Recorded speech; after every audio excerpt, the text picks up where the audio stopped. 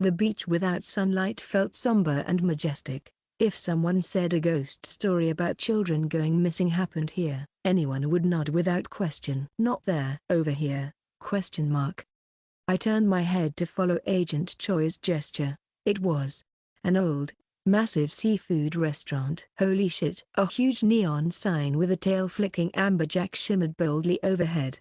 Extremely avant-garde, but taped to the glass door was a notice: closed today. Nevertheless, the three of us children approached the door and placed our hands on the handle. We're about to enter the Ocean Palace.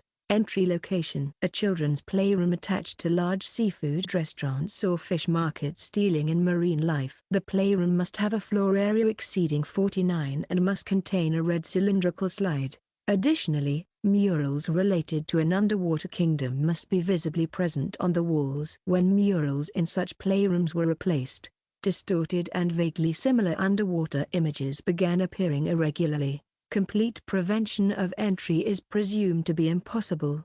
Confirmed. Good. With his now shorter arms, Agent Bronze pushed aside some toys, revealing a wallpaper-style poster underneath. The Mermaid Princess, smiling fish, coral, clams, and a cute shell-shaped castle. Next to it sat a red slide-like playground structure and a ball pit. Whoa, nostalgic. Places like this really never disappear. I guess the demand's consistent. Enough chit-chat. Let's get ready. Yes sir. Even the bickering sounded more endearing in children's voices. Hubi Nim. You read the instructions, right? Yes. Good. Let's do this. Following the others, I stood at the base of the red slide. Entry method: with eyes closed, climb up the slide from the bottom. During this process, you must hold a strong desire to enter the underwater kingdom depicted on the wallpaper. Possessing a related item, for example, a seashell, increases the likelihood of success. Then, recite the incantation. Twinkle twinkle, Ocean Palace. I've moved into the Ocean Palace. With eyes shut, we entered the cold, smooth black tunnel of the slide. The incantation appears irregularly in the form of graffiti on the walls or floor of playrooms that meet the entry conditions. At times, it is found illustrated in detail under the title How to Go to the Twinkle Twinkle Ocean Palace on bonus pages of comic books placed within the playroom. Twinkle twinkle, Ocean Palace. I've moved into the Ocean Palace. I kept climbing upward. From in front and behind, high and clear children's voices echoed as they repeated the chant. A strange feeling. It was dark. We kept chanting. Twinkle twinkle, Ocean Palace. I've moved into the Ocean Palace. The slide wouldn't end. Instead, the incline grew steeper and steeper, until I had to cling to it just to keep climbing. I could hear the kids panting behind me. It felt like I might cry, but I held it in. If the incline begins to steepen precariously, this indicates that the entry ritual has succeeded. There are no recorded outcomes for individuals who fail to maintain their grip and slide back down at this stage. How much time passed? Eventually, I found myself clinging as if to a cliff. Twinkle twinkle, Ocean Palace. Then, I dropped forward. Just like falling off a cliff, or plunging down a roller coaster. My small body tumbled downward. When the little body couldn't take it anymore and let out a scream, the moment I opened my eyes, I saw a fantastical sight. Just so you know, the term used for Ocean Palace could also be translated as Dragon Palace Macron/Macron! A city out of a dream. Bathed in golden light, a vast blue sky, or rather, waves of aurora light flowed across the void above. No, not the sky. It was the ocean. Beneath the dazzling, undulating sea were golden pipes and ivory brick houses lining elegant, fairy tale-like streets. Sparkling coral reefs, colorful streamers and decorations. Golden speakers, ornate floral and wave pattern metalwork shimmered from every street lamp. And high above, a beautiful palace adorned with pearls and gold in shimmering hues of blue.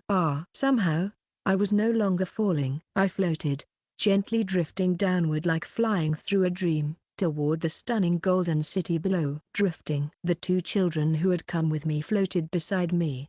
As we descended, the city's central white fountain came into view, and a banner rippled above it in gold, blue, and red. To our newest children moving in, welcome to the Twinkle Twinkle Ocean Palace. And then, a new friend. Wow, more came. More than 20 children came rushing down the beautiful boulevard beneath the banner. All of them were smiling from ear to ear. Clean, pretty hair and clothes, dressed like fairy tale princes and princesses, like the stars of a birthday party. 3 of them came. I like this one! Exclamation mark. When one child grabbed Agent Bronze's arm, he flinched in alarm, but the child just giggled brightly. Laughter and glittering euphoria filled the air. Where is this place? This is Twinkle Twinkle Ocean Palace. It's so much fun.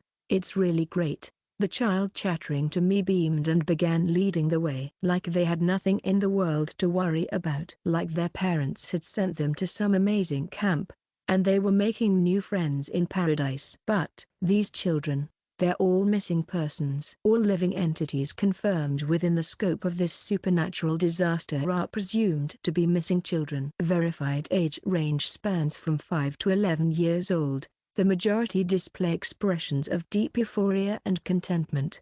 Ahahaha. The children burst into laughter as they led us, running down the grand street, trying to get us to the palace in one go. Still, like kids, they were easily distracted, looking around at everything. Look at this, look. Throughout the street, there were decorative dolls with gears winding inside them, moving slightly. Golden signs dangled from above. Children, please take your honey. There was a drinking fountain built into the belly of a colorful toy soldier with a comical expression. When the faucet was turned, honey actually poured out. If you carefully fill a bottle and leave it in front of the mermaid princess, she'll give you a gift. In front of the white ivory statue of the mermaid princess at the palace gates, children placed their honey. The statue's base would open and pour out things like amazing toys, clothes, or fairy tale books, the kinds of things they'd always wanted. Children's cheers and laughter rang out. Here, for you. Thanks. A younger-looking child in a blue dress handed me a pair of very nice-looking shoes. There's a theory that this supernatural disaster is a manifestation of a folk belief, one that stemmed from stories about pitiful children who disappeared near the sea, said to have gone to the ocean palace. I deliberately held the child's hand and spoke quietly, with a worried tone. I need to go see my mom now. Mom, she's coming to get you. Just play here and wait, okay? You know, my mom's really cool. She's super good at sewing too, and when she gets here, I'll show you first. Then, she laughed shyly again and ran off down the street. That child will probably never be able to show her mom anything. You'll feel like you could just grab them all and take them out the moment you see the kids, right? But you can't get caught up in it. Got it? I clenched my teeth. If you take the wrong one out, the kid dies. In Twinkle Twinkle Ocean Palace, when rescuing a long-term missing child, over 1,000 days, they vanish like a bubble the moment they return to reality. You must confirm the date of disappearance beforehand, but it's reportedly maddeningly difficult. Each time we come, the group of kids we meet changes, but we've even had cases where a kid not seen in the previous year showed proof of having been here over 3 years. Time flows chaotically here. Some children who went missing yesterday in the real world may have already been living here for 5 years. Conversely, some children are from far in the past or even from alternate timelines where different events occurred. That's why you must talk to each child, learn what year they were living in, and confirm whether they're a recent missing person, and only then can you take them out. The only saving grace is that Agent's sense of time hasn't been warped. Likely because, while the Docby trick makes them appear as children, they're still adults inside. But we can still be affected by supernatural phenomena just like kids, so staying here too long is dangerous. Agent Choi, the mission lead, had declared this. 2 days. We'll spend exactly 2 days here and leave on the 3rd, got it? Honestly, we could hold out longer, but the Bureau says 2 days, so, Agent, yeah. That's why I said only 2 days. And so, from now on, the 3 of us in Black Tortoise Team 1 must find a child who's been missing in the real world for less than 3 years, and only that child. No good. Maybe it's because I'm in a child's body, but I'm too easily swayed. Stay calm.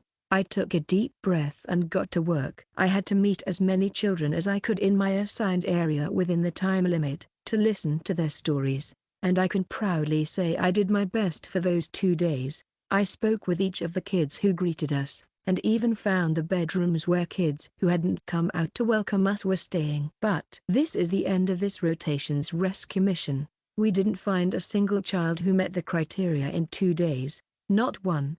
Let's return. I lowered my head. There are things in life that don't work out, no matter how hard you try. I don't know this ghost story. Since I'd never seen it in there, I didn't have any secret tricks or special methods. It was safest, and right, to follow the rules of the Bureau and the plan laid out by our superior. Besides, it'd be dangerous for me to stand out too much right now. So this was just, don't wanna, question mark. Wait, was that me just now? I don't want to. We gotta keep looking. It was me. That's what made it even worse. My superiors were starting to look distressed, too. Because we're in child bodies. 155, Chapter 155. One rookie throwing a tantrum. 2 supervisors on the verge of tears. All 3 are 8 years old. The situation was deteriorating beautifully. Damn it. This wasn't a discussion. It was just an expression of overwhelming emotion. I finally tried to explain the reason behind my no. We gotta keep looking. With the intention of biting my tongue if necessary. But both of them were already getting swept up by the mood. Tears spread quickly among children. We still have time left. And you said we're only doing 2 days because of the rules. So I thought that meant we still have time to explore safely without getting contaminated. That's true. Then I'd like to keep looking, sir. Just one kid. Maybe they're here, and we just didn't find them. Child Agent Choi sniffled.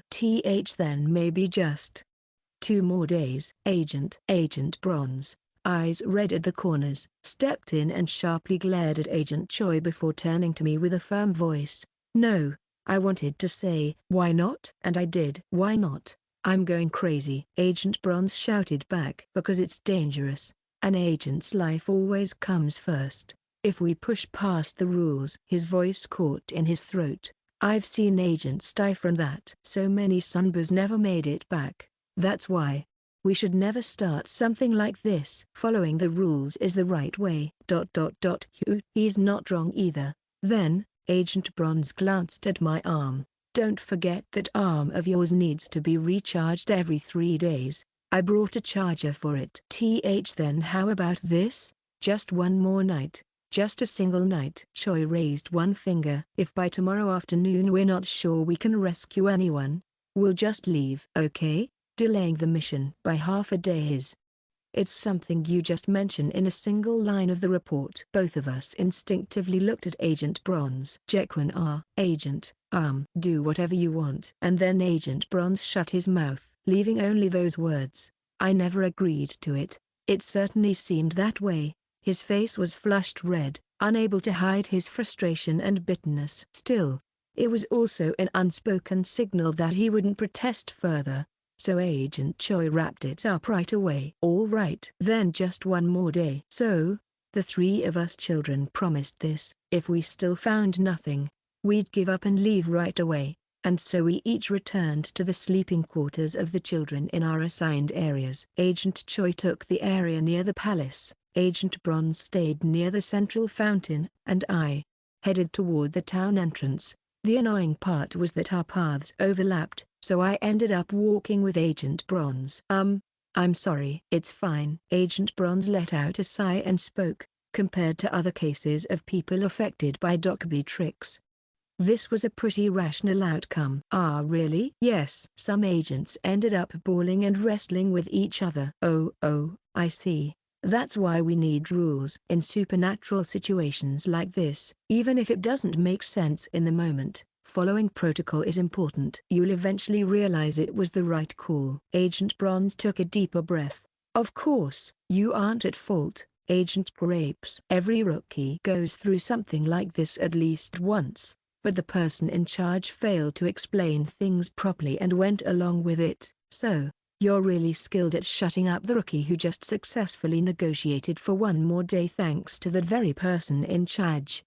Anyway, although Agent Bronze still didn't look happy, the mood recovered enough that he gave me advice as we split up. All the kids will fall asleep before midnight anyway. Agent Grapes, don't waste your strength. Get some rest too. Yes. In Twinkle Twinkle Ocean Palace, day and night are determined by the chimes of the town clock tower. When night falls, a drowsiness appropriate to children's sleep cycles sets in. Everyone falls asleep before midnight, and cheerful music plays at sunrise to wake them. It was a distinctly supernatural structure, fitting for a ghost story. I walked past the dazzling reddish-gold hues of the palace district, into the softly glowing navy and white-lit part of town, and entered the lodging I was assigned. A sign at the entrance read, "Dreamland Beds for Children." Inside was a huge, whimsically decorated room fitting for young kids, with a dozen or so fluffy canopy beds. All the children in the room were already fast asleep. Because I had spent every last possible moment searching for a child I could still rescue, I had pushed time to its limit. Sleepiness washed over me too. I picked one of the empty beds at random and lay down. The absurdly soft and warm bedding gently wrapped around my head and body. Then, briefly, the disgrace I just showed flashed through my mind. Wow! I threw a tantrum? Me? I don't think I ever even acted like that even as an actual kid. And judging by their personalities, Agent Choi and Agent Bronze probably felt the same way about themselves. Maybe because Docby tricks aren't true rejuvenation but more like deception. There's this strange sense that we've been turned into the concept of children. So what matters now is staying calm and not being swayed by the exaggerated traits of this child's body. The goal hasn't changed, after all. With a hazy mind, I made a slow vow. Let's get up early and start searching right away. Maybe one, just one. Maybe I could bring back at least one child. Grapes. TN, spoken affectionately. Podoya. Grapes. I think you'll make a fine agent. Your arm thinks so too. A voice, warm and familiar, drifted in. No. Listening again. It sounded reliable and strong. What is this? It's your dream. I see. Come to think of it, I had fallen asleep. Before my closed eyes, sparkling light shimmered like a warm flame. And in dreams, thoughts that don't come to you in reality often rise up because you're free from the constraints of the real world. Things you can't think of in reality. That's true. Now that I was running a rescue mission as a child due to the entry requirements, there were things I had most likely overlooked. In this dream, I could calmly review those. As an adult, for example, why do more than half the children we meet change every time agents come in? If all the children were different, I could logically assume, there are multiple similar places like this due to the nature of the supernatural phenomenon. But if more than half change, that's something else entirely. That means more than half of them have disappeared. At the very least, disappeared in a way that prevents them from meeting the agents. And then why aren't the agents questioning that? Two eerie but simple and clear possibilities flashed through my mind. Either they themselves are being influenced by this ghost story, or there are truths they're deliberately hiding from me, the rookie. Maybe both. If that's the case, then don't I have something perfect for this kind of situation? Something that could support my insight. Something I don't need to ask the others for. Indeed. Clever boy. Grapes, a wise idea is a treasure for all time. Don't forget what you've learned in this dream when you wake up tomorrow. It felt like a wrinkled hand gently stroked my head in encouragement. Thank you, Elder. Kaya. Laughter and the sound of chimes. A new golden morning had begun. Let's go see the mermaid princess. I wanna play tag. Children chatted cheerfully as they woke up and began leaving the bedroom. Normally, I'd immediately follow to gather information, but my mind was already focused on one clear idea, something I concluded during the dream. I reached inside the thick coat I wore and carefully pulled out what I had packed to avoid breaking it. Detective syrup for kids. The syrup I'd made by pressing one of the emoji buttons in the dream incubator, at Daydream Incorporated. It was officially called this, Detection Potion. When consumed, it brightens your vision to reveal what you need most at the moment. If I drank the detective syrup, I'd see which child could be rescued, because right now, my mission, and what I most need, is to rescue a child, Alright. Normally I'd have weighed this or that option, but, come on. This is about saving a kid. Being too calculating about it just makes me feel like scum. Besides, I needed to test its effect anyway. I opened the sealed cap of the syrup and drank it in one go. Just as the label described, the syrup had an artificial cherry scent and sweetness that slid down my throat. Phew. I pocketed the empty bottle. There was no dazzling, dramatic change like you'd expect from a healing potion, but I felt my heart beat steady and my mind grow calm. Now, let's check. I turned my eyes to the children still in the common area, then to the kids running outside through the window, looking for the one who would catch my eye. But, why can't I see anything? The kids running off, the ones laughing by the fountain in the distance. They're just kids. None of them stand out in any way. For a moment, I started to feel a chill. Was there truly not a single viable target to rescue? But then, I felt a presence elsewhere. Something distinct and bright registered at the edge of my vision. I turned my head to check what it was. My coat's opposite pocket. The one holding the item I'd bought at the Faceless Market in the manhole. Why is this? I reached in and pulled it out. It was a sheet printed with 4 vintage stamps.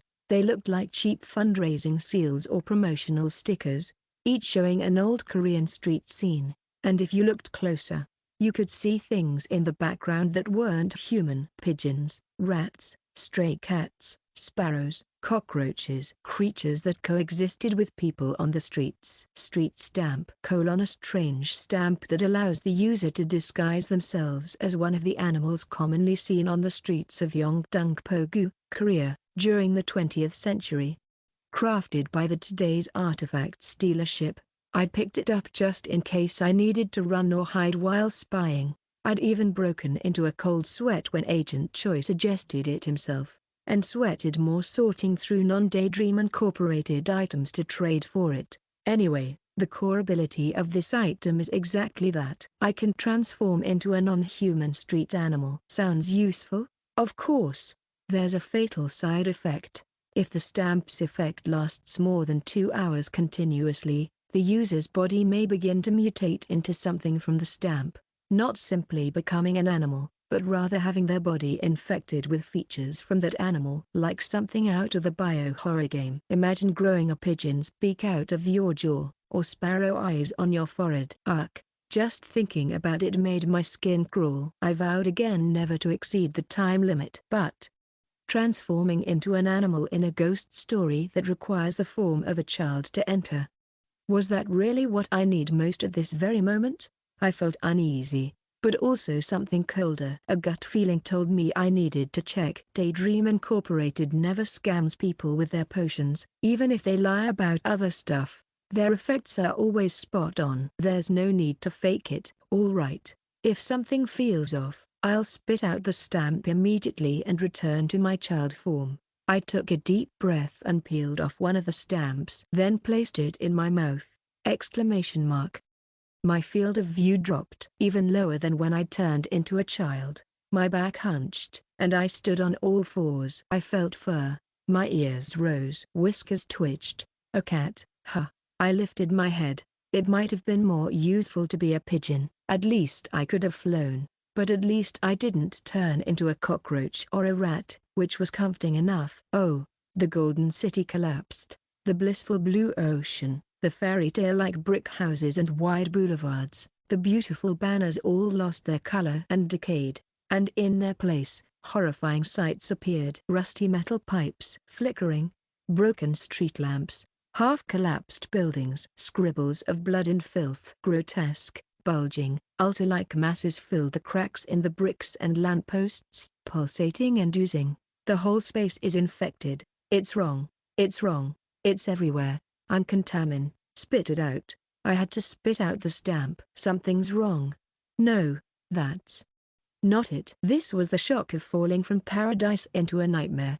I wasn't contaminated. I caught my breath. The panic faded as I adjusted to my environment. Then, shivering, I looked around with a cold, adult mind. A grotesquely collapsed civilization. Flesh-like infected masses embedded across a ruined cityscape. I recognized this. Yes, Twinkle Twinkle Ocean Palace wasn't a ghost story I didn't know. Nor was it an unrecorded one left out of there. It simply didn't look the way I remembered. The one I knew was a horrifying ghost story from Daydream Incorporated. Dark Exploration Records. Ghost Story, Mermaid Grave: a ghost story featured in Daydream Incorporated Identification Code C1642. A story of wandering a strange city submerged deep into the sea. Victims are chased by swarms of grotesque life forms and, when caught, have all blood and mucus drained from them to death. That one, the city is already in a ruined state, and remaining records suggest that it fell due to infection from a biological disaster. Traces of what was once a beautiful city now contrast starkly with the current apocalyptic state brought on by a tragic and horrific biological outbreak. As the records within the city refer to the biological disaster as merfolk, the site has been registered in the database under the designation Mermaid Grave. So, the children of Twinkle Twinkle Ocean Palace. At the city's heart lies a grotesque mass, the central cluster of infection for the biohazard merfolk, from which infected fluids endlessly pursue any explorer. If caught, one becomes infected. A host of the merfolk. I staggered forward on all fours, walking along a shattered street. Scattered throughout the dark deep-sea city, I saw bodies frozen in strange positions, half alive, half dead, drawn along by ulcer-like lumps. They moved stiffly, like dolls, swaying as they walked. Those decorative figurines on the fountains. Children, please take your honey. Those colorful soldier figurines, elephant-shaped ones too. They were once human, people infected after being drawn into this cursed ghost story. Then the faucet sticking out of their stomachs that spewed honey. That was actually blood, extracted from the bellies of those people by those ulcerous growths. I ran. Kicking off with four legs, I sprinted through the sunken ruins of this once seaside city, now crawling with twitching, corrupted biomechanical filth. And finally, I reached the heart of the city. What had once looked like a beautiful ocean palace was a mass of festering ulcerous clusters. Thump, thump. The pulsing of the vile mass could be felt even here. A sprawling, pus-colored flesh conglomerate, in dirty red, green, and pale pink hues, clung to crumbled buildings like some grotesque art installation. And at the forefront, an oozing sac, covered in tentacles, like a deformed egg nest. To anyone who's seen it before, its silhouette is unmistakable. It resembles the statue of the mermaid princess. The infectious fluids extract the blood and mucous membranes of explorers who have become hosts, delivering them to the central cluster at the heart of the city. The cluster then expels infectious mucus and residue. Residue has been identified as indigestible materials such as fibrous matter and plastic. The toys, clothes, picture books that were gifted to children when they offered honey to the statue at Twinkle Twinkle Ocean Palace. They were the worn belongings of those who had gone missing here. It only appeared beautiful to the children. A seductive illusion. That's what this ghost story does, and it was infecting the children. Those horrific infected fluids, called mer-children in there, were, in the end. No. This is. I have to leave. I can't make contact with the children like this. I turned around, staggering. But at that moment, WRGGGHHHGH, with a repulsive sound, one of the ulcerous growths on the floor shot mucus at me! Contagious fluid. If that sticks, I'll end up with a faucet on my belly too. Damn it. Thank God cats can run fast. Moving on instinct, I dashed between rusted alleyways and rotting ruins, fully adapted now to this feline body. Maybe this was why Agent Choi had recommended it after all. Anyway, so the question is, what the hell do I do about this? Should I report this to the other agents? And if I do, how much do I say? How do we even rescue the children now? Should the agents even remain in child form in this situation? Is being in a child's body really safe anymore? Is it really better to let these kids keep living here rather than turning into bubbles? This area's clear. No more children! Let's move on. Yes, assistant manager. I froze. 3 figures had entered the alley. Calm voices. Phrases I recognized from there. people addressing each other by job positions. Daydream Incorporated. So a squad of the field investigation team really was dispatched. Of course, most of the long entries in the dark exploration records had been written by employees of the company, so it only made sense I'd run into them here. Which meant maybe I could use this. If they're Daydream Incorporated employees, they've got to have at least 1 or 2 special equipment, right? Something that could help resolve this. Even just an idea. Even if not, it was better to have more cards to play. Let's go. I held my breath and crept toward the alley the masks and suits had passed through, is what I heard. Oh, this thing here. Their conversation filtered through my sensitive feline ears. And when I rounded the corner, finally seeing the 3 figures clearly, familiar masks. Doesn't look useful, huh? Looks valuable to me. I'm taking it. Goat, Bexaeon, Pony, Kangyahak, and Pipe Down. Butterfly, Assistant Manager Jin Nazol of the A Squad. Goddamn. An absolute nightmare lineup. 156. Chapter 156. The members of Daydream Incorporated's field exploration team were people who literally staked their lives on the job because they had a single, desperate wish they wanted fulfilled. In other words, most of them are perfectly willing to use anyone, co-workers, civilians, even deranged ghost stories, to achieve their own goals. They only care about the welfare points they need for their own wish. 3 prime examples of that kind of person stood right in front of me. Of course, it's not just the wishes that made them who they were. Assistant Manager, what about those who lagged behind when we first met the Merchild? Don't care, Miss Pony. It's tragic that some people were taken, but that was their fate, right? Should we press on? We have to find our item. Right. But maybe they dropped some equipment when they were taken, so I'll just check real quick. Ha ha ha, they really never change. Telling those people that the Merchildren were actual children wouldn't make a dent. Rather, they're the kind of people who just find a way to exploit this situation. Having a familiar face among them was useless. No. To begin with, my current form couldn't intervene directly anyway, so knowing them only goes so far. Hiding in the black shadow cast by a collapsed street lamp, in my street animal guise, I watched the Daydream Incorporated employees scouring the alley. Then, quiet, Jin Nazol stopped and crouched low. Merfolk, a fledgling at that. All 3 held their breath and pressed against the alley wall. Kyararara. A sound like a child's laughter drifted through. My whole body froze, but I had to confirm. Cautiously, I contracted my forelegs and silently climbed onto the wall, peeking over the alley's edge. And there, at last, I saw the Merchildren. Kyararara. It was bizarre. Small, humanoid bodies, emulating people, walking the broken avenues of this infected city. Some were unnervingly precise, mimicking human expressions with a grin, but others had faces so swollen with ulcers they pulsed grotesquely. Beneath each face, raw mucus throbbed, leaking air with each pulse, making a sound eerily like a child's laughter. Clumps of pink ulceration, greenish flesh, and contaminated masses dripped from their limbs like tails. They wore discarded belongings and scraps of clothing, haphazardly draped, as if desperately trying to mimic humans. Even knowing they were innocent children, my spine and whiskers bristled in a cold sweat. My instincts screamed just one thing: run. Upon encounter with infectious fluid, avoid detection and evacuate the area immediately, increasing distance as much as possible. In the event of failure, no manual is available. Rescue attempts for personnel who have failed to evade are not recommended. The infected fluids marched down the avenue like a grotesque parade. Everyone in the alley, Daydream employees and I, held our breath.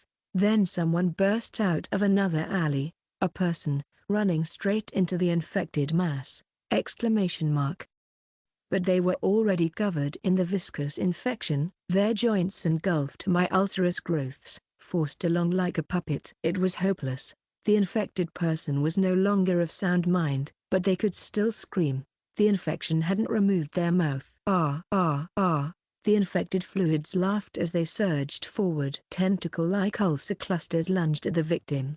The growth on the victim's belly split open, spewing blood, mucus, and indescribable horrors. Hua, They were having their honey collected, over and over. I huddled in place, enduring the spectacle. Finally, the screams stopped.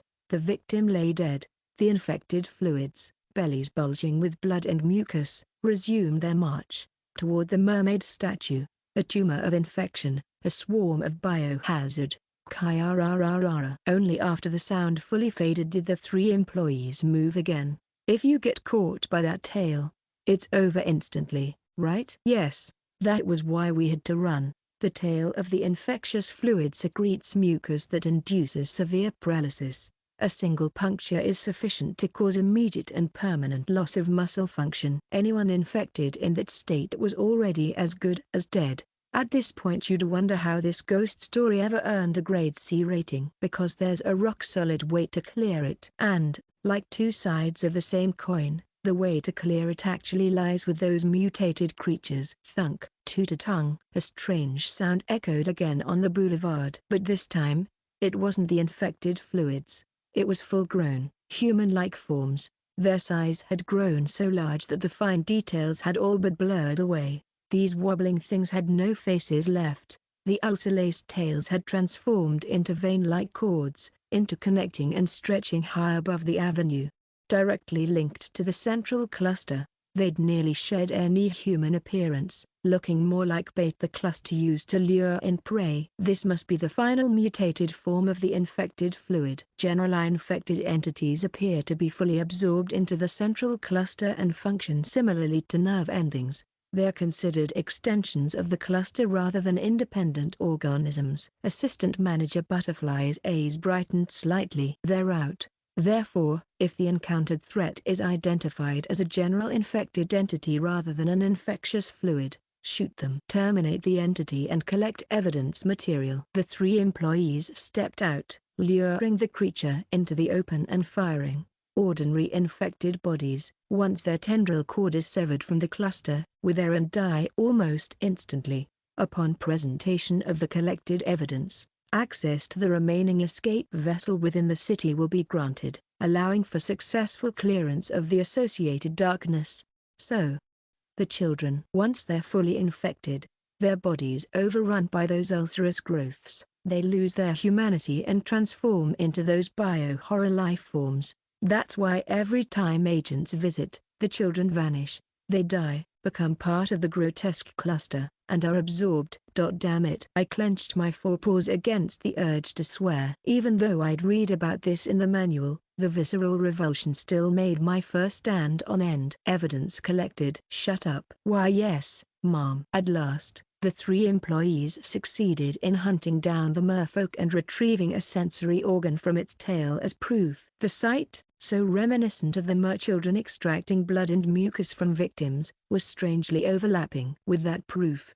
They could now escape this place, but instead of heading straight for the boat, they continued scouring alleyways, pushing forward. Because they have a second objective. Anyone familiar with Daydream Incorporated employees would realize immediately, an item. That's why this darkness, despite being only C-grade, was still under the research division instead of handed over to general teams. They judged, given its scale and clues, a greater secret must be hidden here. They always recruited volunteers for these missions, and there was never a lack for applicants. There's a reason. Because the very clue they sought was an item found only here. A remnant of the wondrous, lost civilization in this ruined city. Namely, Angel's Sigh. Arg.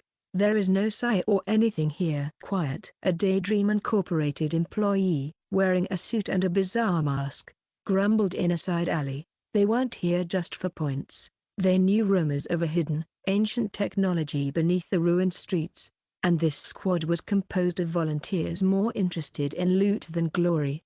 The Angel's Sigh. It was a conch-shaped artifact sometimes found inside or outside the city's ruined homes. Its true power would be revealed when you press it to your ear.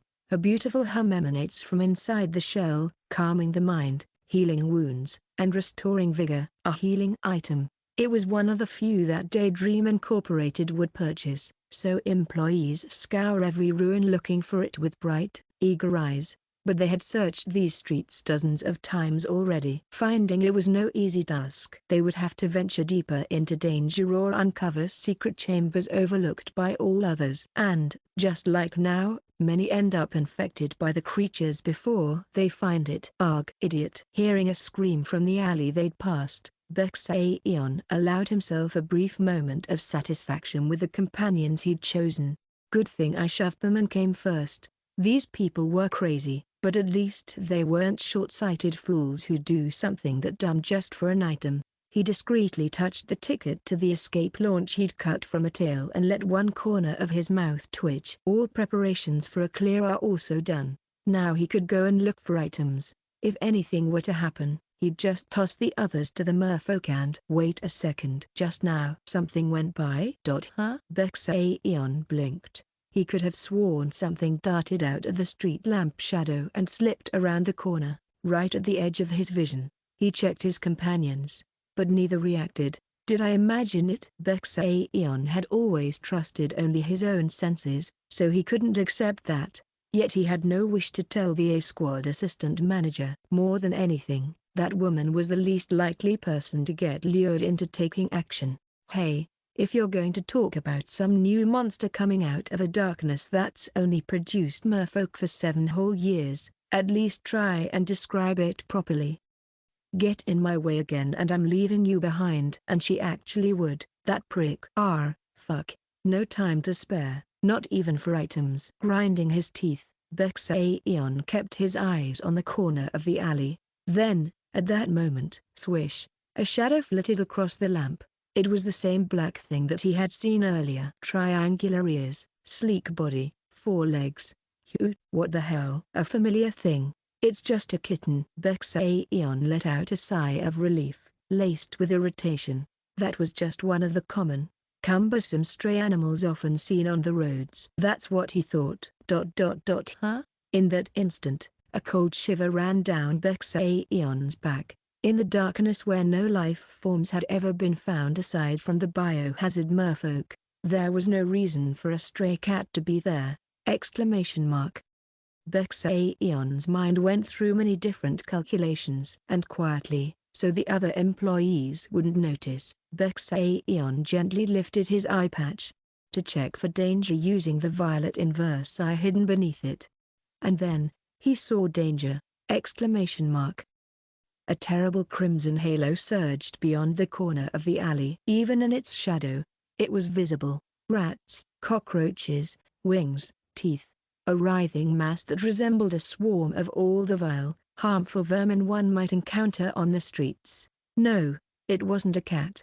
That wasn't a 4-legged animal. Something's wrong. It's the merfolk. No, something even more dangerous than merfolk. That particular shape of the halo. He had seen it somewhere before. Kim Solium? Bexaeon suddenly lifted his head. What are you doing? Nothing. With a stiff neck, he looked again toward the corner of the alley. The shadow was gone. The crimson halo beyond the corner had vanished as if it had never been there. Feigning a search, he moved toward the corner with rigid steps. His heart pounded. And the moment he turned the corner, he saw it. On the ground, a phrase had been carved as if with sharp claws slicing through the dust. Prepare for death! Phew. Atmosphere setup complete. With this, I've laid the groundwork to potentially guide the Daydream Incorporated employees, if needed. I ran through the alley, holding back a sigh. As expected, Bexaeon's eye works well. The eye-shaped equipment I gave him is proving effective. Honestly, it almost feels like a loss compared to the brainwashing fountain pen I received in exchange. I never even used it because I was afraid people would suspect me of being a spy.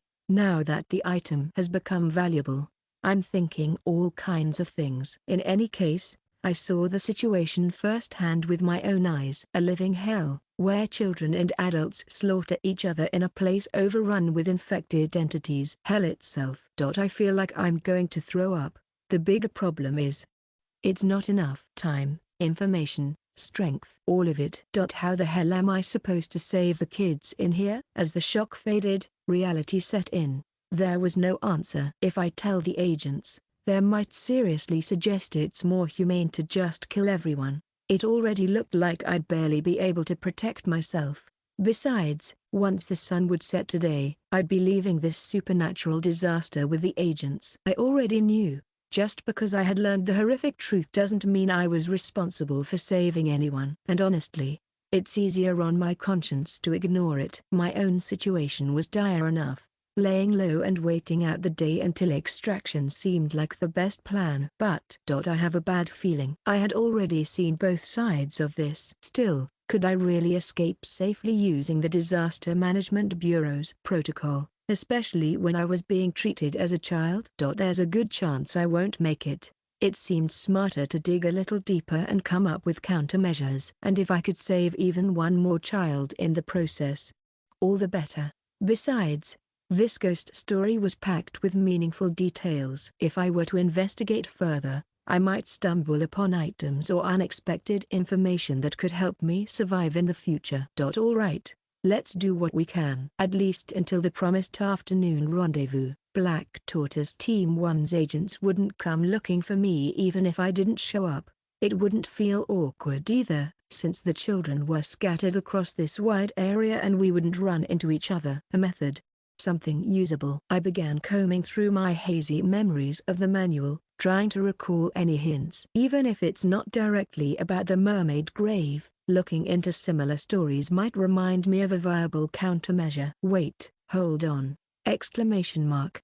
Ah, that's right. There was another exploration log that mentioned the mermaid grave. And that particular darkness was one that I had already experienced. All right, I'll give it a try. Once more, I began to move forward on all fours. I ran. Though danger lurked throughout the city ruined by infection from monstrous creatures, it was somewhat easier thanks to the nimbleness of my quadruped body. Being small makes it easier to dodge. My destination, as I avoided the mucus and ulcers, was clear. Their western outskirts, far from the infected cluster, and among them, especially, was a place with fewer ulcer masses, which felt relatively safe. However, since it's not in the residential area where items were located, no Daydream Incorporated employees ever came here. Even the merchildren weren't here. That's why exploration in this area was slow. Somewhere around here. Right. Found it. Amidst the half-collapsed and old buildings, I saw the door of a small brick house, now a semi-basement due to ground collapse. And if one were to look closely at the corner of that door, it's possible to make out its inscription, "Moonlight Tattoo Shop!" Exclamation mark. Written in a more ornate script than the one I'd seen before, delicately carved into the edge of the door. I found it. The back door of Moonlight Tattoo Shop, a connected door, was discovered within C 1642, Mermaid Grave, marked with a sign reading "By appointment only." The door appears to be a sealed rear entrance rather than a main entry point. All attempts to open the door and gain entry have resulted in signal failure. This was one of many sightings related to Moonlight Tattoo Shop. However, in most of those sightings, the door remained closed, preventing entry. Daydream Incorporated had no confirmed visit records, aside from the one time I used the "it is empty" method. Even now, the door's small glass window, meant to allow visibility from inside, was entirely covered with a note, "Currently accepting appointment-only clients." That one. I don't have an appointment, but still, knock, knock. I politely knocked on the door with my front paw, then slid a prepared note under it.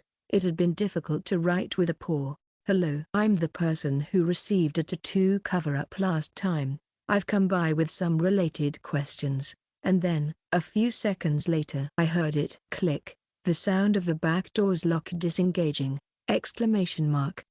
It worked. I leapt up with my hind legs, grabbed the door handle, opened it, and quickly slipped inside before the door could close. Into the Moonlight Tattoo Shop. 157. Chapter 157. The Moonlight Tattoo Shop I returned to was darker than before. It felt warm here before, but unlike last time, it felt somewhat eerie. Maybe it was because I slipped in through the back door, or because the moonlight is too weak. The round beam of light, coming down to the massive procedure machine in the center of the room, cast a crescent shape today. I don't think it's business hours. I'd never read a record about that. I crept forward, one careful step at a time. And locked eyes with the dark counter! Exclamation mark. The curly-haired tattooist, neck covered in dense hang-owl tattoos, stood behind it. The shop's owner. She looked at me with even darker eyes than before, then lifted a single notice. Guests with fur are requested to don a gown before entering. Oh! I quickly spat out the stamp I'd been holding in my mouth. As my body grew, I shifted back into human form, albeit that of a child. As soon as my mouth returned to human shape, I hurriedly spoke. I'm sorry for entering through the back door. My face was grabbed! Exclamation mark. The tattooist, wearing black gloves, clenched my face in one hand and stared at me from every angle. Front, back, left, right. Her black eyes drilled into me. Dilated pupils. Black, so jet black that it felt wrong. Humans usually had visible whites of the eyes, right? Why couldn't I see any white? The tattooist towered over me, growing larger by the second. Her deep green curls lengthened, filling the air like seaweed. The small, cozy, professional interior I'd remembered felt alien now, an unfamiliar space of incomprehensible techniques and styles. What? What is this? My mind spun with confusion and blaring alarm bells as I realized I was trapped in the ghost story itself. No. I forced my mouth to move. Could I be in my cat form? Thud. The tattooist released my face. I shoved the stamp back into my mouth without even pausing to process the disgust, and my body shrank, returning me to feline form. Meow. Everything returned to normal. I was once again in a small, cozy, professional tattoo shop, facing a kind, characterful tattooist. Is this okay? And I spoke in a child's voice. Exclamation mark. No, I really spoke in a human voice. Yes. The tattooist rifled through the counter and pointed to another notice. Comfortable communication guaranteed. Now that I think about it, the Moonlight Tattoo Shop owner never speaks a word, and the sign I'd seen before coming in. It wasn't written in Hangul, yet I'd read it perfectly. I mean, if not for this disquietant feeling, I'd have assumed it was in Korean all along. Even the tattoos I'd thought were Hangul on her neck might not be. Indeed. A strange, ghost story twist. Stay on guard. The owner's lack of malice applies only to tattooing, nothing more. I've got to remember that. But her reaction just now confirmed something. You inspected me because I came in as a child through the back door, right? Children are more vulnerable once infected! Exclamation mark. The tattooist lifted her head. Of course. This shop accepts only sea-related items as payment. And there's the mermaid grave connection. Eyewitnesses even mentioned a back door. A back door is usually staff only, after all. Ms. Owner. I very carefully extended a forepaw. I found this back door in the ruined underwater city. The tattooist's eyes swirled. Was this shop here originally? Silence. Are you from that city? Silence. Why did it end up like that? Children are being deceived and dying. Sadness filled the tattooist's eyes. Instead of the usual swirl, they shimmered with moisture. I wet my parched muscle and spoke. There are still children there now. Is there any way those children could leave through this shop's front door? Thunk. The wall vibrated as the tattooist slammed her pen down. Thick pen strokes trembled, carving out enormous letters in earnest. No. I see. I understand. My heart felt like it would burst, but my lips moved smoothly. Because they're infected. It won't work? If so, perhaps. Please. About the source of infection, the strange clusters of flesh. Could you tell me about them? The tattooist picked up her pen again. With a trembling hand, she tore a memo pad sheet from the counter and began to write. Tiny characters pressed firmly onto the paper. 2 strokes. I could see the pen's movement carving each line. Finally, she flipped the note around and showed me the completed word. I didn't understand its meaning, but I could still pronounce it. So then! Exclamation mark. A shock shattered my mind. Images whipped by. Stranger creatures rising from their glowing surface. Silent mites clinging to edge. Spiting Gandra growing and burrowing. Vanify u pictomophan grow again and invade the city of great waves. Researcher studied suicide death from subterranean lab spreading contamination. Screams escape attempts. Their final lark sinking thekenslamantna contaminated children. Severe infection cords. Screams beworth children. It shall remove thekench do not rust. Thy infection runs rampant.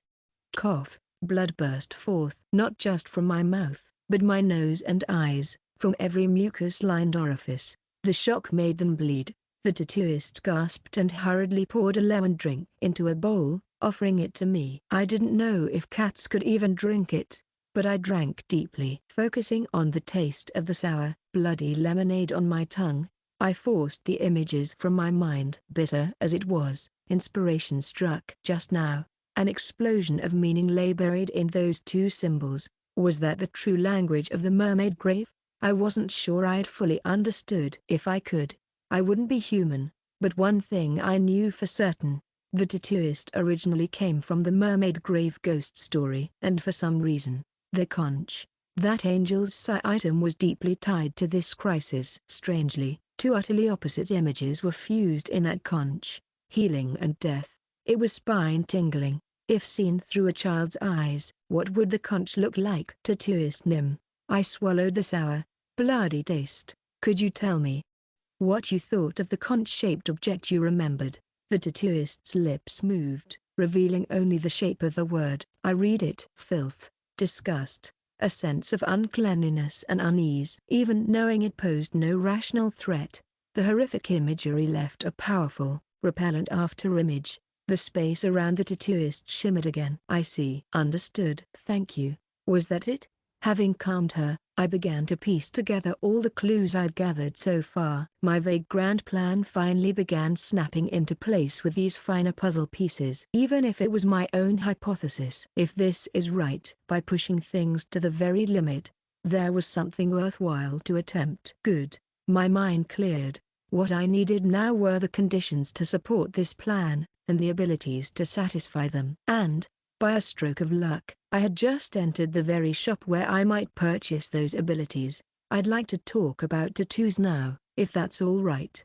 The tattooist nodded in understanding and quickly held up another notice. Procedures on underage individuals require a guardian's consent. Yes, I'm not planning to get a tattoo right this second. Given the insane power of the tomato tree tattoo stickers, I'd need to be extremely cautious about any permanent ink here. Even if the artist had only the best intentions, everyone's standards were subjective, and irreversible results could happen. So, instead of a permanent tattoo, I asked again for a temporary effect. Do you have stickers for, simpler designs like this? The tattooist tilted her head and began reaching for the booklet of designs. The same Royal Special Premium number 1, customizable, I'd chosen last time. No, that's fine, just the basic style, please. At last, a plain booklet appeared. Phew. Because I don't have the money to pay for fancier work. I'm such a beggar. I don't even have enough for pearls. I'd thought about scavenging something from Mermaid Grave, but judging by her reaction, I'm glad I didn't. I nodded at the very simple design she indicated. Great. Let's go with that. Then came the real question. I forced out the words. So, about the cost. Tap, tap. The tattooist knocked on another notice. Write a review and receive 3 free tattoo stickers. Basic designs only. So where should I write it? And so I had the odd experience of tapping out a review with my forepaw. The owner is kind and highly professional. Where that review ends up? Well, let's not think about that right now. What mattered was this: escape safely from this crazy ghost story with the largest group possible. And I had just acquired the ability to do it. In my quadruped form, I bowed politely and concluded my second visit to the Moonlight Tattoo Shop. The agreed-upon time with the agents was fast approaching. Agent Bronze. Ryu Jekwon turned his head. His senior, who had been playing with the kids and just waved goodbye, was approaching. Agent Choi. The moment the children disappeared from view, Agent Choi's smile faded. There's none left.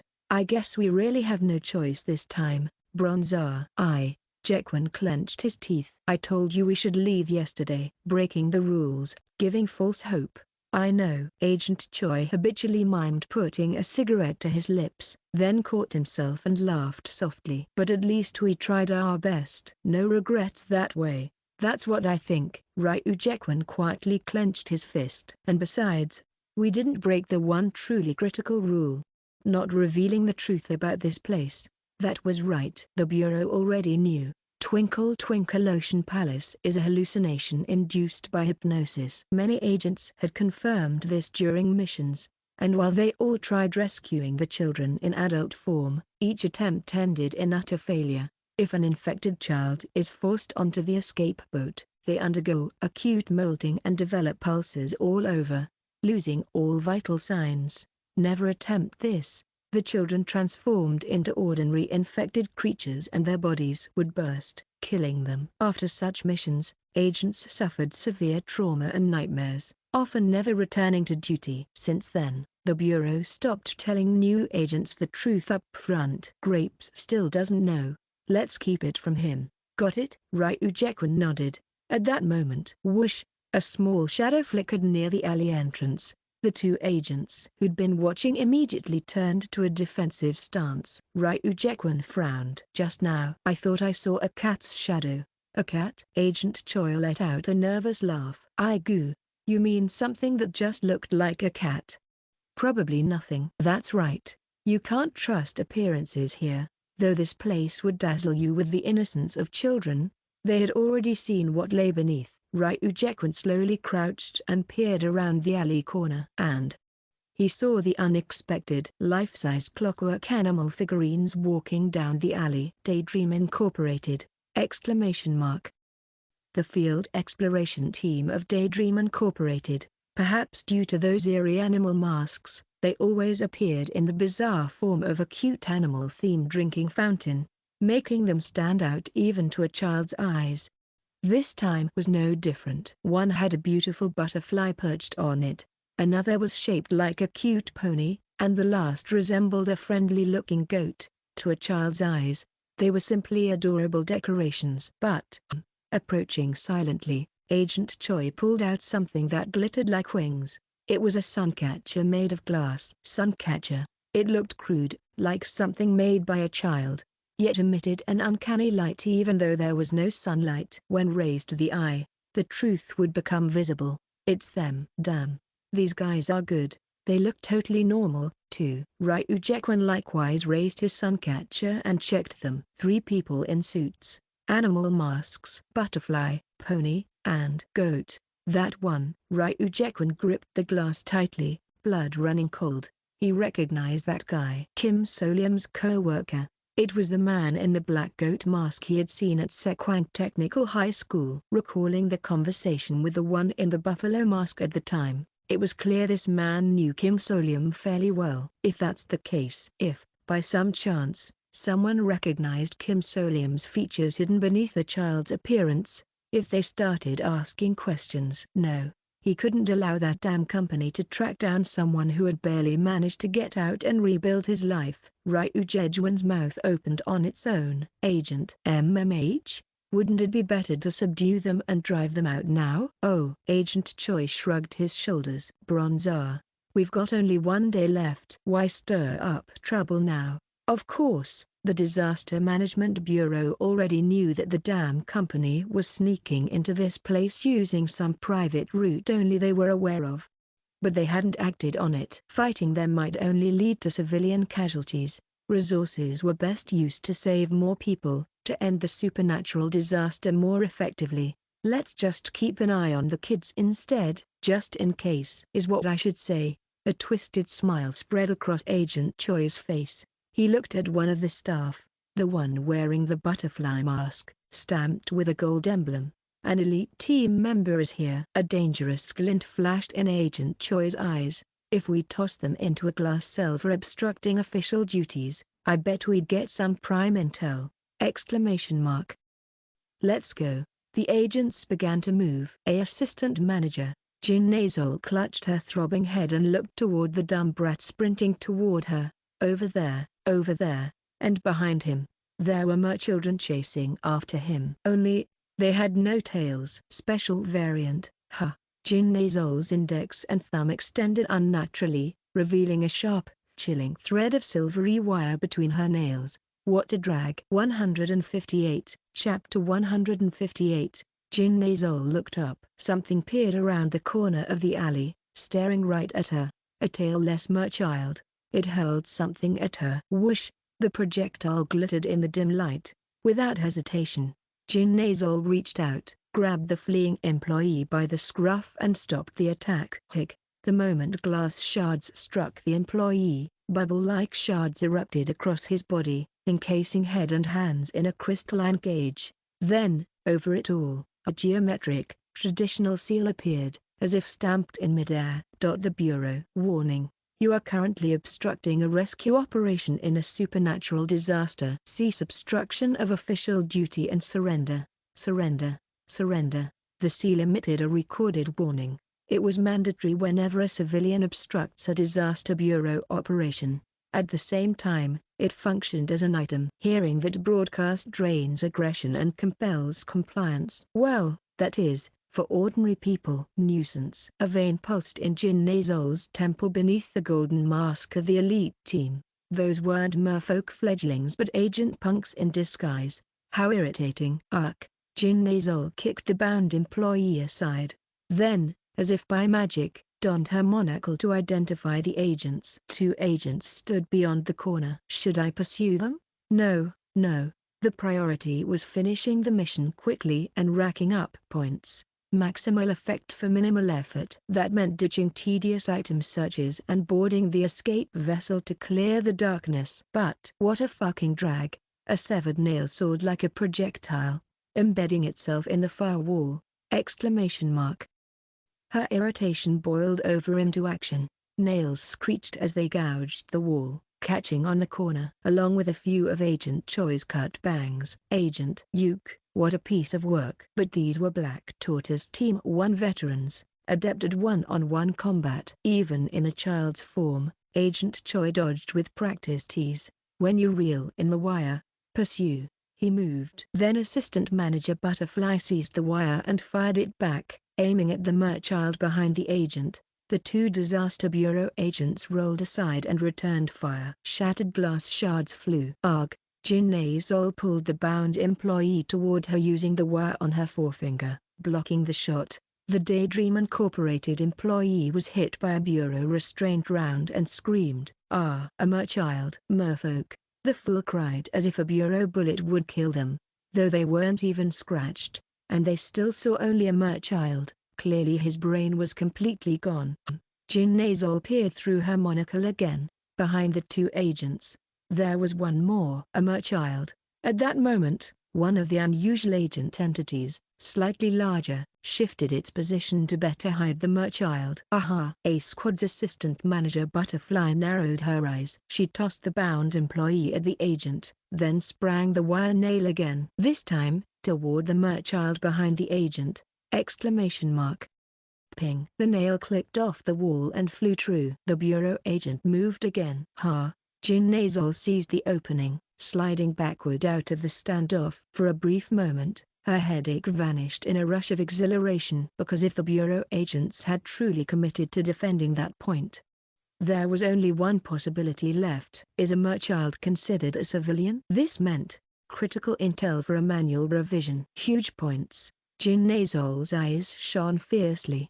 Anger aside, she had to board that escape vessel immediately. A clear priority had emerged. If all else fails, take the merchild hostage. Jin Nazol casually snapped off the part attached to her nail and hurled it forward.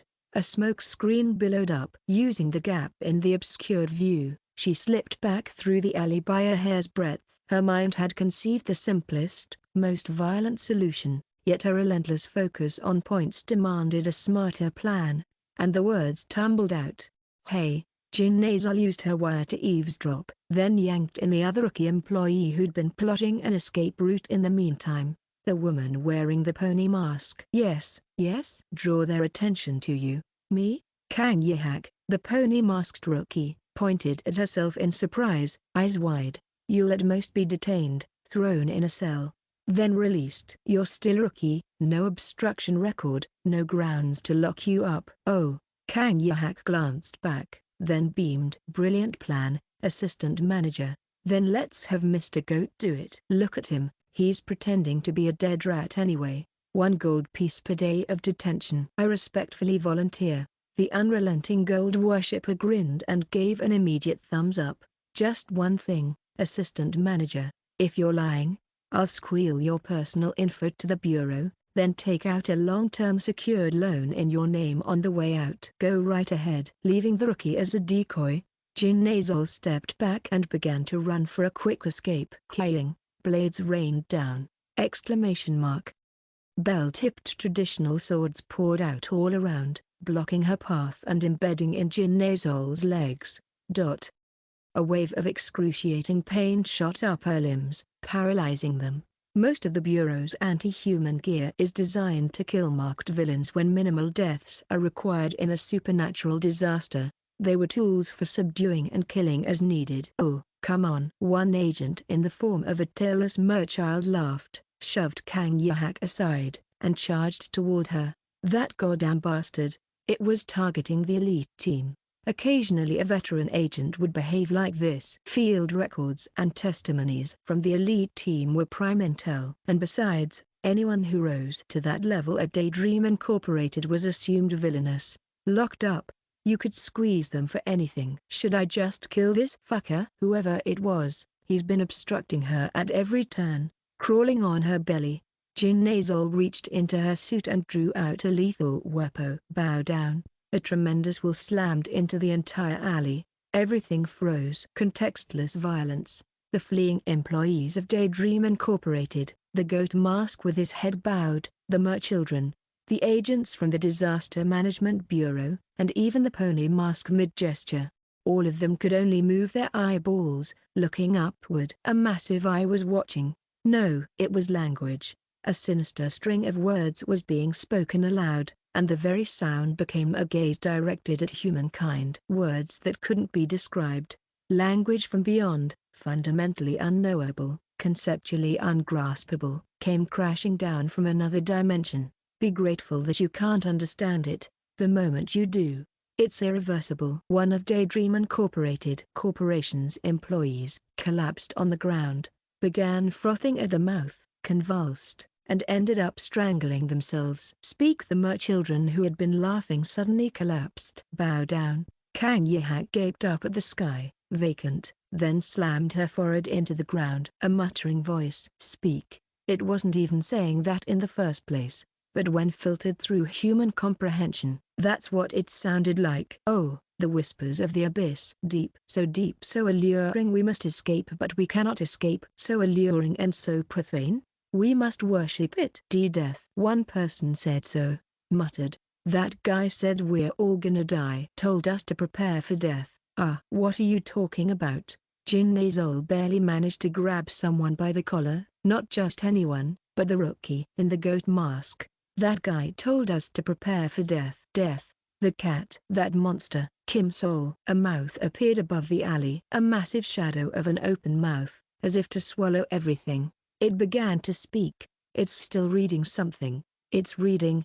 No, damn it. Agent Choi loaded the strongest mental defense round he had into the glass handgun, feeling an overwhelming urge to bite down on his own tongue. There were only 3 rounds. Prioritization was crucial. What? Wait. The narration and thoughts were starting to merge. Even the thoughts and words of Daydream Incorporated's employees are now being understood. Agent Bronze swallowed hard. The supernatural structure of the ghost story, which normally only presents hallucinations to children, is being ignored. Hold on. A chilling sense of crisis crawled up the scar on his neck. This phenomenon that's appearing right now. This is annihilation sanctioned? What do you want? What do you want from us? Why are we dying? I don't want to die. I don't want to die. I'll do anything. I don't even know what I'm supposed to do, but I'll do it. Please, just go away. It vanished.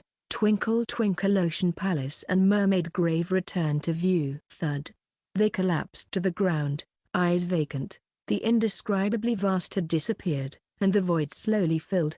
And then, a grim premonition. Just now you said you'd do anything. All eyes turned to the black goat mask-wearing Bexaeon. If I go away, you'll do anything, you said, as Bexaeon's face went ashen. Jingle! Exclamation mark. Something emerged silently from the darkness at the alley's end. It was a black cat. The red-eyed quadruped stared blankly at the humans. A symbol of misfortune. A history of fear and persecution. A familiar street animal passing through everyday life. The protagonist of the most famous short horror tale. The cat stepped forward. Exclamation mark. A crackling sound accompanied its shifting form. Tension rippled through the crowd. They halted their complex rivalries and conflicts to watch the moving creature. Before the black goat mask, it opened its mouth. This way! Exclamation mark. I will was spoken. This way. The cat's gaze was directed towards that side. Bexaeon staggered to his feet, glared at the cat with a pale face, then began to move. The black quadruped walked alongside him. Humans and merchildren alike staggered along. It's working, it's working. Even if inside he was Kim Solium swallowing cold sweat and tears. Do you have a sticker for tattoos that reads aloud anything I input, like an app?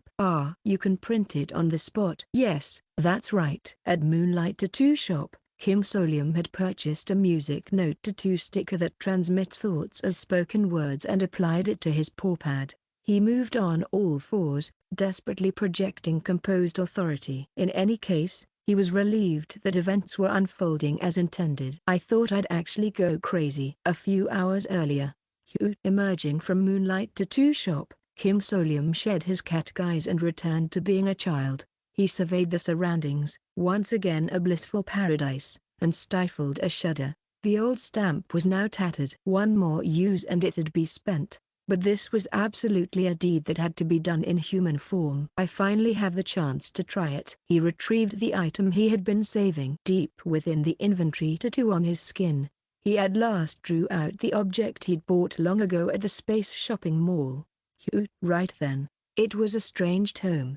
Its cover was bound in human skin, finished with dark red wax, bearing human faces mid-scream. Necronomicon. The Book of Death. Kim Solium stared at the ancient grimoire, its red wax seal seeming to hold back unspeakable secrets. Braun recognized it, but there's one thing about it. This is not the Necronomicon you're thinking of. It's exactly as he said back then. Kim Solium reverted to cat form and shifted his forepaws to reduce suspicion by carefully feeling beneath the wax with his paws. He could find it. There, at the edge, was a tiny hinge. Of course, this grim tome was really just a bookcase. When he opened it, click, he saw a wireless-bound soft cover with neat, standard fonts and cover. Easy Korean Revised Edition now available. A slick yet tacky modern publication. At this point you're probably thinking, but just bear it a bit more. He flipped the cover. Beyond the table of contents, the text began. Wija Inkurugazake Pirajabu Samarukabuatene Alat Hotel Burajabawinawaikazish Roulage. Did you catch that? Alien words written in approximated phonetics. Right. This book was a different kind of horrific mistranslation, according to researchers in there. It was so full of typos it was laughable. A botched edition that clumsily mimicked the pronunciation of some old version Necronomicon. In cosmic horror, fictional tongues are nearly impossible to fully pronounce or understand, so this was truly pointless. Needless to say, it couldn't summon the madness or cosmic dread of the real thing. Its true nature was a ghost story mocking crowdfunding scams. Right. That sort of item. Yet in every ghost story, there's always at least one gruesome side effect, and this corrupted edition had exactly one, appropriate to its scam theme. Exactly what's expected. A psychological effect. When this book is read aloud, the reader falls into a state of delusion, experiencing madness and fear as if a colossal entity has truly descended.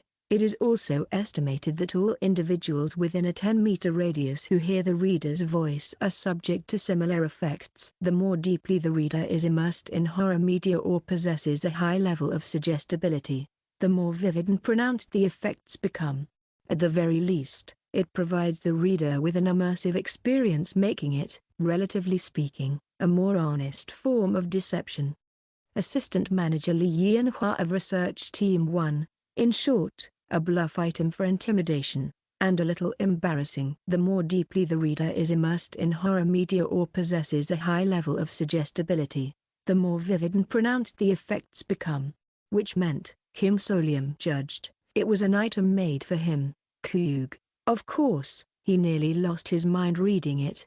Without the lemonade from Moonlight Tattoo Shop, he might have bled from every pore. Anyway, I can't do that anymore. He couldn't read another line. He'd go mad mid-reading. And if he stayed in cat form and was caught reading it, the plan would be ruined. But that terrifying psychological effect only triggered when reading the Necronomicon. So, disguised as a cat now, Kim Solium's abilities were no different from any other street animal. Could I fool him? But he had to try this way, and so Kim Solium resolutely led the Daydream Incorporated employees and the Disaster Bureau agents as if he were an extraordinary creature. Please, I implore you, just help me escape. Their destination, the place where the angels sigh still remained. 159. Chapter 159. Kim Solium thought to himself, if he'd had his good friend with him in this absurd situation, he could almost guess what he'd say. Oh, deception, yes. An effective tool of governance since ancient times. I can't wait to see how the crowd will be guided. This is getting exciting. Something like that. Come to think of it, there's no room to carry a stuffed bunny when you're on all fours. Kim Solium zoned out on that thought, desperately distracting himself because the stares from behind were too intense. Behind him, the Daydream Incorporated employees and Disaster Bureau agents followed as if entranced. Even the children, the children, were trailing after him. This far, it felt like he was about to break out in cold sweat. He deliberately steered the two factions into witnessing each other, heightening chaos so the fake Necronomicon's psych effect would hit harder. But he never expected it to work this well, with no one breaking away and everyone actually following him. If they find out, I'm massively screwed. He could only imagine what those veterans would do if they realized the truth.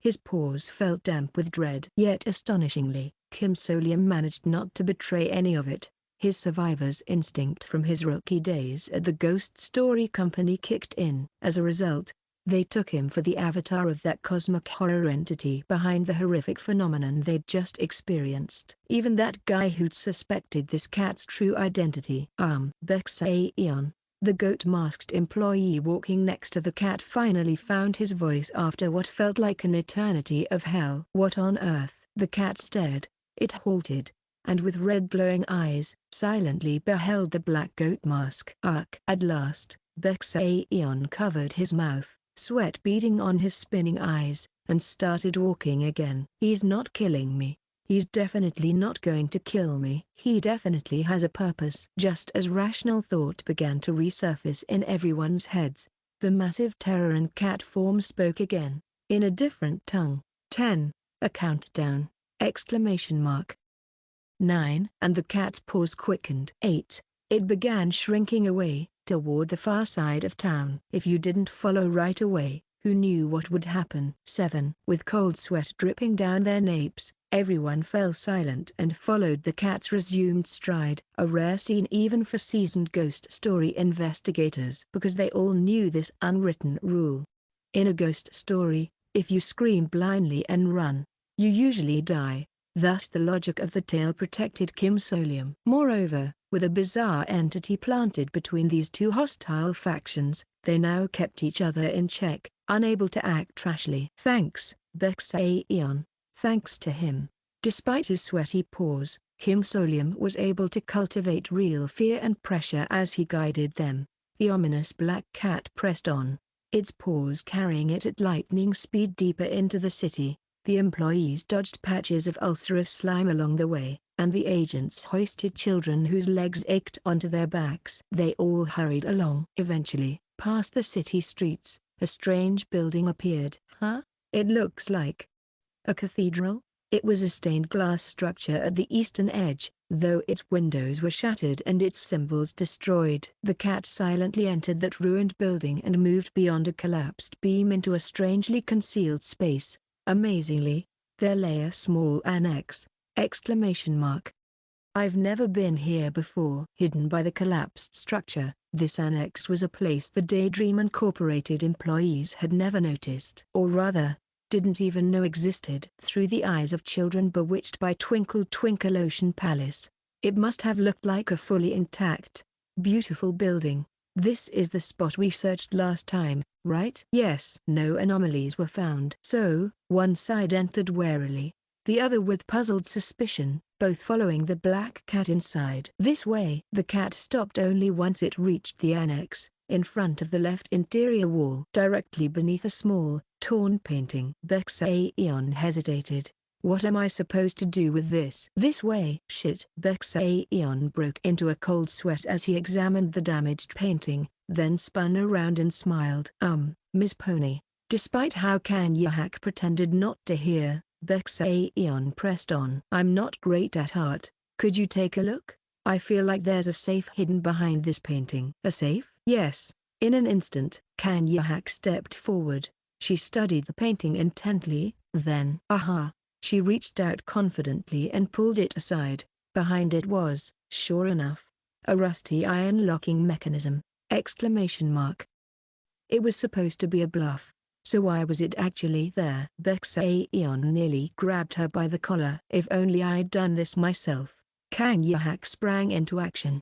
Cat Nim. She knelt before the cat. Kim Solium nearly toppled backward, but held his form with practiced composure. Kanyahak's eyes glittered. The safe key. Where could it be? Good grief. Ha, you said to bow earlier, so I gave it a try. A hint about how valuable what's inside might be would be nice. This way. The cat remained, unwillingly, resolute. Meanwhile, Bexaeon quietly reached out, gripped the safe door, and wrenched it open. Creak. Oh, it just unlocked. Everyone from Daydream Incorporated froze. 1, 2, 3, 12. Inside the safe were 12 beautiful, white conch shells, each tied with a golden cord. These were rare treasures once scattered across the city, now nearly impossible to find. The Angel's Sigh. 13 Angel's Sigh items discovered in the safe of the annex beside the ruined cathedral at the city's eastern edge. Due to the building's significance, these were likely professional stockpiles. This was what the cat had wanted to show them. The cat watched, red eyes gleaming, as the employees beamed with joy. If this had been a post-exploration find, they could have quietly led everyone onto another site, but this was the place it had to be. There was a reason, but the promised side effects were unavoidable.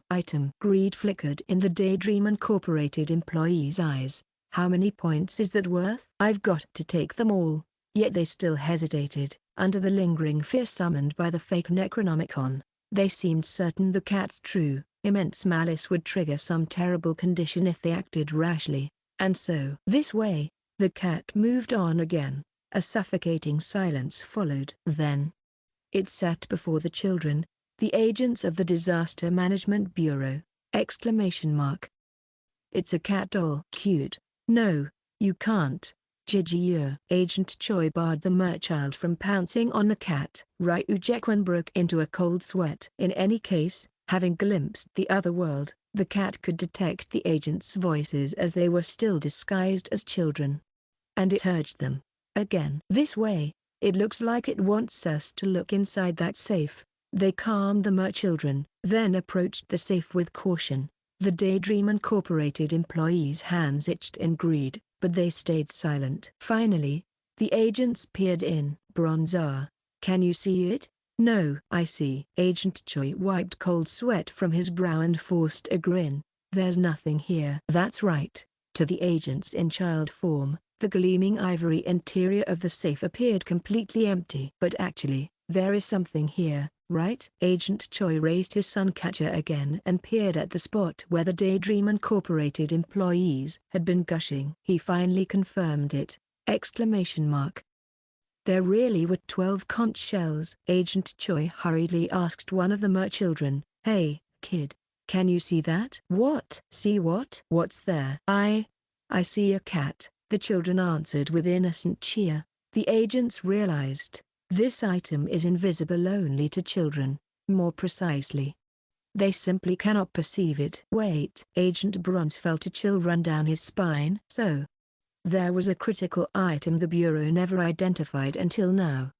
They had always infiltrated the ghost story in child form. In that guise, they could not even sense the conch shells. Only by forced searching might they barely find them. But at this moment, the Disaster Management Bureau agents had learned of the shell's existence. Agent Choi whipped his head toward the cat, but the cat calmly looked back and once again conveyed its will. "This way, Agent." "Ah, no, it's fine." Agent Choi answered the call. He reached into the safe to touch where the shells lay, but he couldn't. He wasn't allowed to. The hallucination that underpins Twinkle Twinkle Ocean Palace, the root of this ghost story and its infection, was rejecting any attempt to touch the shells. Then, "This way." Agent Choi fell silent, as if its turn concluded. The cat moved on, its steps heading straight for Bexaeon. "Why me again?" Bexaeon yelped inwardly, yet in the next instant he realized. "Oh, shall I gather these conch shells, sir?" "Exactly. It's telling me to collect the items." Filled with a sudden thrill at obeying the cat's command for the first time, Bexaeon thrust his hand into the safe and grabbed the shells. 10. Even in his joy, his mind spun with calculations. How do I scoop up all 12 in this situation? Had the cat spoken only to him, he could have grabbed them all at once, but now, he'd have to hand a few to my nasty boss and money-obsessed co-worker to keep them satisfied. Fuck. 9. It must have assembled everyone here to create a more dramatic, sensational scene. That cat is that psychopathic bastard Kim Solium. Wait a minute. Bexaeon paused. That insane, strange, grotesque pressure he just felt, this presence, was beyond what any mere human psychopath could muster, right? The red halo around Kim Solium felt different, too. Though Bexaeon had seen danger halos on humans before, this one was something else entirely. 8. It felt more like the anomalous phenomena described in ghost stories, a sense of the uncanny. No way his old roommate was simply an inhuman psychopath. 7. He was never really human. A shiver ran down his spine. But the boat had sailed. He had to gather the items. Doesn't matter. 6. The countdown neared its end. Bexaeon gritted his teeth and swiftly collected the golden-corded conch shells, ignoring Kang Yahak's peaks and the intense gazes of his boss and the agents. When he'd swept all 12 into his bag, he found one more shell hidden at the very bottom. It lacked a golden cord, but it was indeed an angel's sigh bonus. As he wondered how to pocket it secretly and reached out, "This way!" something sprang out from inside. Exclamation mark. Bexaeon almost tripped over the cat and fell. The slimy infection spurting from inside the conch shell flew through the air but lost its target. Arg! Bexaeon quickly threw the shell he'd been holding. Agent Bronze, watching with the suncatcher in hand, dashed forward and struck the slime-shooting shell with his glass handgun. Bang! With a short crack, the shell shattered, and the tick-like chunk of flesh twitched and crawled out like a bug, only to be hit by another round and flung against the floor. Crunch! Jin Nazol's shoe crushed it into the ground. In the bone-chilling silence, everyone turned to look at the cat, the ghost story entity that had forcibly guided them here. Phew. I did my best to avert my gaze from the others, feeling as though I'd break out in a cold sweat. It wasn't hard in a cat's body. I just wanted to verify this. That's why I'd chosen this spot among all the places I could farm angel's sigh shells. The moment you grab the shell hidden at the very bottom of the safe, infective slime will spurt out. That was the trap, the unique danger of this place. Like a mimic, the biohazard had parasitized an apparently useful item, hiding within in a classic, creepy horror twist. But when you combine that drip with what I learned from the tattooist, it becomes an even clearer hint. A hint at the conch shell's true nature. From the tattooist's overwhelming sensory insight at Moonlight Tattoo Shop, the shells, Angel's Sigh, were tied to dark, catastrophic events. Likely the insane infection and the city's ruin. Yet at the same time, the shells bore the opposite image of solace and healing. Add the tattooist's words, even knowing rationally it's not a threat, its very image feels filthy and horrific, and reassemble the clues. Originally a cure, The conch shells triggered a catastrophic event, though that wasn't their intended function. You arrive at this deduction. So who contaminated the shells? A very obvious suspect. A biohazard ulcer burrowed into the shells, posing as Angel's sigh. The biohazard merfolk's tactic of creating the Twinkle Twinkle Ocean Palace hallucination to ensnare child hosts is identical. It first hid in the shells, spreading infection. Thus the children became infected. This madness raced unchecked, and the city's civilization distrusted the shell so much that they prevented timely treatment. Everything fits. Kim Solium had driven everyone here so he could convey this hint directly, without suspicion. And aha! Here was someone who'd grasped the hint exactly. As Agent Choi picked up a shard of the broken shell, goosebumps ran up his hand. Almost a thrill. The sharp and experienced spot clues quickly, drawing them closer to the answer. A cure? He looked back at the cat. This is a cure? Exclamation mark. So you blocked the kids from seeing or touching the shells, mixed in blanks to mislead them, to keep them from being cured. The cat offered no reply, but Agent Choi was already certain. In a voice so calm it hardly seemed directed at the presence that moments ago had exuded pure terror, he declared, "Yes, this is a cure." Tension began to thicken the air. What? To the Daydream Incorporated employees, his words sounded only like merchild giggles. Unintelligible. Yet the uncanny atmosphere prickled their instincts. But here's the thing. Agent Choi glanced at the bag Bexaeon clutched. Bexaeon's hand tightened on the strap. There are 28 children out there, and they were all too infected to escape, but only 12 shells. And look whose hands they're in. Agent Choi raised his hand, then readied his glass handgun. 10, 9, the cat. Before anyone knew it, it was now seated somewhere else. 8, at Janazol's shoes. What? 7, I don't know what you want me to do. 6, do what you were going to do. Is that it? 5, fine, go ahead then. 4, and so Janazol did as planned. 3, the Daydream Incorporated Elite Team Assistant Manager flicked her attack wire from her nail. Not at an agent, but at a merchild. 160, Chapter 160. The Disaster Management Bureau agents snapped their heads around. Whoa! Wires tipped with Janazol's ornate nails shot out and snagged the merchild's sleeve. This was the personal weapon of a squad's assistant manager. Huh? Look, fireworks. The child laughed. Hearing the tainted merchild's giggle, Janazol sliced the most lethal appendage first, the part that secreted paralytic and infectious fluids. Slice. The enormous tail attached to the merchild dropped to the floor. Blood and slime burst out. It hurts. It hurts. An agent's counter-strike missed by a hair. Without a pause, Janazol yanked the now crippled merchild in with her wire and clamped the child under one arm. Eek! Then she announced, "Take one more step and it dies!" Exclamation mark. It was a perfectly rational choice. Her legs aren't in perfect condition. Her calf, still numb from the bell blade trap, had already forced her to burn items just to keep up with that ominous cat. Trying to fight two bureau agents, grab the loot, and run in this state would be idiotic, and Janazol loathed idiocy. So, she chose, "I said stay back!" Exclamation mark.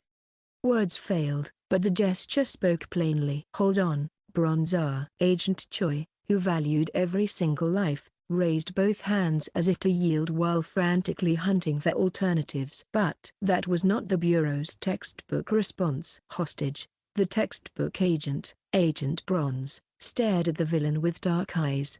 These scum planned to steal the 12 shells that could save 12 children. Even though those people could escape without them, letting them go would doom those kids. The Bureau's priority was crystal clear. Maximize lives with minimal sacrifice. If one civilian must be lost to save many more, so be it. Bronzer? Agent Bronze made his decision in a flash. He raised his glass handgun and charged. Hey! At that exact instant, another creature moved. Jingle. Wait. Amid Bexaeon's startled cry, the cat sprang soundlessly off his shoulder. Clamped in its jaws was an angel's sight conch, pulled straight from Bexaeon's bag. No! The cat sprinted straight at Janazol. Exclamation mark. She reflexively braced to kick and flick her wire, yet the cat wasn't aiming for her. It veered slightly, down and sideways. Huh? Kitty doll. Straight to the merchild in Jin Nazol's grip. The cat pressed the conch, still clenched in its teeth, tight against the child's ear. Exclamation mark. From within the shell flowed a tinkling voice. Hum. It was a hum as lovely as a soprano's aria, a lullaby a parent once crooned, a stirring phrase of a national anthem, a jubilant hymn brimming with life. But only one phrase, a single melody drifted softly, tenderly from the shell and tickled the child's ear. Huh? The tailless merchild froze.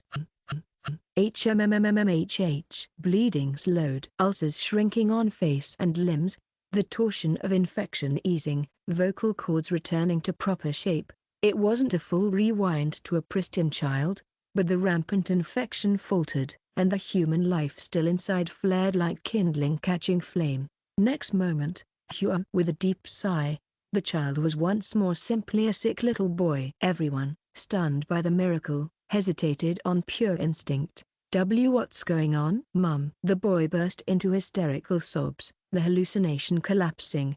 Twinkle twinkle ocean palace gone, an horrific reality laid bare to naked eyes. Exclamation mark.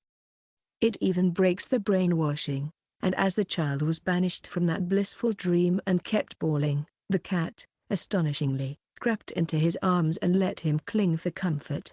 Kitty. Even when the child yanked its head with a rather rough grip, the cat sat motionless. That only made it creepier. Yet the signal was unmistakable. That creature was friendly toward children. Is this a ghost story whose rules change by age? Ever an elite of the field investigation team, Jin Nazol kept analyzing. Yet she did not release her hostage. She merely stopped overtly subduing the child. No one could predict how that cat-shaped danger would react. But really, these people are out of their minds. Someone exploited that tiny opening. Exclamation mark. A glass bullet flew. Jin Nazol saw it. One agent fired the glass handgun at her legs while another, already in range, tried to bind her torso. She deliberately let herself topple backward. Her body, suddenly limp and boneless, slipped past their grapples by a hair. At the same time she flung the hostage straight into Agent Choi's arms. Exclamation mark. The moment Agent Choi caught the child, who was still clutching the cat, there are hostages everywhere, Jin Nazol made the cold calculation and kicked the door. We are pulling out. The other Daydream employees, reading her intentions, moved to follow. Bexaeon gripped the bag holding the remaining 11 angels' size and bolted. This way. The cat looked up. Exclamation mark.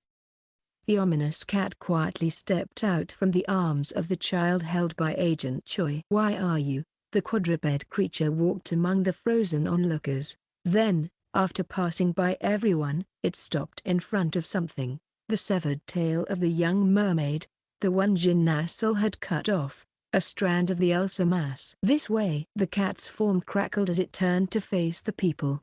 What are we supposed to do with that? This way. Its blood-red eyes looked directly at me. A gaze that seemed to already know everything about me. Fucking hell. Bexaeon quickly grabbed the tail with his gloved hand, trying to stuff it into the waterproof pouch on the front of his bag. But Agent Choi was faster. He snatched the tail away before he could. Agent Choi, still categorized as a child, firmly gripped the still wriggling tail that was desperately trying to parasitize him, and spoke to the cat. You provoked the attack because you needed this, didn't you? Silence. What use is this tail? The cat did not speak, and yet, it answered. This way. By fixing its gaze on the employees of Daydream Incorporated. Exclamation mark. Agent Choi secured the tail in a containment case and then hurriedly began scribbling words on the ground with the chalk he carried, a point of connection where the gaze of the Twinkle Twinkle Dragon Palace and the Mermaid Grave intersects. You guys are using the tails, huh? Exclamation mark. If you tell me where and how you use it, I promise I won't fight anymore until we get out of here. I swear it on my honor as an agent. Carrot. Is it something you use to escape? I know all about you running away on the escape vessel. So where and how do you use it? This crazy bastard, But Agent Choi had his reasons for confidence. The cat seems to want us to talk, too, right? 10. Seriously. With the cat starting yet another countdown, Baeksaeon glanced about. Not wearing the target for this. Thankfully Kan Yahak crouched first and began writing. How much will you pay us if we tell? Ha ha, another lunatic. We're completely broke, you rich guys, suck it up. Don't want Kitty to pop your head, right? You lil shits. In the end, under the pressure of the countdown, Baeksaeon wrote the answer himself in place of his money-crazed colleague, using his best judgment. You already know, right? The tail's an entry pass for the escape run. But we never brutally cut the tails off of the mer-children. We only took the minimal amount from already fully infected general entities. We need to survive too. Telling them we butchered a kid would make them flip. Even so, Agent Choi didn't blink. How is it used? Fuel ticket? Sacrifice. Was it safe to spill this much? 6. Damn it. An admission ticket. As he wrote, Baeksaeon instinctively glanced toward where the cat had been. After squeezing him with that killer countdown. Are you satisfied now, you psycho bastard? But the cat was gone. Exclamation mark. It was now standing in front of the window. Standing on two legs. This way. The cat's posture was uncanny, as if something else were forcing it to move. It stood eerily upright on two legs near the window and lifted its left front paw, pointing sharply westward. That direction was the escape vessel. And with that, it dropped below the window. Exclamation mark. People rushed to the window and looked down, but below, there was nothing. The cat had vanished. The air suddenly felt lighter, as a few people caught their breath and began thinking rapidly. The escape vessel. The escape vessel. Baeksaeon tore at his hair. That's it. The cat meant for us to board the escape vessel and get out. What? It said, prepare for death. I thought that meant something else, but now it seems it was a warning. If we don't all escape by boat, it'll kill us. Exclamation mark. We have to get out of here. But the Daydream Incorporated employees didn't forget the danger so quickly. The disaster management agents were still here. And the memory of what the cat had just done. At that moment, Agent Choi fell into thought. The cat had forced them to sever the mer-child's tail, then used the conch shell to heal it. Any adult would have recognized that as a friendly act toward children.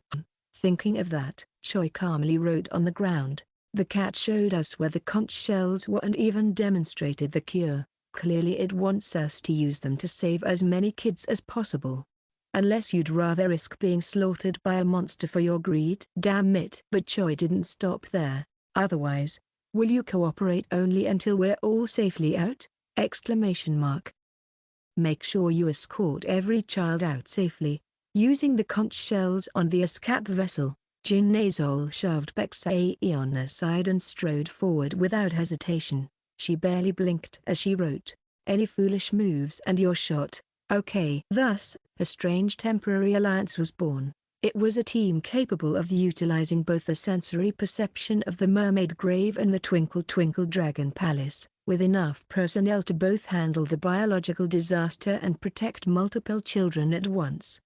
Was it leading us into this? Ryu Jaekwon's eyes twitched slightly. Just what kind of supernatural phenomenon was that rumor in the form of a cat, to lead to something like this? No. What mattered for now was getting out of here safely and completing the mission. Wait. Yes, and he wasn't even alone anymore. They had a rookie now, too. Grapes. Ryu Jaekwon spun to face his superior grimly. Their rookie must still be searching for survivors among the children. We have to find him at once. If someone's left behind. Hold on.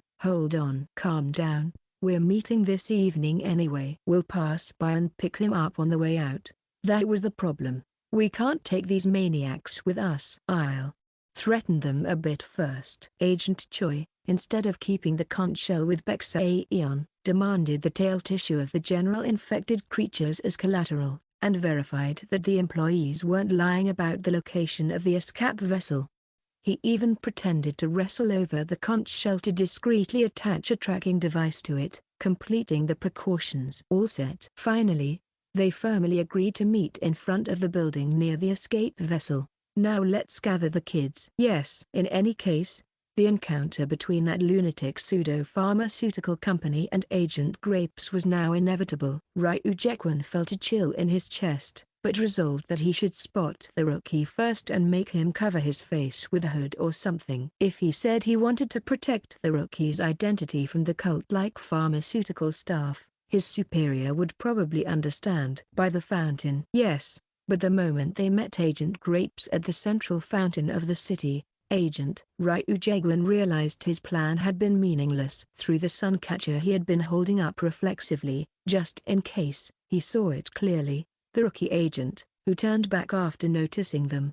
I've been gathering and organizing the children by age group. Half of his face was covered in ulcers. Ryujaguan came to a halt. Cold sweat ran down his back as his trembling eyes scanned the childlike figure of the rookie agent. Below the torso, long umbilical cord-like masses of cellular tissue dangled. From his waist, thick chunks of flesh extended outward, with ulcers hanging from him like a tail. It was grotesque and horrific, but because of the setting in an underwater city, and because the form resembled a tail. This biological disaster was referred to as the merfolk, but playing together is so much fun. The merchild, who had once been an agent, smiled and waved. Can't we stay just one more day?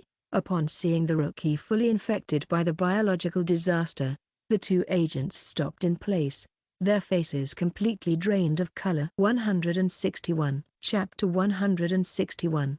A rookie agent had been infected. Agent Ryujaquan had already experienced similar situations multiple times. An agent who miscounted the final step and stepped onto the wrong stair. An agent who endured 2 days without a drop of water, only to be contaminated by a raindrop falling into the membrane of their eye. They just disappear. Just like that.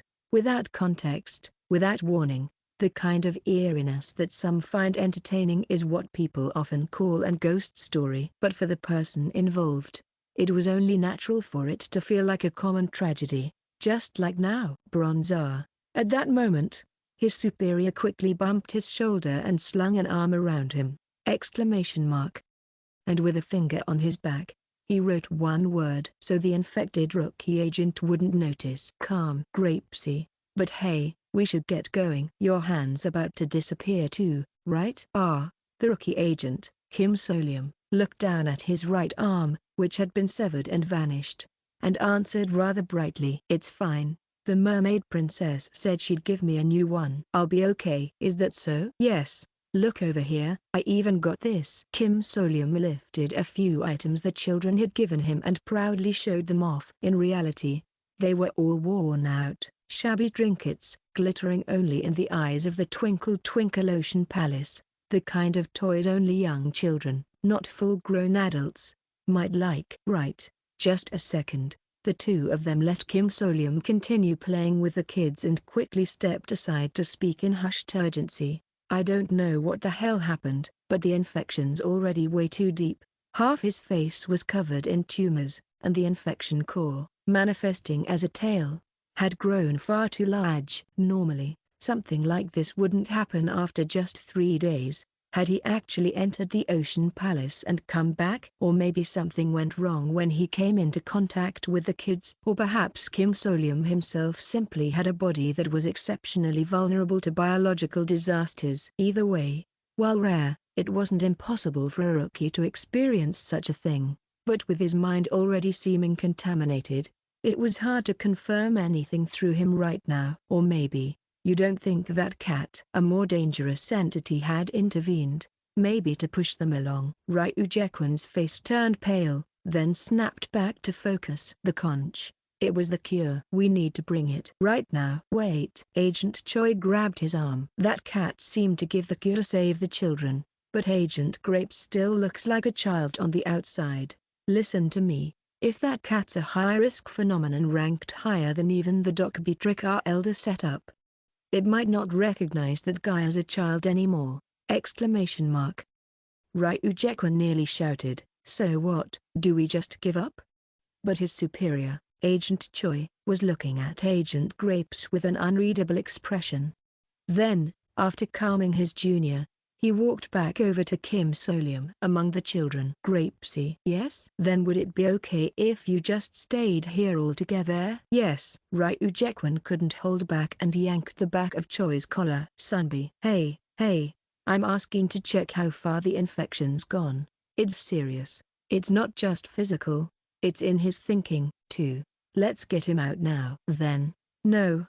I mean the way we always do. Agent Choi sighed and patted his junior's back. Bronzar, get it together. Our escape method isn't based on infection levels. It's based on the time of disappearance!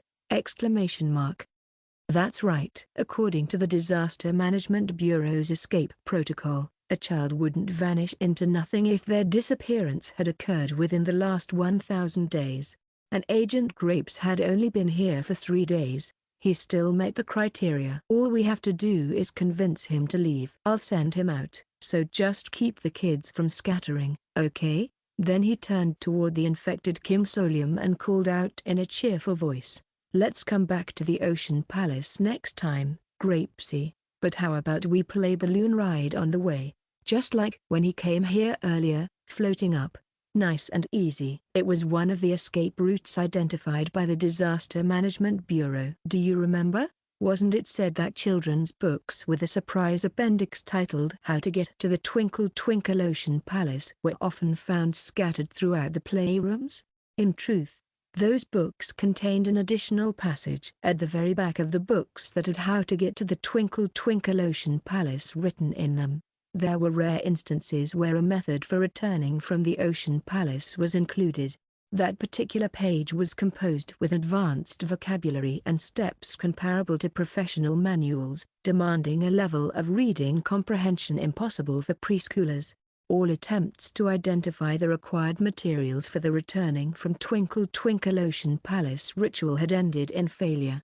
So, to actually use this escape method, the agents carried the necessary supplies with them directly. Fortunately, because the entire preparation process was so irrational and obstructed, the escape method itself was narratively sound. Up until this very moment, it's not going up!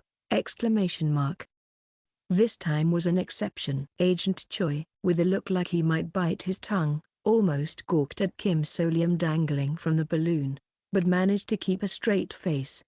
Originally, a child tied to the going-home balloon would close their eyes and gently float into the sky, and when the balloon eventually popped, they would fall, and be found rolling out from a slide. That was how it was supposed to work, but the balloon wasn't rising at all. This had never happened before. That's because no agent had ever been this deeply infected. Moreover, the degree of infection usually matched eerily well with the symptoms of a year of disappearance. So, any child still within the viable window for escape always floated upward with the balloon. But now, a new irregular had occurred. If the subject is severely contaminated, the balloon cannot rise into the sky, rendering the escape method useless. Like a parasite gripping its host tightly, refusing to let go. The tumor tail, ulcerated and grown from Kim Solium's back, lay heavily grounded and squirming. As he almost fully merged with the ulcer mass, thinking about that bizarre collective entity resembling the Ocean Palace, Agent Choi's brow twitched, yet his mouth spoke casually. "Oops, I must have underinflated it. Let's try a different way, okay?" "Okay." And the moment Ryu Jekwan, who had been with the children, saw the two returning empty-handed, he immediately sprang into action. "Bronzar, we need to get the cure right now. The Preeper, Bronzar." Agent Choi paused briefly, then spoke slowly. "Did it ever occur to you that, if Grapes was in his right mind, he would have given up his spot to a child?" Ryu Jekwan's hands froze. "It did!" That's exactly why he should be prioritized. Most agents think like that. If you don't prioritize them, they'll give up their lives too easily. Saving the agent means saving more lives. Ryu Jekwan's superior fell silent for a moment, as if at a loss for words, then sighed softly. I don't know. It's not like we can assign rankings to human lives. Wouldn't it be better to save him just because he's a comrade? Was our bureau always like this? I feel like it used to be different, but at some point, Everyone started staking their lives on the principle because they realized it was necessary. Ryu Jaekwon knew full well that Agent Choi's silence leaned closer to disagreement than agreement. Still, even Choi let out a small sigh of resignation. Anyway, fine. Grapes must be saved! Exclamation mark. Let's go see those cult company bastards. But before that, from the remaining 11 angels psychonches, they would have to set aside one for the agent. That left room for only 10 others. 10 children. We'll have to choose. Agent Choi's eyes dimmed, but regardless, he moved toward Grapes. You said you sorted the children by era, right? Can you show me how? Yes. Agent Grapes had diligently categorized the children. Somehow, he had managed to gather all 20-something children scattered across the entire city. Did they gain the ability to communicate with each other after becoming infected and connecting to the hive? Ryu Jaekwon pushed aside the chilling speculation. These ones all know the same songs. The children were sorted from kids of the 2010s, all the way back to those from the 1960s, and a few were explained a little differently. These kids seem like they came from a slightly different place. They had 6 fingers, or no whites in their eyes, or claimed to be from countries that don't exist on Earth. Agent Bronze immediately placed them at the end of the priority list.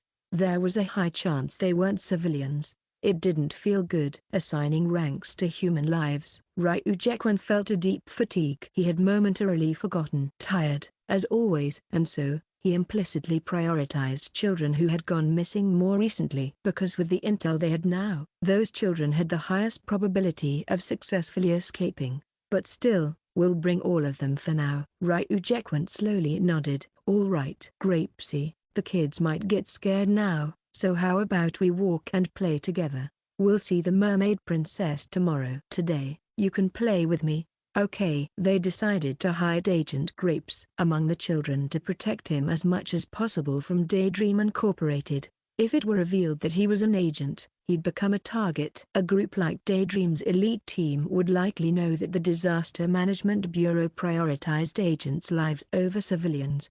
A contaminated agent is an easy target, at least until they could secure a conch shell and treat him. With that, they hastened their steps, and shortly after, over here, at the agreed-upon location, a staff member wearing a pony mask was waving, and the rest of the employees watched warily. They didn't run off. Ryu Jaekwon confirmed that the tracking signal attached to the conch shell by Agent Choi was still active, and joined up with the members of Daydream Incorporated.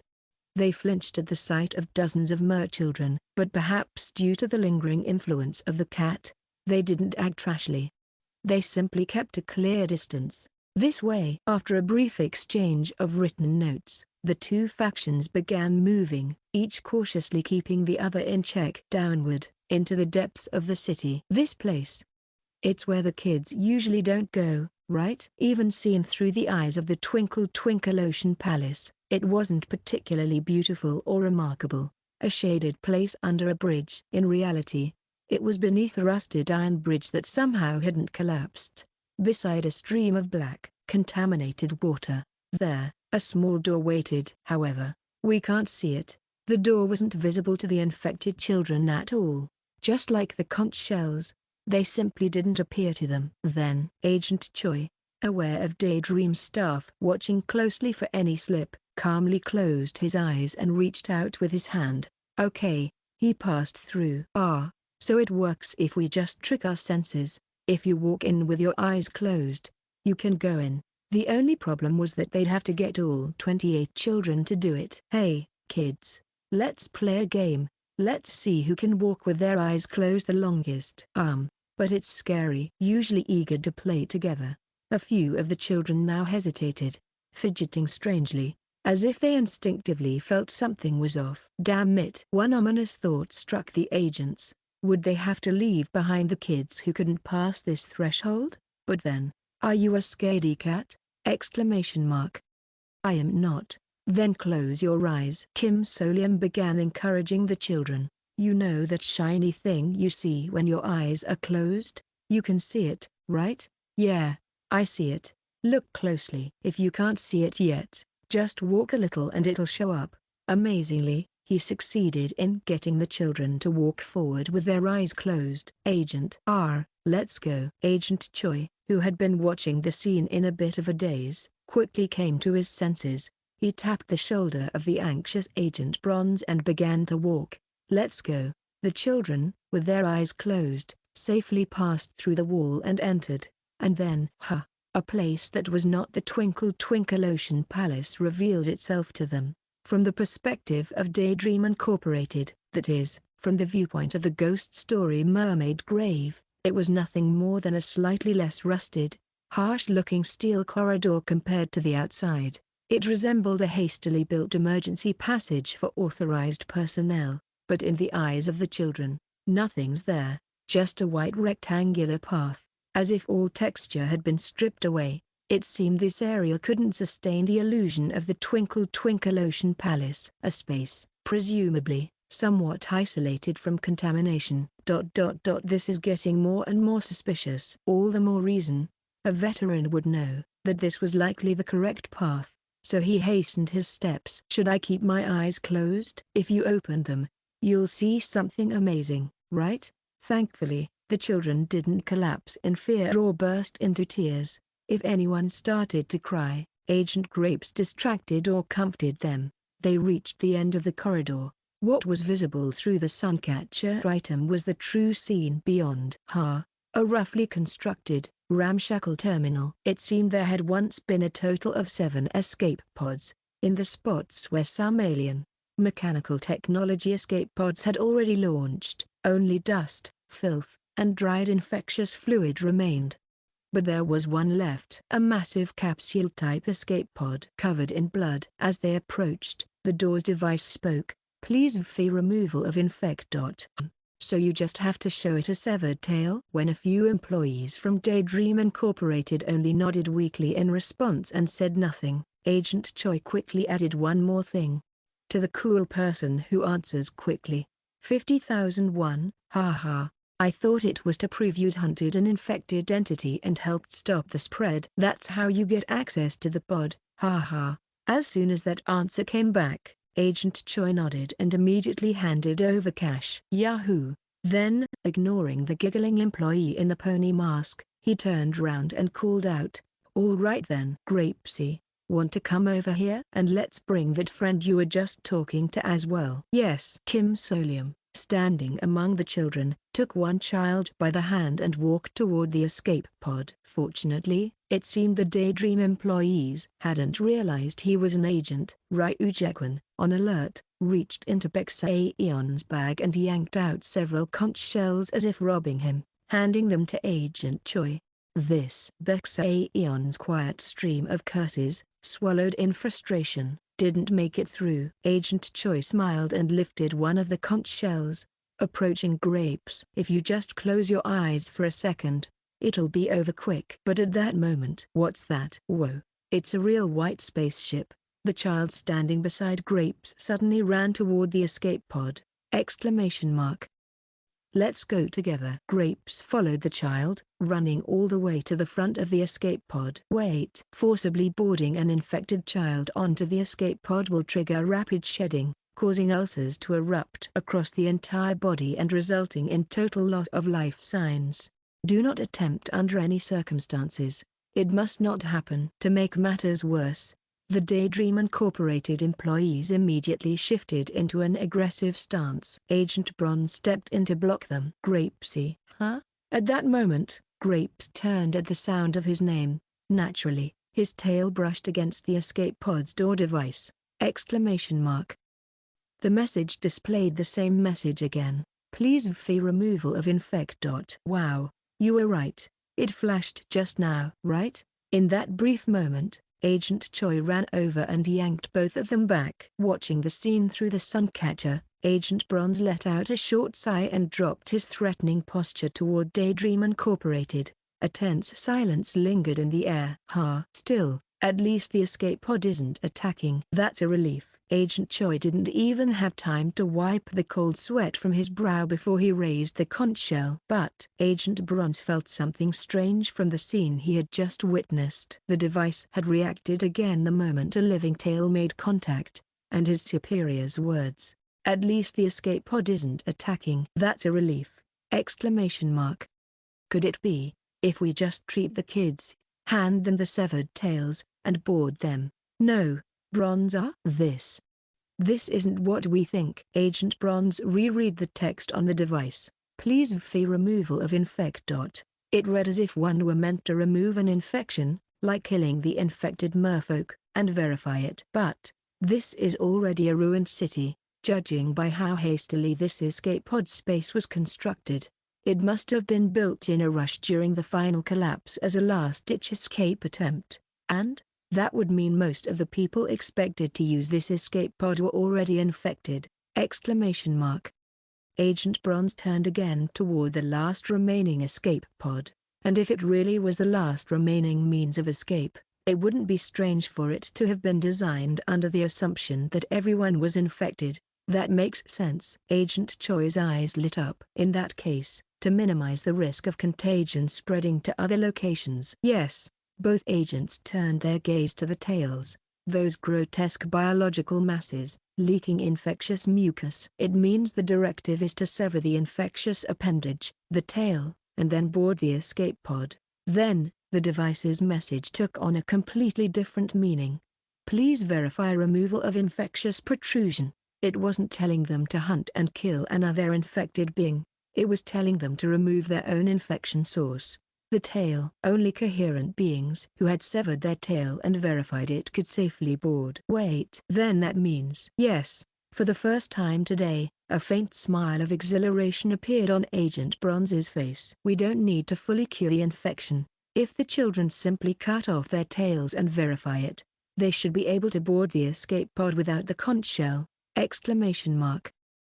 And if we only use the conches on the kids who are at risk of dying from blood loss when cutting their tails, as long as they distribute them correctly, we can all get out together, not a single child left behind. They could rescue everyone from this supernatural disaster. That's it. I clenched my fist discreetly. I was still among the children, so I wouldn't be noticed, but I had to stifle the sighs of relief and joy that kept trying to escape my lips.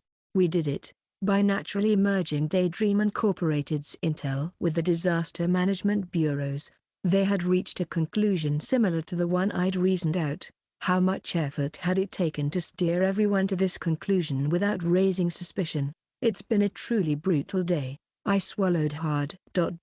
Even getting infected was a wise choice. It would be a lie to say it wasn't horrifying and revolting, but the benefits gained by becoming infected were too valuable to give up. From concealing my identity completely from Daydream Incorporated employees by hiding behind the tumor covering half my face, to ultimately giving them a direct hint toward the conclusion, you can enter the escape pod if you sever the tail. It had been the one and only correct answer. It was the only way to break through every obstacle naturally, without arousing suspicion. And I might be able to take myself off the suspect list too. That cat. Agent Choi knew I could transform into a stray animal. After all, he was the one who recommended the item. Of course, due to the effects of the fake Necronomicon, the two couldn't be directly linked.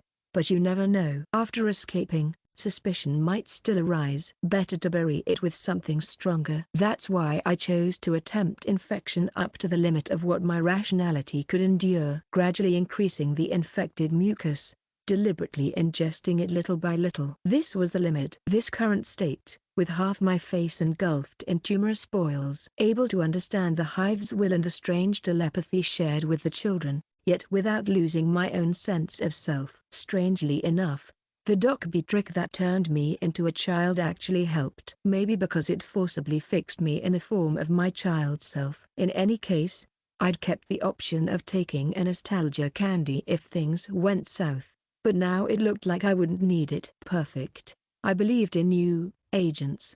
The Supernatural Disaster Management Bureau really is different from that damn psychopath potion company. It was actually kind of touching. This is the classic Disaster Management Bureau style resolution I haven't seen since before the Dark Exploration records took off.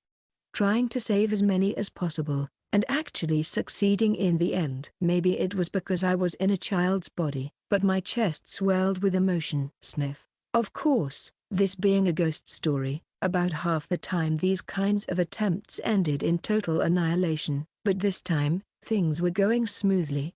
Now all we had to do was time our escape together. Tingle. Huh? That's when it happened. A strange sensation began crawling up from my tail. Tingle. Above. My head shot up. Beside me, a child in a blue dress muttered softly. Weird. She was right. Weird. No, it wasn't just that one child. All 27 children standing near me lifted their heads to look into the air. Every single young merchild, who still had their tails attached, the mermaid princess, is angry. It seemed so. All the hosts sensed something, from somewhere no one could pinpoint, a threat to survival. She was searching for where it had been triggered, and now, she had found it, the mermaid princess. Tingle. Grapesy. Right now. A chill swept down my spine. My mouth moved on its own. Quickly, the mermaid princess is on her way. Boom. The ceiling collapsed, and hundreds of tumor masses began to surge downward. 162, Chapter 162. When you think about it, it's strange, the disaster that occurred when a Disaster Management Bureau agent once tried to forcibly load an infected child onto the escape pod. Acute molting occurs. Ulcers erupt across the entire body, and all vital signs are lost. Contamination spreads rapidly, resulting in death. If this were the escape pod attempting to eliminate internal threats, the reaction was far too deliberate. It was more like the action of the infection source itself. Right. It makes more sense to interpret it as the doing of the biohazard merfolk. A punishment dealt to a host that dares to break away from the hive. A retrieval of energy. But this information was known only to the Disaster Management Bureau agents, while, conversely, more detailed intel about the escape pod was only available to the employees of Daydream Incorporated. Fragmented information. And that's exactly why no one could have reasonably predicted what was happening now. A child raised a hand. It's the mermaid princess. Boom. With a thunderous crash, a mass pierced through the ceiling and smashed into the terminal. Kaya-ra-ra-ra-ra. A sound like children laughing. No, like ulcerated tissue colliding, filled the entire station. Countless tumor-like tendrils, spewing horrid mucus, descended and braced themselves like feet. Thud, thud, thud, thud, thud, thud, thud, thud. Like spider webs hanging down, flesh masses that excreted mucus extended limbs like tentacles and clung to every wall of the shattered terminal. From the massive infected hive came its most grotesque core was a monstrous shape that now coiled before the ocean palace. Kaya-ra-ra-ra-ra. It slammed its meaty mass down, blanketing the terminal. Thud. Fuck. Bexaeon stood frozen, screaming, then shoved back the employee who tried to push him forward and quickly retreated. A company employee was snatched by the fleshy mass.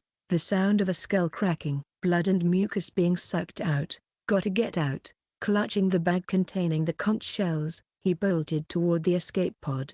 But at that moment, someone grabbed the back of his neck. Exclamation mark.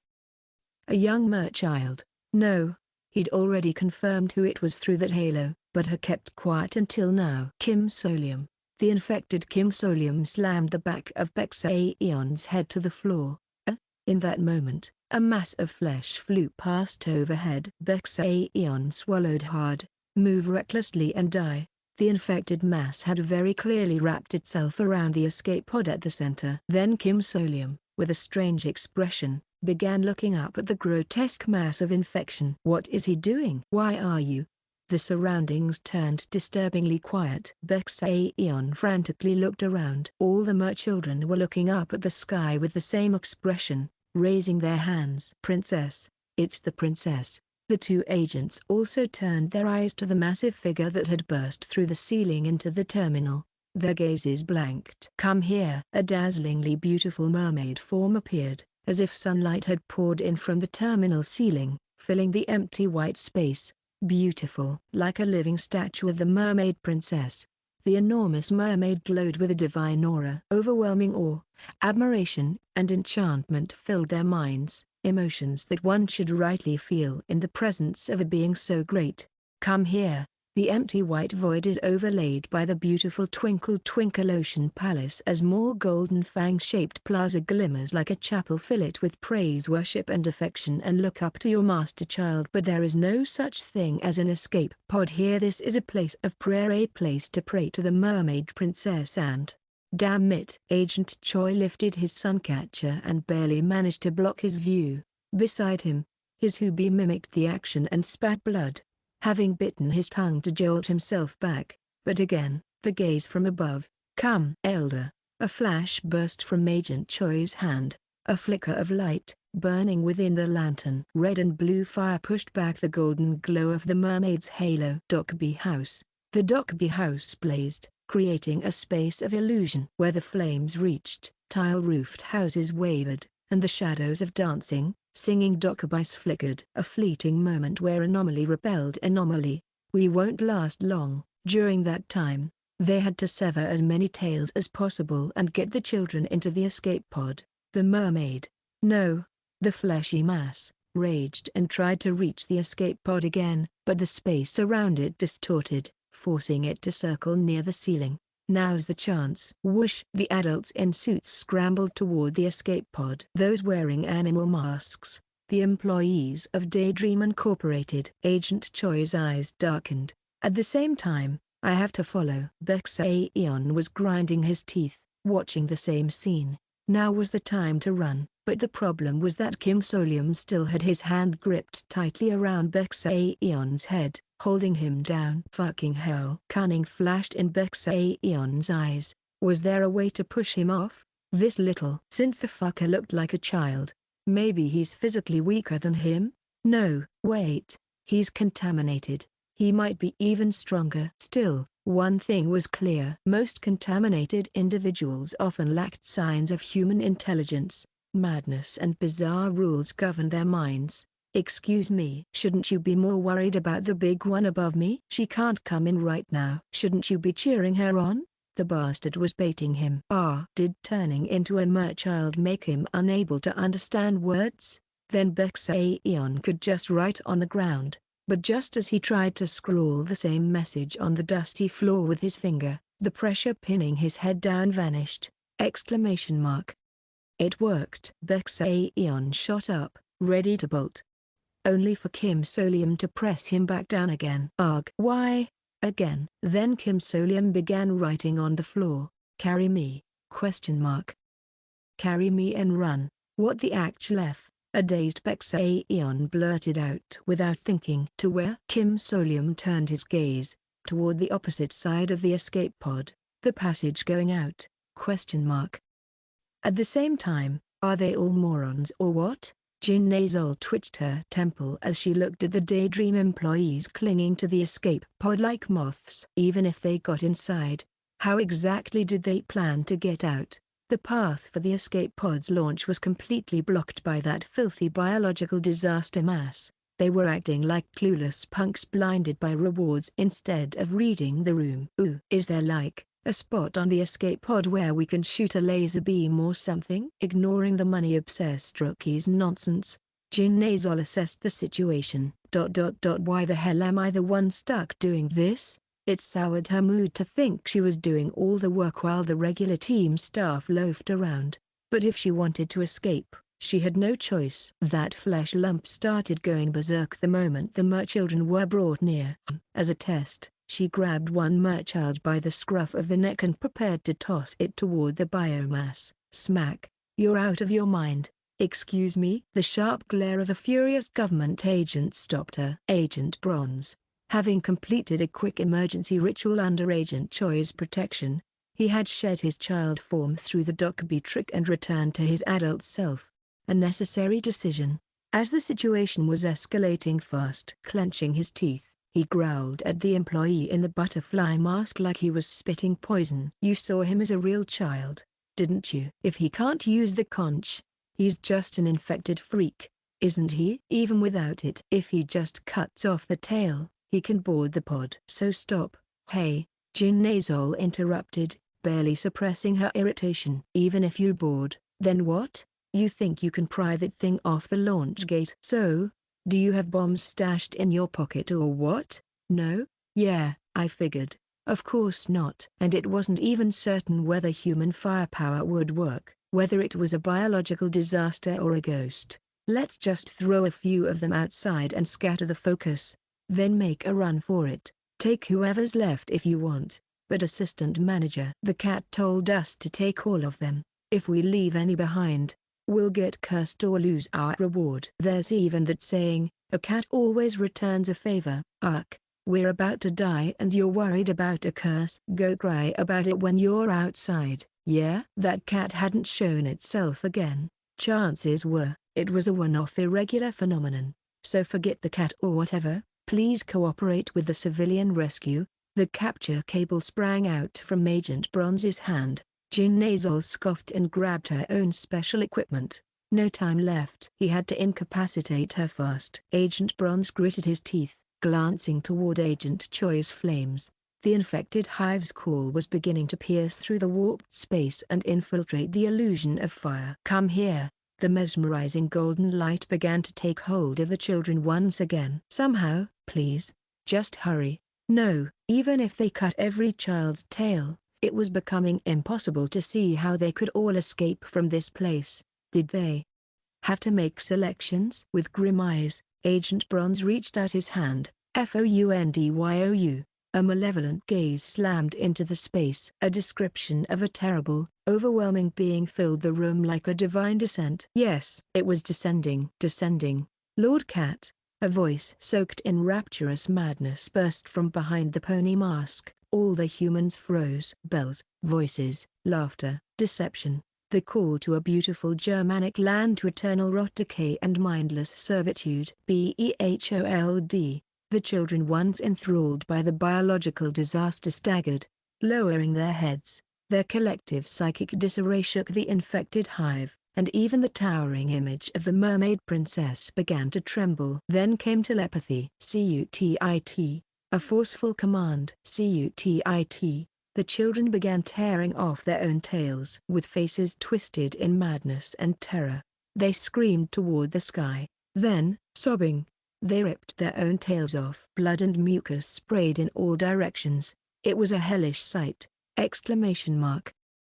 The anomaly was devouring the anomaly. Ryujekwon struggled to his feet and began stopping the bleeding of several children. But his mind had begun to comprehend the language of a different dimension. Wouldn't you like to know the horrific truth of this world? Madness shall set you free. It shook his thoughts. What? So this world is actually Bronzar. Ryujekwon jerked his head up. The sound of that malevolent scripture had vanished without him realizing. All that remained were the children standing stiff from mental shock, bleeding from the spots where their tails had been, Kyarararara, and the giant tumorous mass, writhing violently. The creature, now severed from every single host, shrieked in rage, or perhaps, in instinctive panic at the threat to its survival. Agent Choi's Dokkaebi house was starting to collapse. No priorities. Agent Bronze quickly scanned the group. That's right. First, the agents, but Grapes was missing.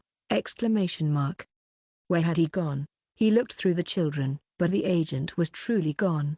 No, it can't be. At that moment, he heard the sound of someone running from the far end. From the opposite side of the escape pod, the corridor leading out, a Daydream Incorporated employee was sprinting toward them, black coat mask, and slung on his back, covered in blood with his tail completely torn off, was Kim Solium, limp and unconscious. Dripping blood, the employee shouted. Move. What? Move, you fuckers. Fig. Something glittering arced through the air from the goat-masked employee's hand. Ryujekwon turned his head.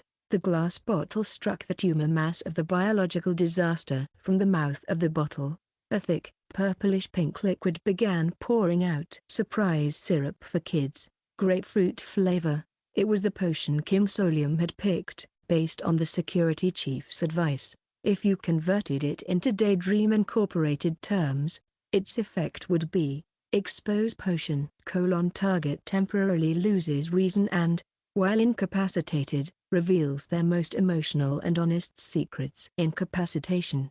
Kyarararara. The mermaid princess's figure, now doused in syrup, began to collapse, twisting violently. It slumped to the floor. Dozens of tumor tendrils writhed inside the ulcers, calling to the children, but the connection was already severed. However, that potion had been made for humans, which meant that stuff doesn't last long. Just a very short opening. Run. The agents dashed for the escape pod, dragging the children with them. And then, seriously, what a drag. Amazingly, Daydream Incorporated's elite team member also sprang into action, quickly grabbing children and running straight into the escape pod. Exclamation mark. She even barked orders at her fellow employees. Grab them. Yes, yes, yes, Mom. After witnessing the insane events just now, they recalculated the risks of leaving the children behind and made the snap judgment to comply.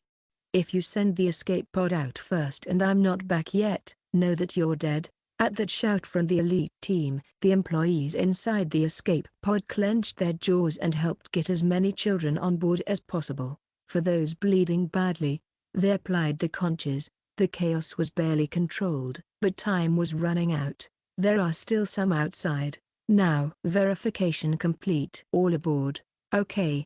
Having also consumed his Doc-B trick and returned to adult form, Agent Choi sprinted in last and slammed the escape pod door shut. Boarding confirmed, and then, beginning transport to destination. Chick. With a hiss of steam from the machinery, the massive escape pod began to launch from the tunnel. Through the pod's window, they saw the giant mass moving to block the launch gate once again. Thud. Hundreds, no, thousands, of ordinary infected creatures surged into the terminal. But it was too late. The escape pod slipped through just in time and shot out beyond the city. In transit.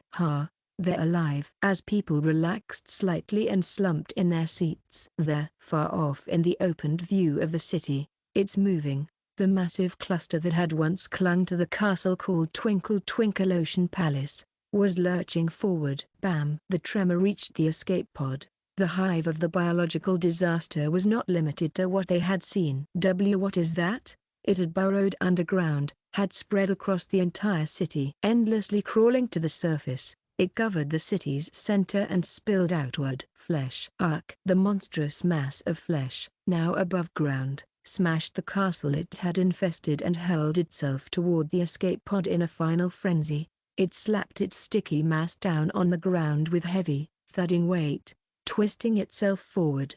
The grotesque, horrifying, massive biological disaster reared up and revealed the mouth that had once been flush with the ground.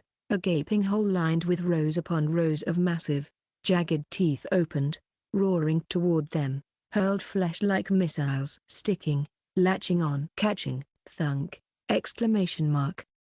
The escape pod shook as it was struck by the ejected flesh.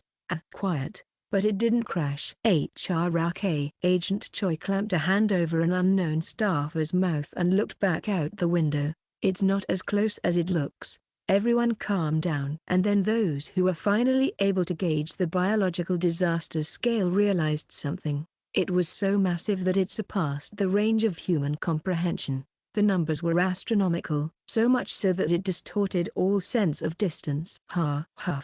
Huff, huff. In the end, the enormous hive of the biological disaster couldn't leave the city's entrance and collapsed, leaving behind a strange vibration, like the sound of children laughing. The city's underground foundation began to cave in, pulling the disaster down with it into the deep sea. The escape pod quickly distanced itself from the scene, safely shooting up through the water. People exhaled hard, cold sweat on their faces, and then, not long after, "Please board your capsule. We've arrived." The Daydream Incorporated employees promptly began entering the capsule devices attached to the escape pod. Once inside, a person would be enveloped in a bubble-like sphere of strange air and launched toward the surface, losing consciousness in the process. When they woke again, they'd be back in reality. That was the escape method. The agents, having overheard this procedure while managing the company employees through both carrot and stick, followed suit. First boarding the children, then themselves. Naturally, the youngest agent went first. Grapesy. Because his contamination was so severe, they'd used a conch shell to prevent him from bleeding out. He'd avoided death and recovered somewhat, though he still looked exhausted. And since he still had the appearance of a child bearing remnants of an infected merform, he looked all the more pitiful. Did it all work out? Of course. Agent Choi grabbed his hand tightly. You did so well. Bet you were scared, huh?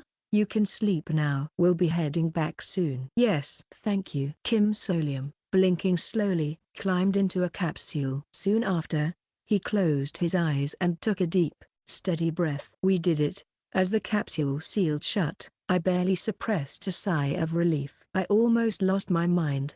The after effects of reading the Necronomicon nearly shattered my sanity. If I hadn't used the conch, who knows what might have happened.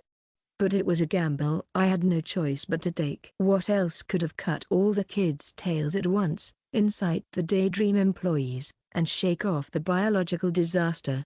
It had been sheer luck that I'd been connected to the children via infection-based telepathy. In a state where the hallucination of Twinkle Twinkle Ocean Palace had already weakened under madness and fear. And then, someone yelling "cut your tail!" inside your mind? Of course kids would follow for sure. I feel sorry for scaring them, but this was the only way to save everyone. I just hoped the shock wasn't too deep, and that with memory suppression and proper treatment afterward, they recover. I bit down on my lip. Still, I felt a bit more at ease because I'd brought every last child with me, and now that the entire city's been buried, it'll be a lot harder for anyone to start snatching kids again. Maybe this really was the end of the mermaid grave, of the Twinkle Twinkle Ocean Palace. And if Daydream Incorporated's research team threw a fit about it, honestly, not my problem. Those psychos can deal with their own fallout. I swallowed another sigh and let the growing haze of unconsciousness wash over me. A success was a success. Now, once I get back to reality. Wait, they did say we were going back to reality, but where exactly is that?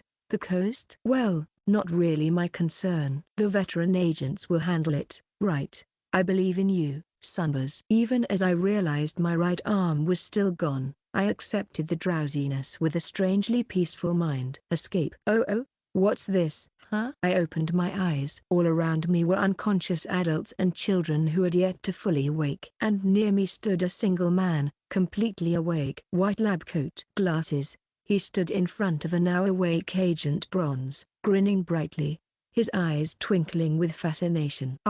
Government agents. Are you? A familiar face. Quack Jikang, Research Team Section Chief of Daydream Incorporated. Goosebumps spread across my entire body. Wait a minute. No way. This place. I looked around. White-walled office, laboratories, a modern, pristine corporate interior I knew too well. Yes. It was familiar because this was my workplace until just a few months ago. We had escaped right into the heart of Daydream Incorporated. TN, fave comment here. Faked your own death, escaped, switched careers, yet still came back to your old company. That's the real ghost story here, isn't it? 163, Chapter 163. For the escape destination to be set to Daydream Incorporated's headquarters, given that it was a darkness under their jurisdiction. Sure, it's not all that strange, but still. If we all entered through different paths, shouldn't we have been sent back to where we each came from? I gulped hard. Looking around, it seemed like everyone who'd been aboard the escape pod had, without exception, been dropped into the research team's office. Why the hell had every last one of us ended up stuck inside Daydream Incorporated? Shouldn't an escape pod, at the very least, ask passengers where they want to go? Don't tell me it was because the first person to board and calibrate the pod was someone from Daydream Incorporated. Maybe that initial input had set the default destination for everyone. Totally possible. Problem was, thinking about that now didn't change anything. I wiped my cold sweat and shifted my eyes to glance at Agent Bronze, who was now facing off with Section Chief Quack Jikang. I see the uniform now. Disaster Management Bureau agents, right? Looks like a distress signal from our darkness reached your organization somehow.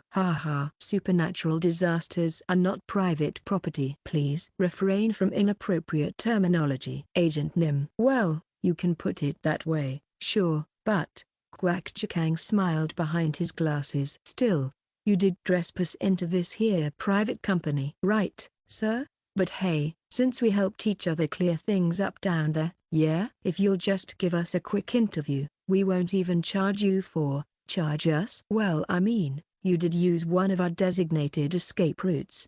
Things like data usage fees, labor costs, expert consultation fees. You're a government agency, so surely you're not planning to dine and dash. Honestly, I wouldn't have been surprised if Agent Bronze introduced his fist to Quack Chakang's face right then and there, but shockingly, he didn't get angry.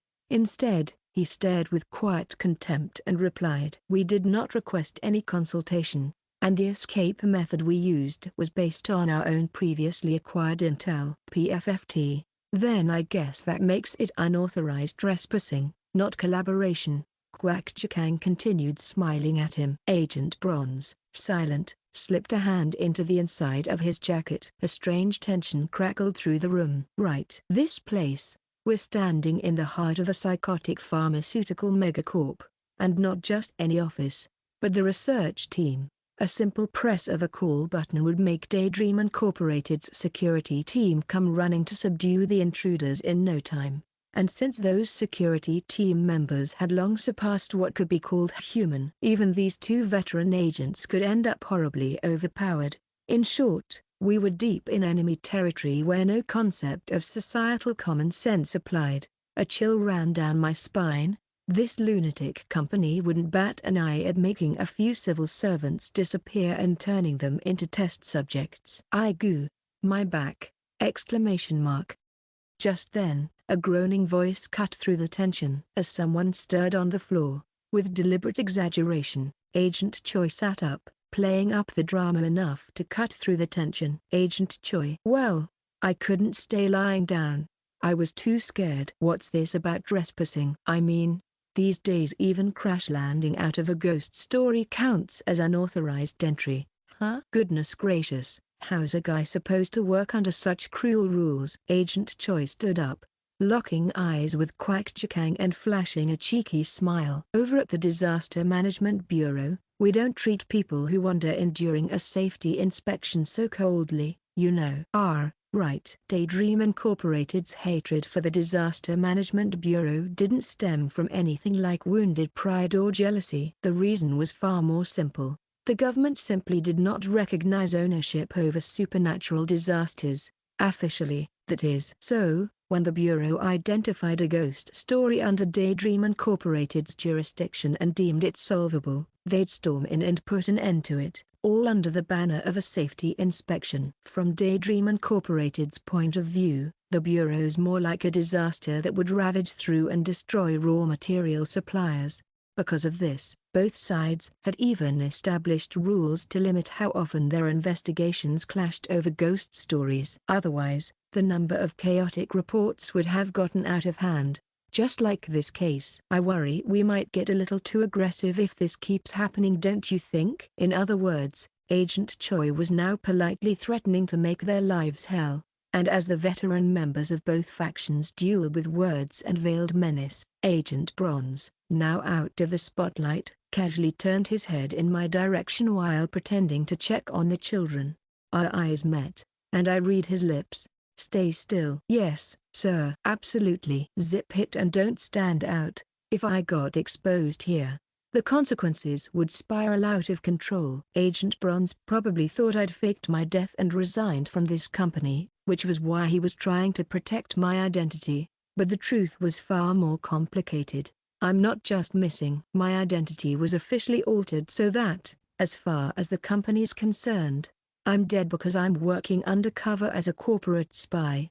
If the research team found out who I really was, and that information reached Director Ho, I couldn't even fathom what might happen. And if Director Chong, who thinks I hit her on the back of the head and ran, found out Kim Solium was currently inside the company. Gulp. I'm dead. No, worse than dead. This was a ghost story, after all. I absolutely cannot be exposed. So I naturally blended in among the children, doing everything I could to hide my presence. Meanwhile, Agent Choi's subtle threat, basically, keep this up and we'll keep crashing into your jurisdiction with inspections, was gradually leading the conversation toward a conclusion.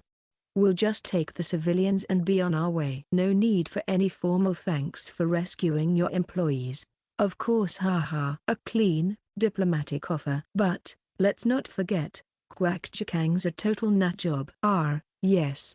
Of course. Always so busy, working for the good of the citizens. I understand completely. He spread his arms wide, holding a file folder. Then by all means, take only the civilians! Exclamation mark. Quack Chakang started walking toward us. I quickly lowered my posture and bowed my head, pretending I was still unconscious. Footsteps. Tap, tap. They drew closer. Then, right above me. But these contaminated ones here, no matter how you look at them, they don't seem like proper, functioning members of society. Shit. Why? Look right here. Gills instead of ears. That's not something a citizen should have. And this one has an extra arm. This one over here, a gaze, is missing his right arm. Goosebumps raced up my back. Oh, of course, it could just be a poor civilian who lost it in an accident, but we won't know until we run some tests, right? His voice turned gleeful. Since they're all heavily contaminated, we'll go ahead and examine them, sort them, and make sure only true citizens are safely sent home, and if they aren't citizens, the company would handle it themselves. So, dear government agents, I'm sure you've got plenty of other things to do. So why don't you clock out and go home now, Tilda? At that moment, it seemed Agent Bronze's patience snapped. Cut the nonsense. Nonsense? Damn it. I'm just saying, it's unclear whether these fall under the jurisdiction of the Disaster Management Bureau, and if you keep pushing. Hey, let's ask our own staff. Hey, Assistant Manager Jin.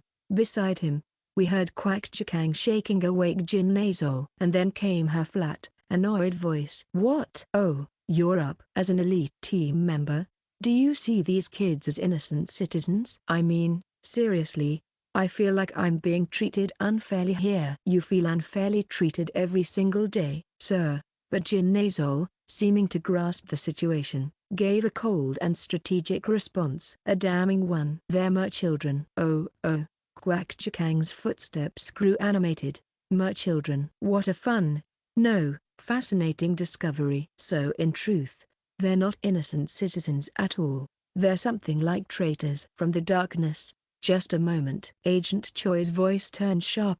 That is a matter for the Bureau to decide. A private company has no authority to make that call independently. Especially, even though I couldn't see it, I could feel it. You, personally. Pressure. Haha, looks like we have a difference of opinion. Clap. Quack Chakang started to applaud. Then took a step back. You're right. Maybe I acted a bit rashly. So then, why don't we all take a little break and talk again after we've cooled down? The two agents seemed to be calculating their next moves. This was a precarious moment. No, this can't escalate further. Getting out of here as smoothly as possible without any conflict was the best outcome. If hostility boiled over here, especially with everyone already drained from escaping a ghost story, no one could predict what might happen. And so, we're always open to conversation. Phew. We'll just rest here with the children. Come back when you've organized your thoughts. Haha. Got it. The agents sat right where they were, making it clear they would not take their eyes off the children, and perhaps realizing he had no leverage at the moment, Quack Chakang finally stepped away. But there's no way that's the end of it. I opened my eyes naturally. At some point, agents had moved closer and now sat beside me as if we'd relocated together by chance. They were talking, clearly for me to hear. How long will it take? Dunno, maybe half a day at most. Agent Choi's voice was laced with a relaxed sigh. Not the first time we've seen a guy like that. Let's just wait here a bit until backup arrives. Thank God. It seemed like we'd successfully created a window to contact the Disaster Management Bureau and get their support. The problem was, excuse us for a moment, we've got some procedures to handle. That the research team would try every trick in the book until then. I cracked one eye slightly open and watched someone approach the group. A sleep-deprived researcher with deep eye bags and glasses was tending to the field exploration team staff, getting them treated and guiding them toward the interview room. Li Yinhua, Assistant Manager, Research Team 1, the name tag matched a researcher I remembered reading about in the Dark Exploration records. Which meant one thing: she's notable enough to have her own wiki entry. And her notable trait was, she was one of the rare few in Daydream Incorporated who actually cared about research ethics, the kind of researcher whose attitude made that clear. If this had been under different circumstances, I might have even felt glad to see her. But not now. Not when she'd almost certainly been sent by Quack Chikang on purpose, to lower the agent's guard. I think both the kids and the agents should really receive some basic first aid, especially the children. They're suffering from severe blood loss, and a few seem to be in shock. It wouldn't be easy to refuse, right? After the bureau agents confirmed that the researcher meant no harm, they scanned the recovery potions she offered with their equipment and gave a reluctant green light. Of course, they didn't drink it themselves, but since the kids had just gone through things like ripping off their own tails, the urgency of the situation forced them to allow it. Drink up. Naturally, a potion made its way to me as well. One of the standard issue red recovery potions stocked in their infirmary. Been a while. I reached out with both hands, only to remember one of them was missing, so I just accepted it with my left hand. Instead of drinking the potion though, I just pretended to, while secretly funneling the liquid into the tattoo on my wrist. That guy might have recognized me and spiked it with something strange. Even if that wasn't the case, the researchers could have tampered with it for research purposes. I definitely saw it. While handing out potions, some of them had exchanged signals and deliberately chosen different bottles for certain children who seemed unusual. It's a real healing potion, but something's probably mixed into it. Call it paranoia, but it never hurts to be cautious. That's when I noticed something else. As I moved, I suddenly felt the presence of an unfamiliar object tucked into my clothes. The glass lantern. The Dokkaebi flame, now transformed into a glass lantern, was stowed away beneath my coat. If someone caught me with this, it'd be obvious I was an agent. In other words, it would be the perfect excuse for Quack Chikang to lock onto me. That can't happen. Pretending to be a scared little civilian kid, I nestled deeper among the children and tried to subtly stow the lantern into the tattoo, but the Dokkaebi fire inside rejected it violently. It didn't want to go into the tattoo. Damn it. Left with no choice, I used my oversized jacket to cover it up as much as I could. Then, keeping calm, I sat back down and handed the now empty-looking potion bottle to the researcher with a scared look on my face. That's when I locked eyes with Bexaeon, who had just woken up. Acknowledge me and you're dead. Yes sir. That was the gist of the unspoken exchange. Bexaeon turned away quickly, one eyelid twitching. Honestly, he'd probably imagined ratting me out and getting a promotion. But he won't move recklessly. He still wants the item he was promised. He's the type to calculate every gain and loss. I remembered the conversation we'd had right before the escape, when I used Bexaeon as a ride to read their Necronomicon. If you do it right, it's yours. And how his heartbeat had quickened with greed. Good. I could stay quiet. I sat still, quietly observing the dazed and traumatized children around me, letting time pass uneventfully. But then the D-Squad has returned. A new voice rang out as someone entered the lab. I instinctively looked up. You're back. Yes. An emotionless voice. And a white lizard mask. The squad leader. It was Section Chief Lee Jaeon. 164, Chapter 164. It's actually him. Squad leader. Since when did that white reptilian head and those vertical pupils start making me feel so relieved I could cry? I almost jumped to my feet when I saw the lizard wearing the lizard mask. Of course, it's not exactly the right situation to be feeling that happy right now. Still, the memories of being super saved by the physically strongest in those insane ghost stories were just too vivid. Anyway, Chief Lizard, who seemed to have just returned from the darkness, was now starting his report to the research team. It took 3 hours and 24 minutes to clear. Section Chief, Now might not be the best time for details, ? There are outsiders present. The research team gestured towards the office, now thrown into chaos. Nearly 30 injured children, a handful of government agents, and even the groaning Daydream Incorporated staff lay scattered around the space. I see. Even though Section Chief Lee Jae-yeon would have just seen, as usual, a room full of civilians instead of employees after clearing the darkness, there wasn't a trace of disturbance on his face. Typical of the lizard that was him. Really, what bothered me, though, was that no one else had followed in after him. Their researcher definitely said the D-Squad had returned, but Section Chief Lee Jae-yeon was alone. Don't tell me the new hires all died in an instant? Whatever my doubts, the interactions among Daydream Incorporated employees continued. Section Chief, the Dream Essence Collector, if you could bring it over this way. Yes, thank you. If you could just wait for a moment. With the mermaid grave cleared, it was the first thing that needed to be handled. After handing back the Dream Essence solution to the researcher, Chief Lizard looked around the unusually crowded research team area, as his gaze swept the room. Those blood-red eyes locked onto me. No way. Did he recognize me? But soon, the gaze moved on, and Chief Lizard silently walked into the center of the office and sat down on a meeting sofa. That meant he'd just walked in and sat right among the blood-soaked, contaminated children without batting an eye.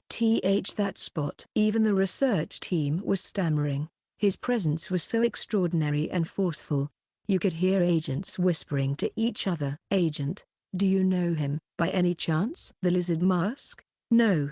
But if I'd seen him even once before, I'd never forget him. Agent Choi also seemed to be seeing him for the first time. That made sense. Section Chief Lee Jae-yeon, or rather Employee D, was a character who would first appear when the dark exploration records got bigger and anomalous choke clears became acceptable amongst the community.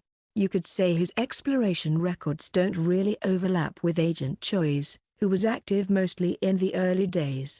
Even the kids who'd just received first aid and regained their energy were sneaking glances at the man in the lizard mask. It would have been nice if things had just ended there, but as time passed, the number of kids who'd regained their energy kept increasing. So, excuse me, are we going to see my mom now? I wanna go to the bathroom. Subin is hungry. The relatively uninjured kids started looking around and then began raising their hands to speak. Even though they'd had horrific experiences in the Twinkle Twinkle Ocean Palace, because it was all inside that fairy tale-like hallucination, they hadn't lost their innocence.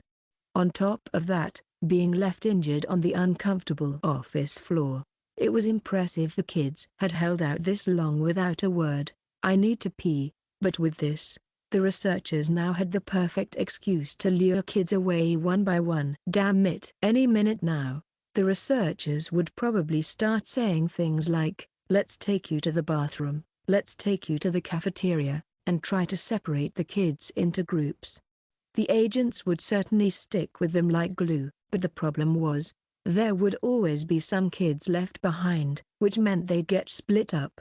If the agents are separated one by one, it'll only get harder to deal with the Daydream Incorporated employees. As it was, the agents were already at their physical limits, covered in bruises from head to toe. This obvious setup wasn't lost on the agents either. Their expressions had grown subtly colder. If that's the case, there's no other way. We'll have to make the first move. And the safest employee here is, only I know that. Holding back a sigh, I whispered to one of the kids who said they wanted to go to the bathroom. Really? Do you know where it is? Yeah. With that, the kid shot up and shyly grabbed the pants leg of someone nearby and asked, excuse me, Jesse, where's the bathroom?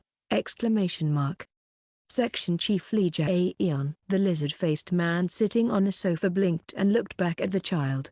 Kids, just a moment. Before Agent Choi could say anything, I egged the other kids on.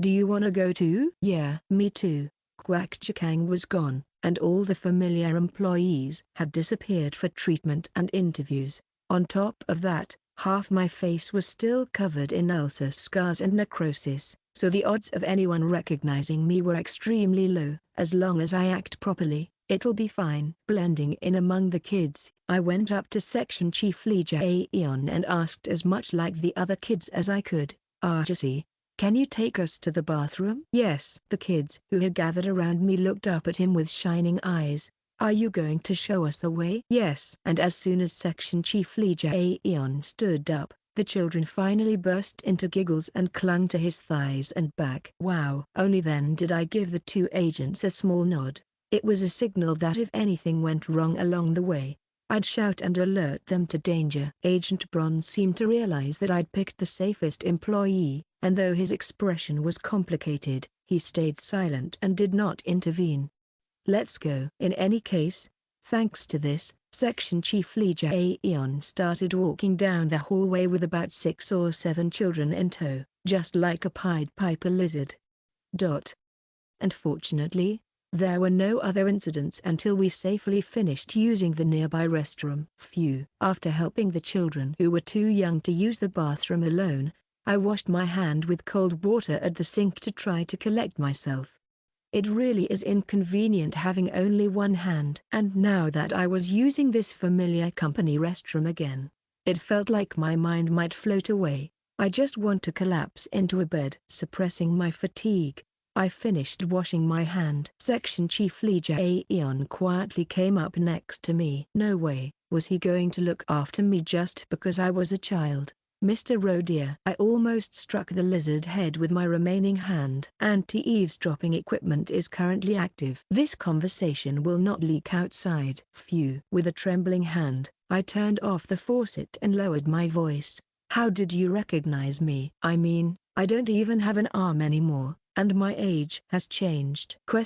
Yes, you have been determined as the same person through the change in age and loss of limb. Let's just move on. He's a reptilian alien who fires holy bomb barrages, so maybe he has other methods of analysis. Anyway, thank you for your help.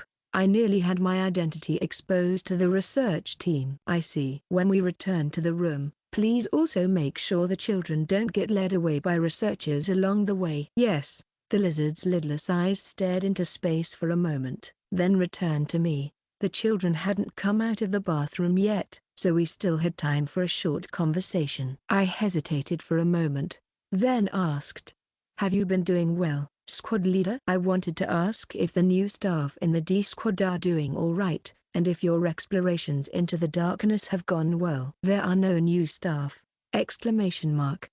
Currently, the D squad is assigned to single-person entries into darknesses, and there are no unusual incidents. I see. So Lee Jae-eon was working alone. He's been left in the lurch. Just when the squad had been promoted to an elite squad and was about to start trial operations, the person who'd been promoted and transferred, went missing and was declared dead. In the end, the D squad was left dangling like a kite with its string cut. So even if the company had been dragging its feet for months, not knowing what to do with the squad, it wouldn't be strange at all. But because it was so realistic, my mouth felt even more bitter. There must have been a lot of rumors. Even if Chief Lizard was the type who didn't care about things like that at all.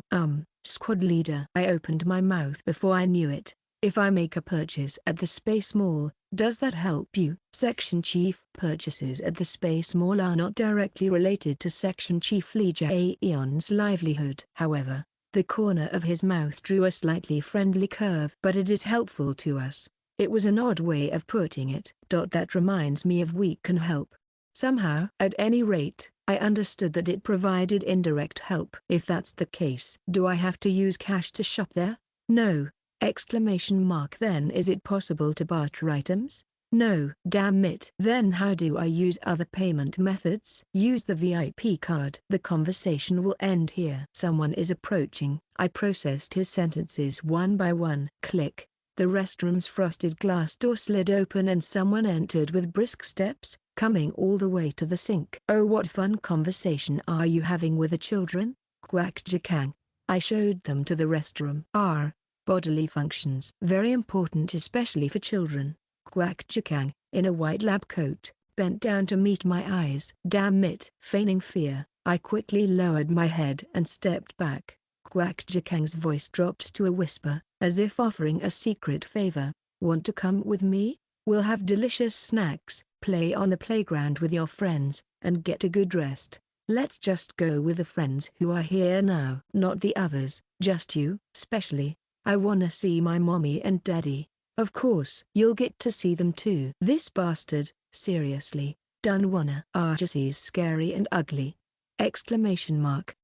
Hearing the children coming out, I hid behind Section Chief Lee Jae-yeon. Scary? What's wrong? Why? He's scary. I guess that She's scary. Children are quick and easy to influence. The mood shifted in an instant, and all of them hesitated, then rushed behind the kind She to get away from the scary She in the white coat. No, I might not look as good as Section Chief Lee, but still, I have my own. This is embarrassing. Seeing the lizard with all the children clinging to him, Kwak Chakang scratched the back of his head. There was a flash of regret and obsession in his eyes. Section Chief Lee, if you're thinking of trying to lure the kids, ? You should know your place. Clicking his tongue, Kwak Chakang eventually turned around and left the restroom. Creak. The moment the bathroom door closed, a few of the children let out involuntary sighs of relief. I had a thought. Maybe the children weren't just reacting to the mood, but instinctively sensing someone harmful. Let's go. Okay. Section Chief Lee Jae-yeon once again became the pied lizard and led the children back to the lab. The agents, who had been nervously watching the door, finally let out short sighs of relief, and the suffocating tension eased just a little. Thank you. I gave Section Chief Lee Jae-yeon a small, inconspicuous bow of gratitude, and he, still wearing that expressionless reptilian face, sat on the sofa and continued to stand guard. And about an hour or two later, staff of the Disaster Management Bureau have arrived. The backup we'd been waiting for had come. What happened afterward went more smoothly than expected. As soon as Agent Choi's urgent message was received, the Disaster Management Bureau dispatched rescue vehicles and came to Daydream Incorporated, and with everything ready to escalate, even the research team had no choice but to step back. We'll just take a simple sample. That's nothing harmful to anyone, so it should be fine, right? Agent Bronze was about to explode, but in the end, tissue samples from the children were indeed collected. They're just scraping some from the cut tail stumps. That much wouldn't harm the children. What concerned me a bit was that they also took some of my own flesh. I'll have to contact Director Ho quickly to make sure it gets handled. The important thing is, wow, we were finally free from the ghost story. The kids are all asleep. The children had all fallen asleep. Loaded into the ambulances sent by the Disaster Management Bureau, the kids were quickly transported to headquarters. There, they were cleaned up, treated by medical specialists, changed into clean clothes, and given a meal. Only after that, maybe due to all the accumulated fatigue from their spectacular ordeal, did they finally fall sound asleep. Thank goodness. Of course, the agents were finally able to take a hot shower and get a meal. Grapes finally turned back into an adult, too. The same went for me. Thanks to a quick recharge from the Doc B flame, my right arm was restored, and my whole body returned to its original adult male form. I sank into the sofa, feeling a rare sense of stability. For some reason, the lounge of Black Tortoise Team 1 felt more comfortable than ever. Then again, it always did feel like a cozy school club room, so maybe it was only natural. You never know what that company might try next. I know. In my drowsy state, I caught bits of the agent's conversation beside me. Agent Bronze seemed suspicious that Daydream Incorporated might try something else. We got a call from the analysis team, by the way, about the drugs the kids were given. Apparently, some bottles had a daydream potion mixed in. The kind that makes you fall asleep and get transported somewhere else. Exclamation mark. My mind snapped awake. I did notice they were selecting certain bottles for the more heavily mutated kids, so I was keeping an eye on it. Have those all been removed now? Of course. Phew. Agent Choi patted me on the shoulder. Grapes, you really did well earlier. You even managed to make that not yet in on the conspiracy staff member take you to the restroom for real. Yes. At that, Agent Bronze was trying desperately not to meet my or Agent Choi's eyes, even by accident. Thank you, Agent. So now, we should go get that fixed, right? Agent Choi suddenly pointed at me, or, more precisely, at the half of my face still bearing the traces of ulcers. Right. Even after returning to my original appearance, the signs of infection hadn't disappeared.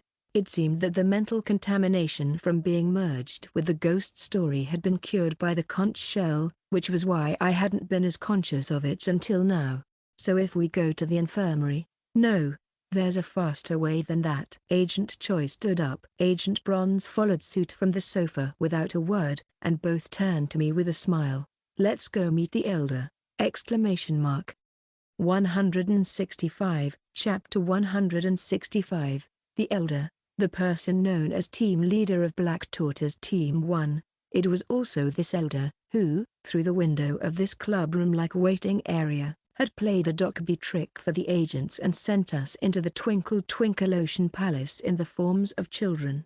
They can't possibly be human, I'm almost certain. So I expected that we would probably visit the elder by performing some magical ritual through the window in the waiting room. But things didn't go that way. All right, let's go carefully. Tack. We traveled by car? Question mark.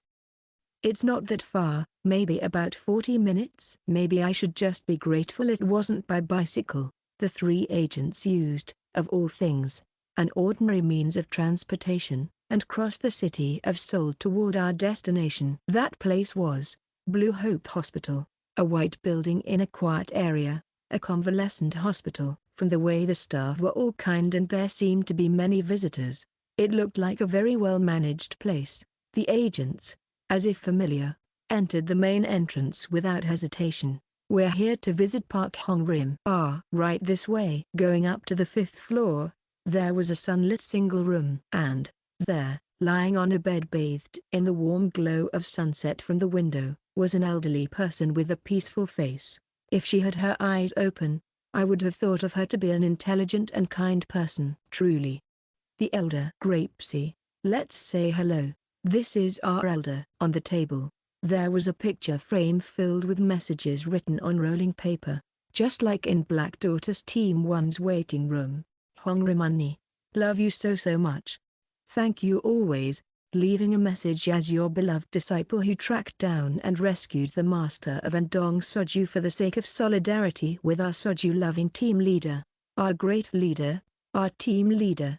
Traces of people, Grandma, Huh? Just then, a student entered the room in a hurry and was startled to see us. Hello, agents. Hey, Yeji. Good to see you.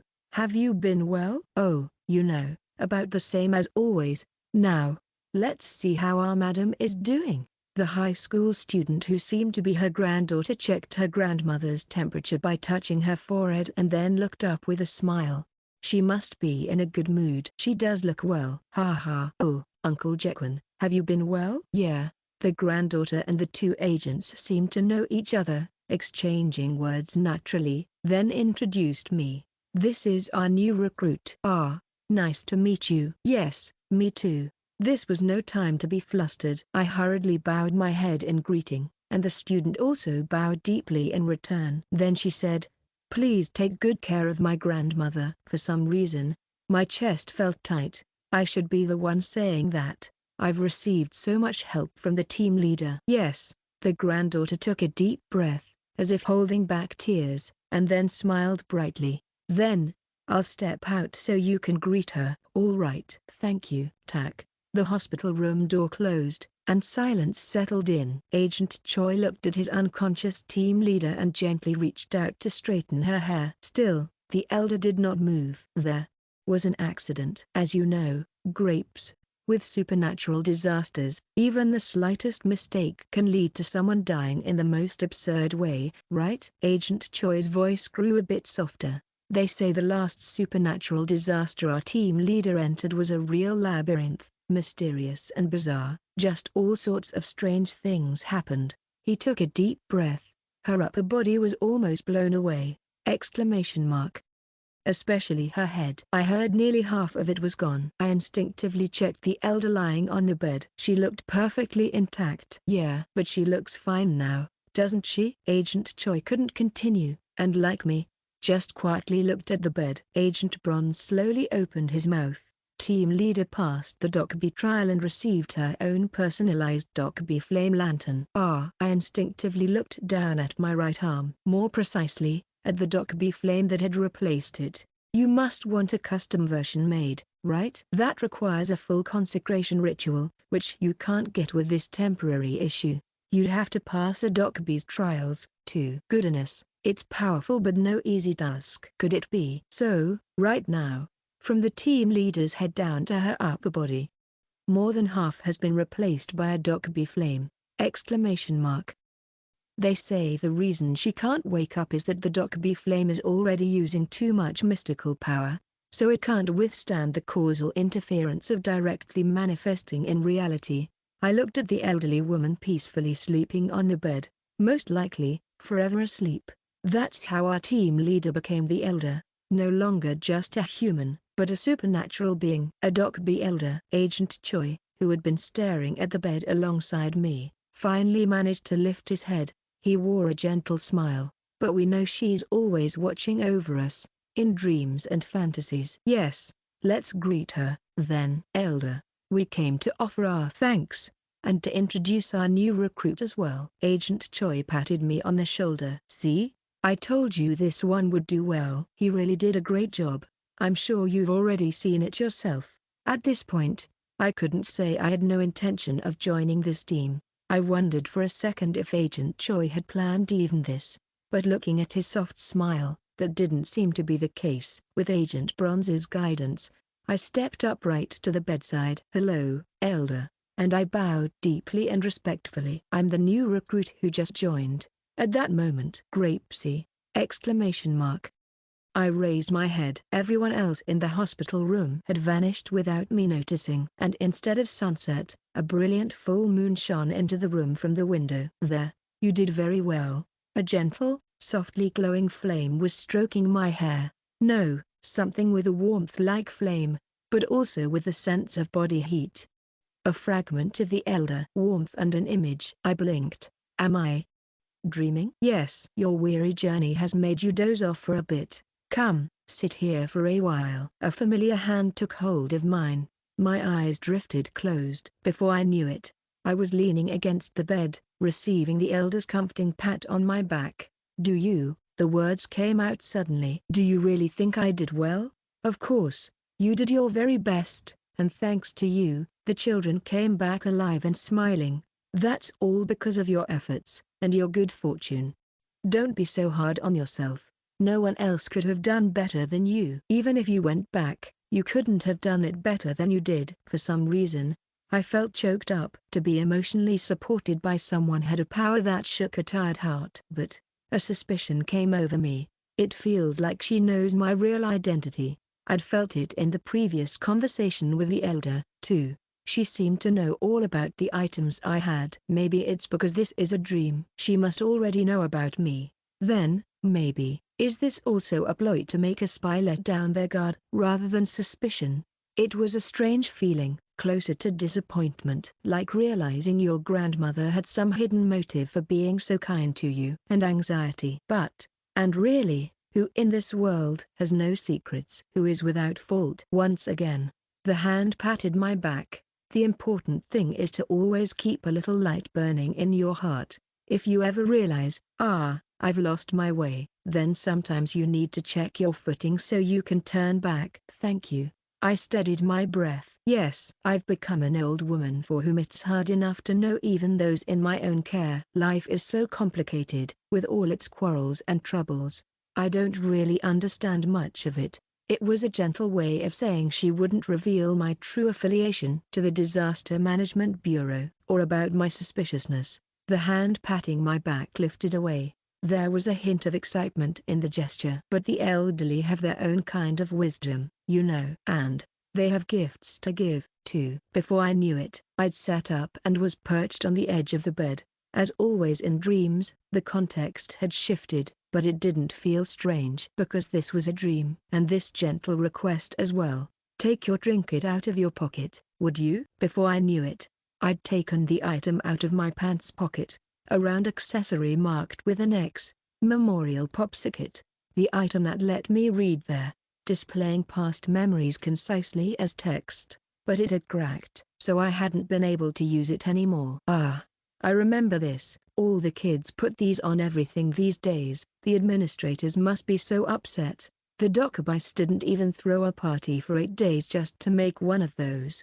The hearty and kindly laugh. But this one is a little different, I think. Let's see. The elder put on her reading glasses and peered at my popsicle. In the crack of the popsicle, the adhesive left by the government agent pretending to be a Dockerby in the Dockerby workshop was still there.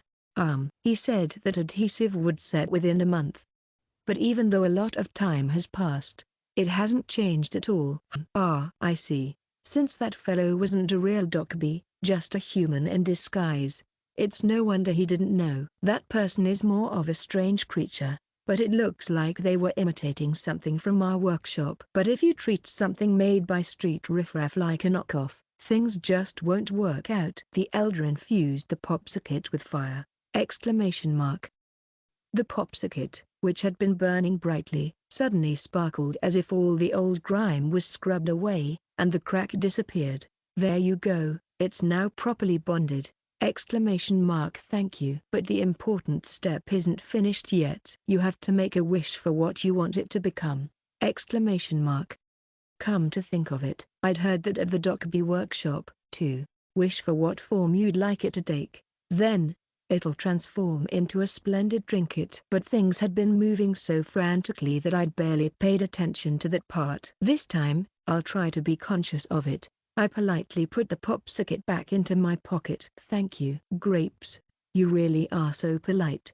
I could feel a look of fond satisfaction. She patted my head again. It felt as if the warm fire seeped into my entire body, burning away all pain and contamination. This old woman would love to give you a dried persimmon, but it seems our time is up. Your drowsiness is wearing off. I opened my eyes. Before I knew it, my head was nearly bumping into the bed in the hospital room, and I reflexively straightened up. A person startled awake from a nap! I quickly raised my head. I saw the 2 agents looking back at me, smiling, and the elder, still lying sound asleep in bed. Did you greet her properly? Yes. The clock in the hospital room showed the same time as when I'd entered. I had literally just nodded off for a moment, and even in such a brief nap, a dream had visited. I looked down at myself. The tumors and ulcers that had sprung up across my body were all gone. Thank you. I bowed deeply toward the sleeping elder. The agents smiled and patted my back. Then we'll come again next time, elder. I followed the 2 agents out of the hospital room. The elder, still peacefully sleeping with her eyes closed, seemed to be seeing us off. How was it? She's a wonderful person, isn't she? Yes. Told you so. We're really lucky when it comes to people. Our team maybe Grapes also got some luck with superiors. This time, Agent Choi's confident assurance didn't feel annoying at all. I slipped my hand into my pocket. I could feel the popsicle, now perfectly fixed. For now, just rest well. Think about things like the report tomorrow. The site cleanup unit already went, and all the kids are asleep anyway. Please get home safely. Yes. Thank you. I bowed my head and thanked the 2 agents as well. They rode off across the road on the bicycles they'd brought with them. Only after they'd disappeared did I raise my head. It was amazing. At least I gained something from all this. I never expected to get the memorial popsicle repaired like this. So, does that mean I'm supposed to make a wish until it activates? All right. Now what I have to do is contact Director Ho.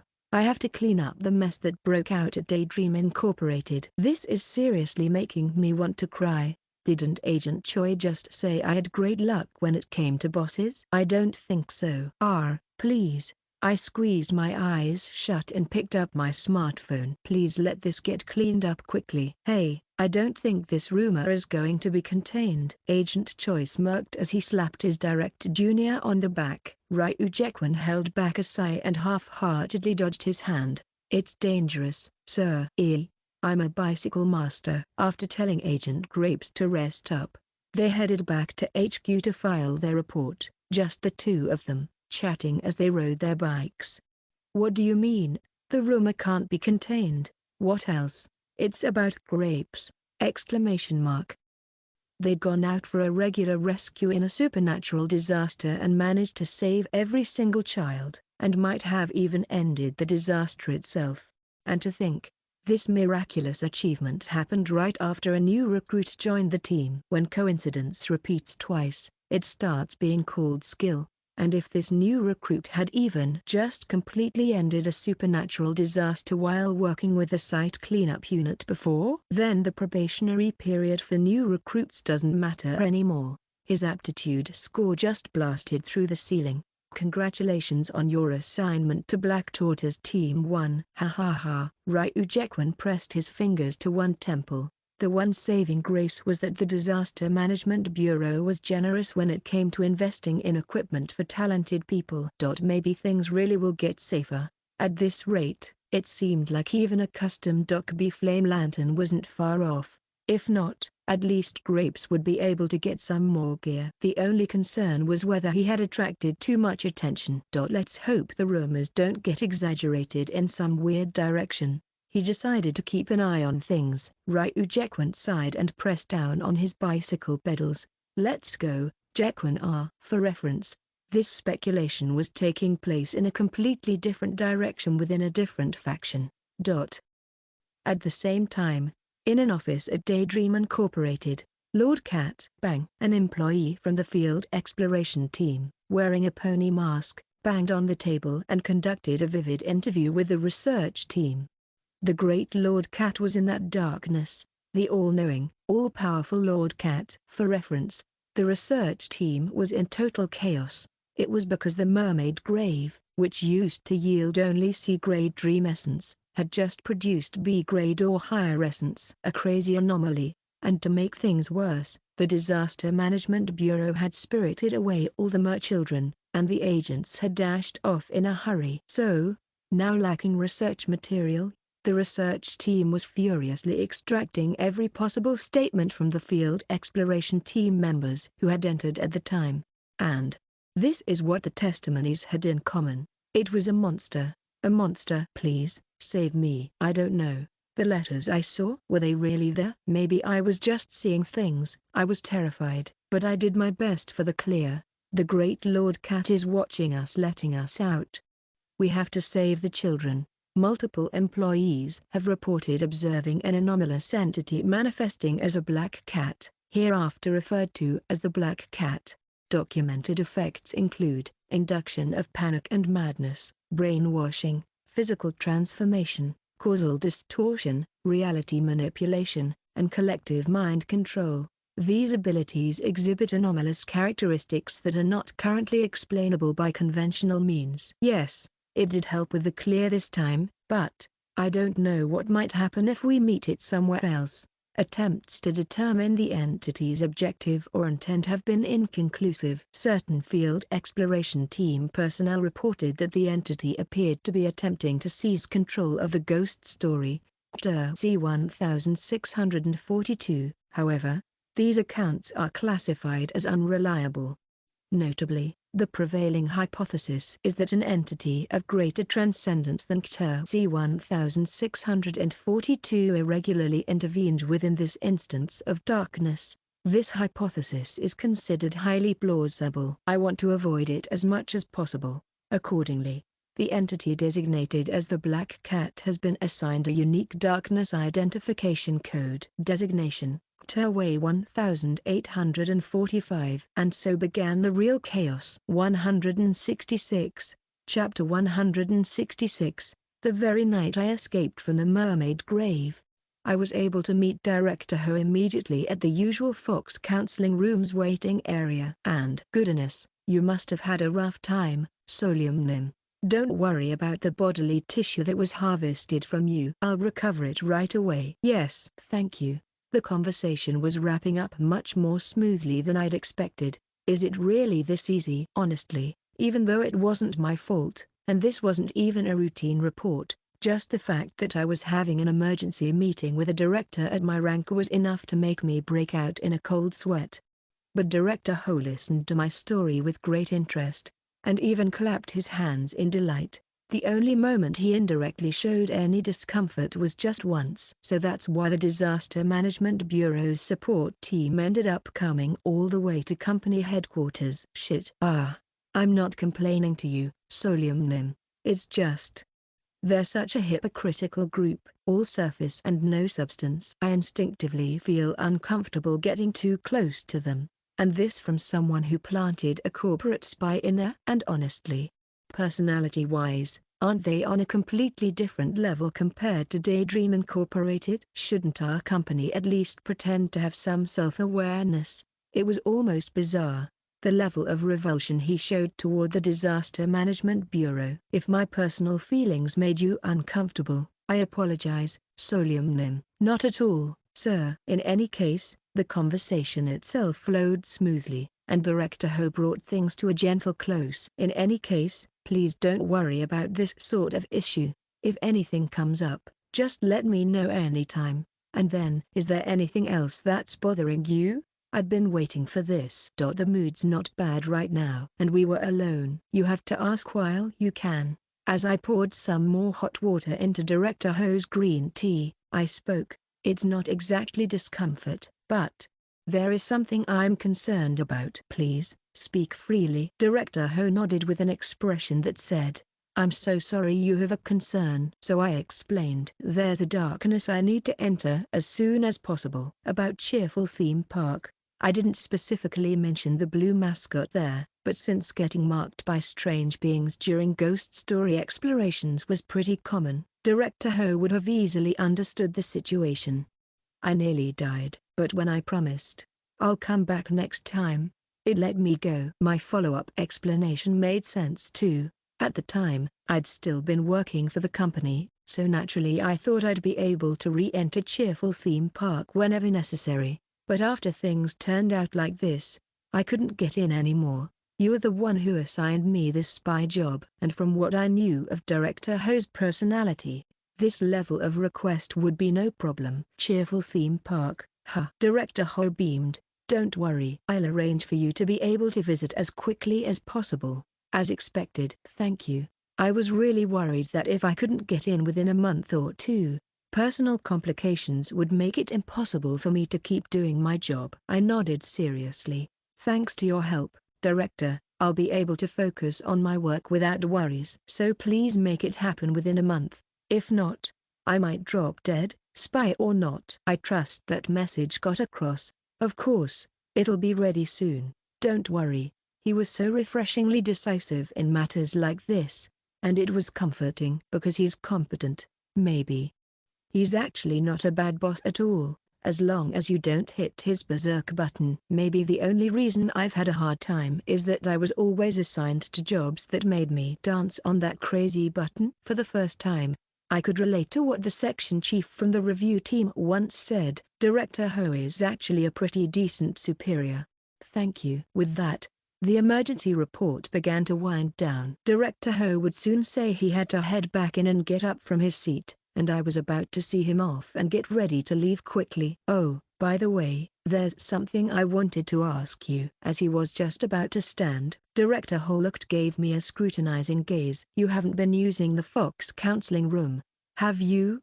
If you use the counseling room, you don't have to worry about running into other employees. I'd really like you to use it actively and heal your contamination and psychological trauma. Like hell I will. No matter how I look at it, this place feels like it's connected to you. Just look at how the place is always coincidentally on break whenever I come to make a report. At this point, I could believe Director Ho pays commissions to the counselor to steal information from the employee sessions. One thing's certain, this space, this ghost story, is definitely under Director Ho's authority. That's exactly why I'd been deliberately avoiding the Fox counseling room. It's just too awkward. Even though the last time I had a session there, it was actually very helpful. And besides, the Elder had just burned away all traces of my contamination, so I probably don't even need to go now. But since I couldn't say any of that out loud, I just nodded my head. Yes, I'll try. But this space, including the Fox counseling room, is still a darkness, and that person isn't a real counselor. So, I was about to finish by saying, I'll keep that in mind, But it's real! Exclamation mark. It's a real counselor. Director Ho's usual gentle tone disappeared. A voice, flat and almost emotionless, came out. Because he's a darkness, he's even more strictly bound by the professional code of a counselor. He knows exactly what he's doing and has the pride of a true expert. So I just want you to know, you can trust the Fox Counseling Room's doctor. Yes. And he's been very concerned about the state of client Kim Solium, too. Tap tap. Director Ho patted my shoulder in encouragement. Then, I'll be heading in. See you again at the next regular report, Solium Nim. Yes, Director. And with that, the emergency report ended. The Fox Counseling Room and Director Ho. And Director Ho was a character not even detailed in the Dark Exploration records. For some reason, I feel like there's more to him that's hidden. I want to look into it further. But yeah, focus on the wish ticket. Let's not forget, never let the means replace the end. Just finish this spy job, claim the wish token, and go home. That's all that matters. In that sense, I might have gotten a little too wrapped up in this Twinkle Twinkle Ocean Palace ghost story, desperately trying to get all the children out safely. Phew, but there was an extra reward. The Dream Essence grade went up. I looked at the Elite Team Collector, which was now full of golden liquid, glittering Dream Essence, B grade or higher. Given that the original Mermaid Grave was a C-rank darkness, this is an irregularity. Maybe dragging out the core of that biological disaster was what raised the grade. It's possible. And while I was at it, I took out the research team's potion I'd secretly stashed in the tattoo on my wrist and squeezed it into a plastic bottle. It was a recovery potion meant to be given separately to children with heavy contamination or foreign elements. If you drink this, you get transported to somewhere the research team set up, right? It's probably one of the research team's experimental spaces, but just in case, I won't throw it away. I'll keep it for now. With a sigh of relief, I returned the potion, bottle and all, into my tattoo. And I rummaged through the space again. Good thing all the items in the tattoo subspace are kept separate from each other. If not, I might have gotten this tag card contaminated too. I am a space shopping mall VIP. Special gratitude cells included. I even found, tucked away in the tattoo, the golden card I'd gotten a few months ago, hand-delivered by an alien shop's delivery tentacle. The VIP card that Section Chief Lee Jae-eon mentioned is probably this, right? I examined the card letter more closely, running my fingers over it. Then, inside the slightly thick cardstock, I could feel something thin layered inside, exclamation mark. Carefully, I peeled back a layer of the card paper, and inside, a small, chip-like object appeared, sealed inside. It looks like a SIM card. There was a sticker in rounded font attached to it. Sell meal anywhere. Healthy and peaceful purchase. Fast connection to a customer service agent guaranteed. Please, just hire a professional translator. Meal. So this chip is a cell, and I'm supposed to eat it? Healthy and peaceful purchase? Somehow this reminds me of Talking with Chief Lizard. It's the sort of translation error you get when someone isn't familiar with modern culture. Still, I decided to try using this cell if it ever comes down to it. Chief Lizard isn't the type to endanger others with lies or tricks. After all, if anything, it's more reasonable to worry about my head getting smashed by brute force. All sorted. I finished the accounting and raised my head. Anyway, for now, I have the most convenient usable items on hand, so I'll use those up first. Cheerful Research Institute's potion. Right. At this moment, I was back at the research lab hidden beneath a manhole cover in the middle of the night. It's even scarier at night, but the dream essence in the dream incubator, sparkling in a dazzling hue, made it a bit better. 001281313. I injected all the B-grade dream essence I obtained this time into it. The number increased.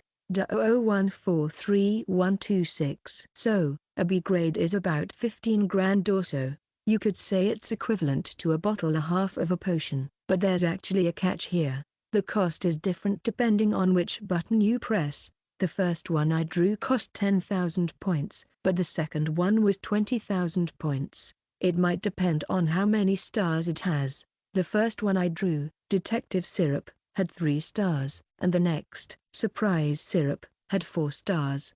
These stars, they definitely represent a difference in performance. The 4-star potion even worked, if only briefly, on a biological disaster, but if you convert it 1-to-1 with Daydream's welfare points, these potions were still more expensive than Daydream's. Maybe it's just that this dream incubator is an early model and not very efficient, but on the other hand, it seemed to produce more potent syrups, closer to raw essence, than Daydream's potions. In any case, you don't know how much will be deducted until you press the button and draw a potion. Not very user-friendly, was it? It would have been nice to have research logs or something. The security sergeant said he'd look into it for me, but there's still no special news. I'll wait a little longer. There might be more functions hidden in this dream incubator.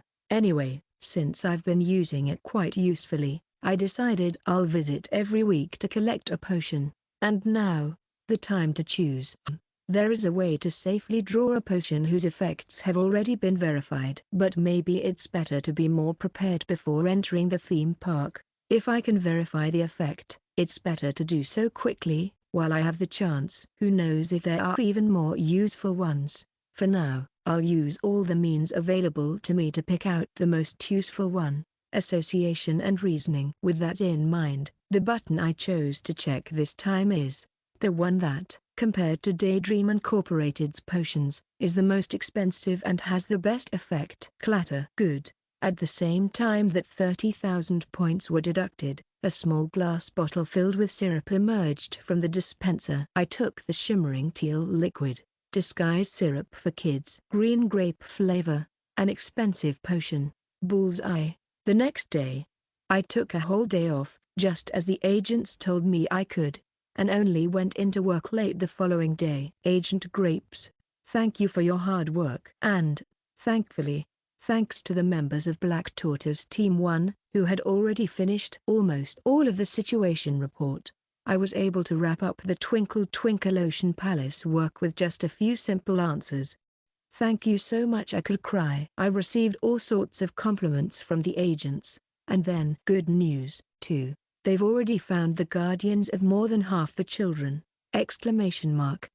Since the entry method was so unique, it looks like there were a lot of similar cases already in our database. There were no cases of rescued citizens vanishing, either. As of 7 p.m. last night, we've confirmed all rescues. The faces of the Black Tortoise Team 1 agents speaking glowed with rare delight. I probably wasn't much different. And, want to hear another piece of surprising news? Someone on a neighboring team found a younger sibling who went missing back in 1989! There are quite a few agents here who signed up hoping for just that. To find missing family.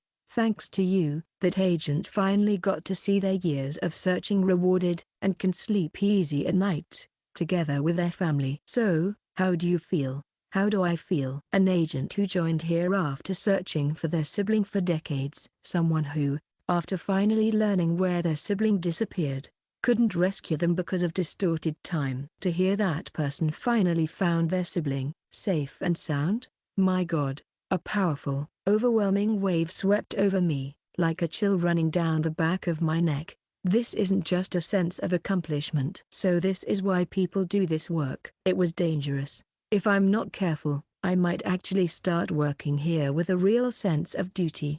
No. I gripped my once missing right hand tightly. I have to go home. That has to be my only goal. Already, I've survived more brushes with death than I can count. For someone who used to only experience ghost stories as content in a world without them, there's no way I can live here with my sanity intact.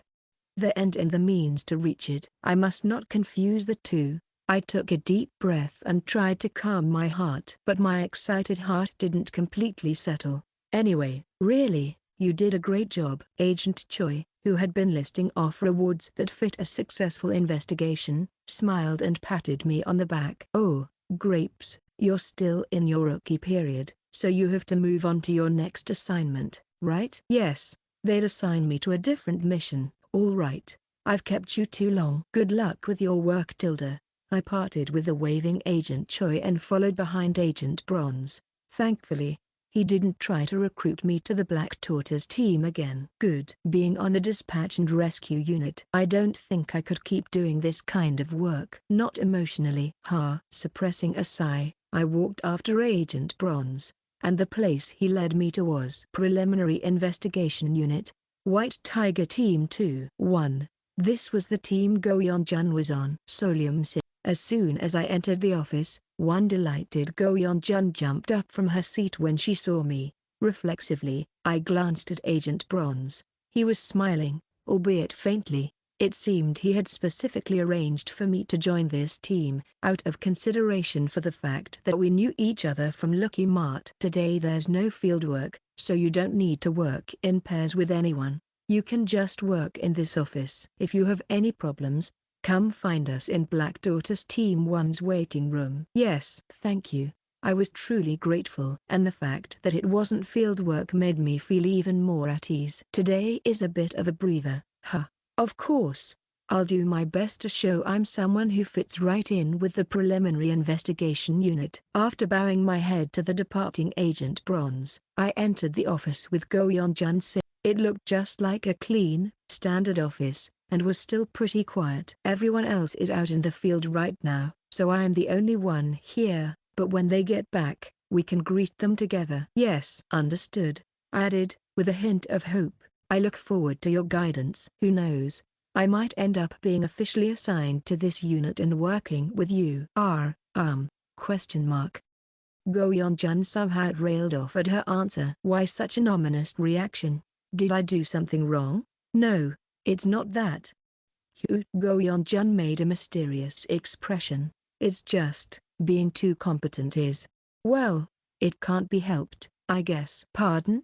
Here, would you take a look at this? I took the phone Go Yeon-jun handed me. It looked barely used, like it had just been issued for work, and on the screen was, Agent Talk Anonymous Chatroom, a somewhat old-fashionedly named anonymous group chat. Wait a second, is there another group chat that only I'm not in? I heard they usually invite you after your rookie period ends and you get officially assigned to a unit. I see, thank goodness. With Go Yeon-jun's permission, I scrolled through the chat to get a feel for the atmosphere.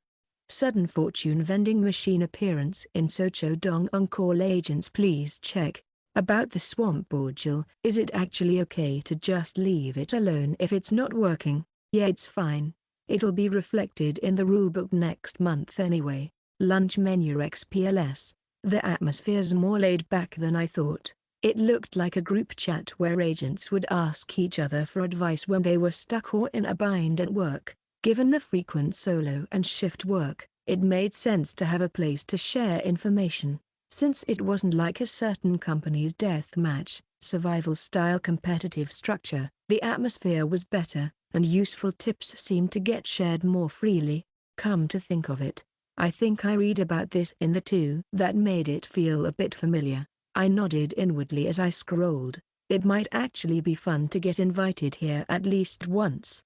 Destruction King Rookie has gone and wrecked another disaster. Wait, is this me? No way. I scrolled down faster to check the latest messages. I heard that Rookie rescued all 30 kids who were trapped in a regular rescue disaster, and apparently demolished the entire city. Wait, for real? I go Black Tortoise Team 1 must be jumping for joy. Wow, if it's at that level it's not a coincidence, that's straight up skill. This person's not ordinary.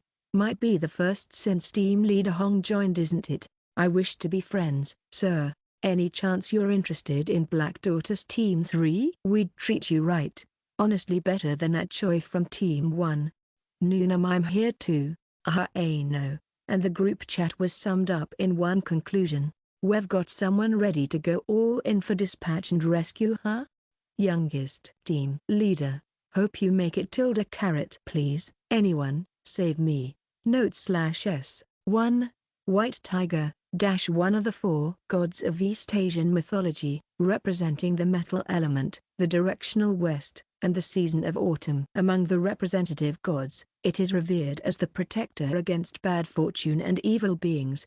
However, it is also depicted as the one with attributes that are particularly unstable. Source: Wikipedia, Namu Wiki. Read more about it over here. https://n.namu.wiki/w/ and here https://n.wikipedia.org/wiki/white_tiger_mythology. 167, Chapter 167. The agent group chat that Go Yeon-jun showed me left quite a shock and a realization. No wonder Agent Choi sent me to work in the preliminary investigation unit so easily.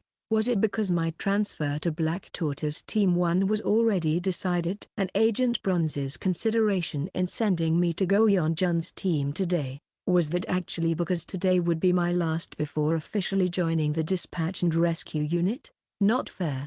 No, if you only look at what's on the surface. The only unusual thing Agent Grapes did was insist on staying an extra day to take care of the children and ended up getting contaminated in the process, right? So I thought I was in the clear, but I guess the fact that a supernatural disaster that could barely be handled by regular rescue was resolved, and I was the only variable, made me stand out. And if that variable's nickname is Destruction King Rookie, does that mean my image is set in stone? I guess so. Solium said, "Are you alright?" I nodded, but maybe I didn't look so good, because Go Yeon-jun's eyes held a hint of worry. It would be weird if I acted too strange. Let's get it together before I come off as too much of a coward. Doing my best to seem calm, I opened my mouth, pretending to be just a little disappointed. The dispatch and rescue unit is a good unit, of course, but I'm really more of a paperwork type than a fieldwork person. So I'm a little flustered. Yeon-jun said, sure. For some reason, Go Yeon-jun's expression looked more troubled. But in the next moment, she began offering me words of comfort, so I guess I was just imagining things. Well, looking at the big picture, it could actually be a good thing. After all, each team has one assigned, ? The agent in front of me stopped speaking unnaturally and pressed the back of her hand where Director Ho had set a restriction! Someone's listening. Pretending to be out of the room, someone is somewhere in this office, listening in on the rookie's conversation. I made eye contact with Go Yeon-jun.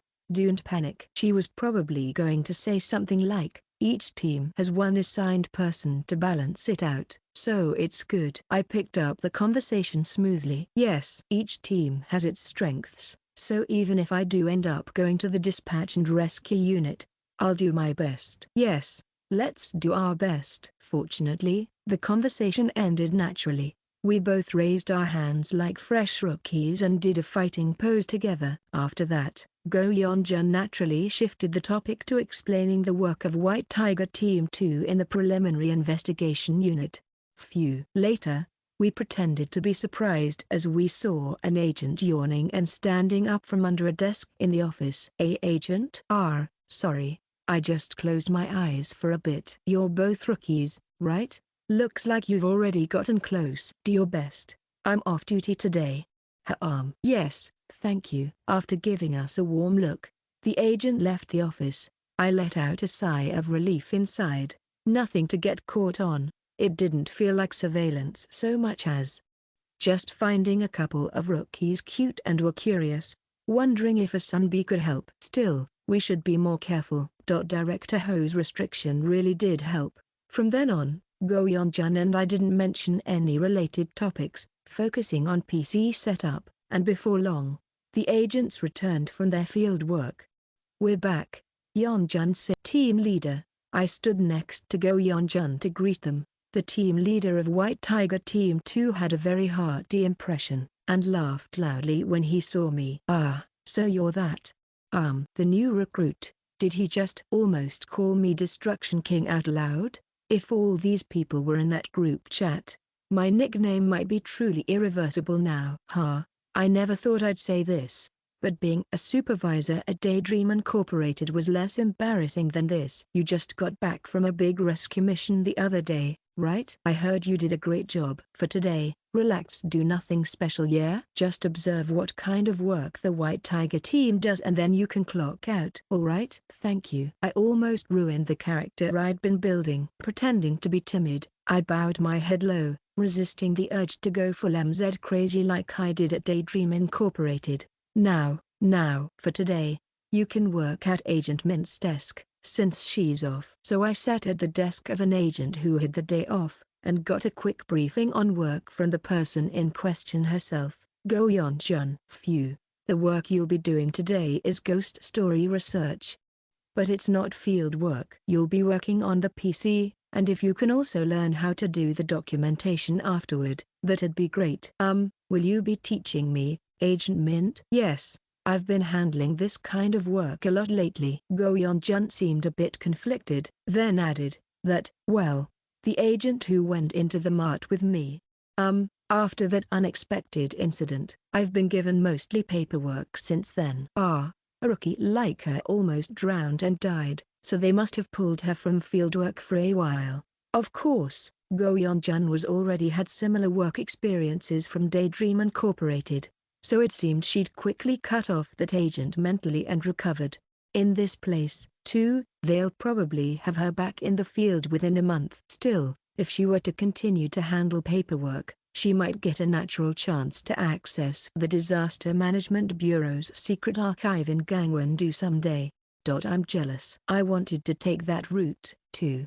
No, it's not too late yet. This time, I'll really make a good impression, and since it's not field work today, it's the perfect opportunity. I'll show just how skilled I am at ghost story documentation. Especially the documentation for the Preliminary Investigation Unit. That's all about tracking and writing up ghost stories. This is work made for me. I smiled as I sat down in front of the computer. I'll give it a try. And so, the ghost story I'll be tracking down information on during my work hours today was, do you know about the red clothes at Exit 4?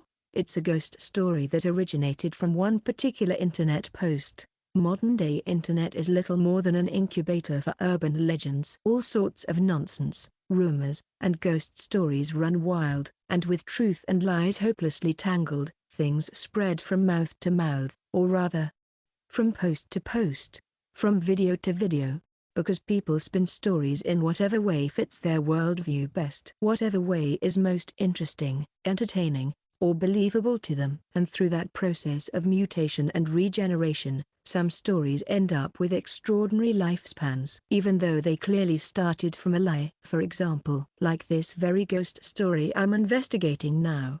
Do you know about the red clothes at Exit 4? Lately, more and more people have reported seeing this next to subway station Exit 4. Photo: a red piece of clothing with the sleeves tied twice. It looks way too clean to have been thrown out, and the color stands out so much that it gives off a weird atmosphere. So people are saying it's for organ trafficking, or someone possessed by a ghost, or the work of a crazy person. But it's appearing all over the place, and it really seems like someone put it there deliberately, which makes it creepier. No one knows what the intention is, but it just feels off. And a lot of people say they felt sick or had nightmares after seeing it. Photo: has anyone here seen it too? This was the most famous version that first appeared 2 months ago.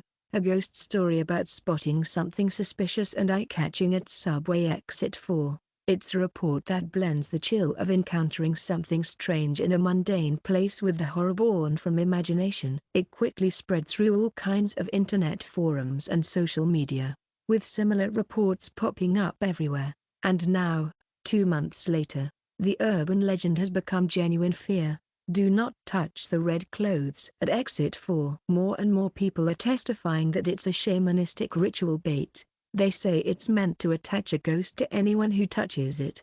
They made it red on purpose to attract people. Don't touch it. Even getting close is risky. It's so the ghost thinks that red clothing is yours. If you're spiritually weak, just looking at it up close could bring you bad luck. Just pretend you didn't see it and walk by. Don't pay any attention. There's someone in the clothes. The sleeves are tied twice. I have a bad feeling if it's the ritual. I know that isn't SMTH a normal shaman word use. That's something you should never leave in a crowded place. Why would someone do that? Do they have a death wish? If you check inside the clothes, I'll definitely find hair or a Jijian or SMTH, right?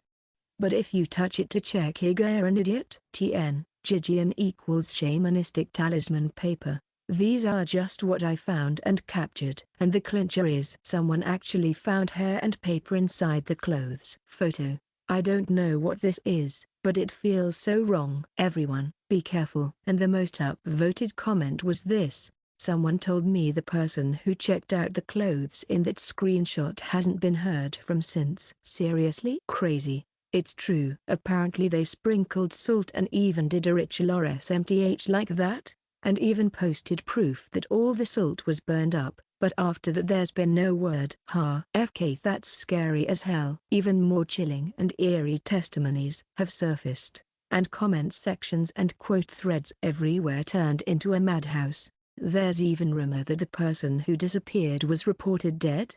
Is that for real? Isn't this about that YouTuber who picked up the red clothes and got hospitalized and kept posting about having nightmares and asking for help? Crazy. This is scary as hell though. Fuck, is there actually no one trying to figure out who's behind this? There's even shamans saying maybe it wasn't a human being who left those behind too. If you've read this far, it really feels like a terrifying twist in a supposedly true ghost story. Even now, red clothes are still being found at subway entrances everywhere, but with no involvement from authorities. Only those who know about it are left trembling in fear, watching more victims appear. But it doesn't die down because it's still ongoing. Another missing person case added. Feels like we should report this. Red clothes found outside Seoul. Photo. Is this a copycat or the real thing? And people who'd been consuming these internet horror stories as casual entertainment were starting to feel the creepiness and horror so close to home that they began considering real-world measures. Law enforcement, even if you report it to the police, they don't do anything since it's just clothes, and apparently, a lot of police who know what it is actually avoid it, especially the older officers. We just don't know, but there must have been cases like this before. Public attention. Can't we tip off the news or SMTH? Tried it, but they just mentioned it as an internet oddity at the end of the morning news, even when I said there was an actual missing person. They just treated me like an overreacting jobless person. And more realistic eyewitness accounts. I tried telling a station attendant, but since it's outside the exit they just said it's not their responsibility. The other day I saw people yelling and fighting over it. Video. Someone stared at the red clothes for a while and then collapsed. Nobody helped, so some elderly person supported them and called an ambulance. But what if SMTH happens to them too? I can't stop worrying. Stop taking photos of the red clothes and posting them online. It seems like it's having an indirect effect too. And finally, this internet urban legend even reached the Disaster Management Bureau. Of course, most of these internet ghost stories are really just a mix of coincidence, misunderstanding, and a psychological desire to believe. At first, the Disaster Management Bureau also approached it that way.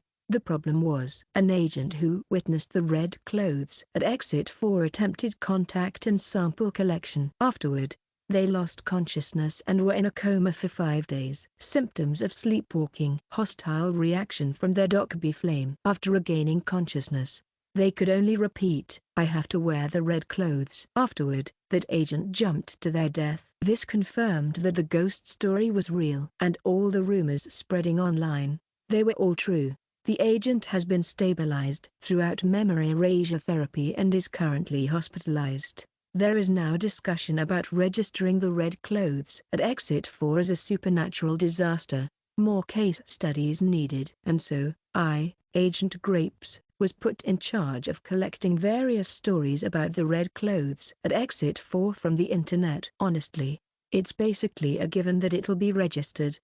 They just want me to grab more supporting material from the internet for documentation.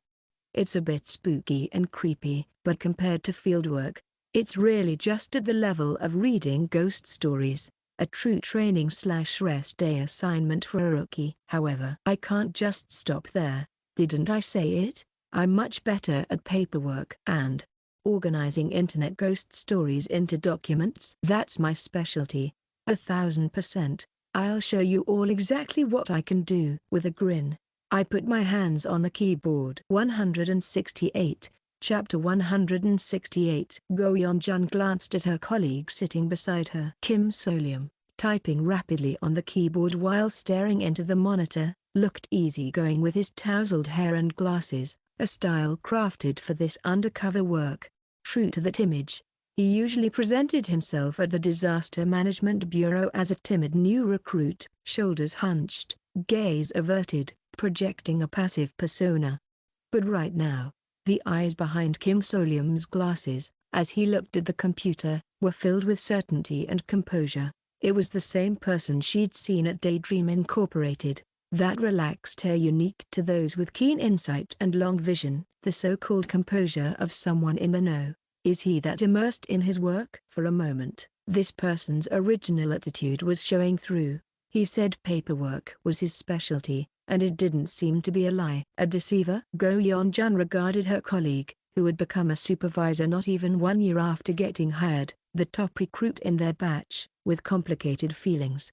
But soon Kim So-lium finished his last task on the keyboard with a flourish and turned to look at her as well. And just as quickly, he slipped back into his crafted passive persona. Excuse me, agent. Would you mind giving this a quick look to see if I'm doing it right? Yes, of course. She might even learn something new. If not, at the very least, she could help her colleague get more familiar with the documentation process. Go Yeon-jun looked at the computer monitor together with Kim So-lium. These are the versions of the urban legend currently collected online by the Disaster Management Bureau. Red clothes at exit 4_current ver. A flood of cases. A red piece of clothing left, standing by itself at the exit. All sorts of chilling testimonies. Ominous and unsettling sightings that seemed straight out of a horror movie, filling the document in posts, comments, and videos. But Kim So-lium continued his explanation without batting an eye. As expected, things like this don't scare him at all. No, it's just that he's strong when it comes to text. First, I classified these witness accounts. I divided those with actual incidents from those without any substance. He sorted the document properly, too. Then an interesting trend becomes apparent. Interesting? It's that real incidents happen after unsubstantial witness claims are posted! Exclamation mark. Look here. If you check inside the clothes, I'll definitely find hair or a jijian or SMTH, right?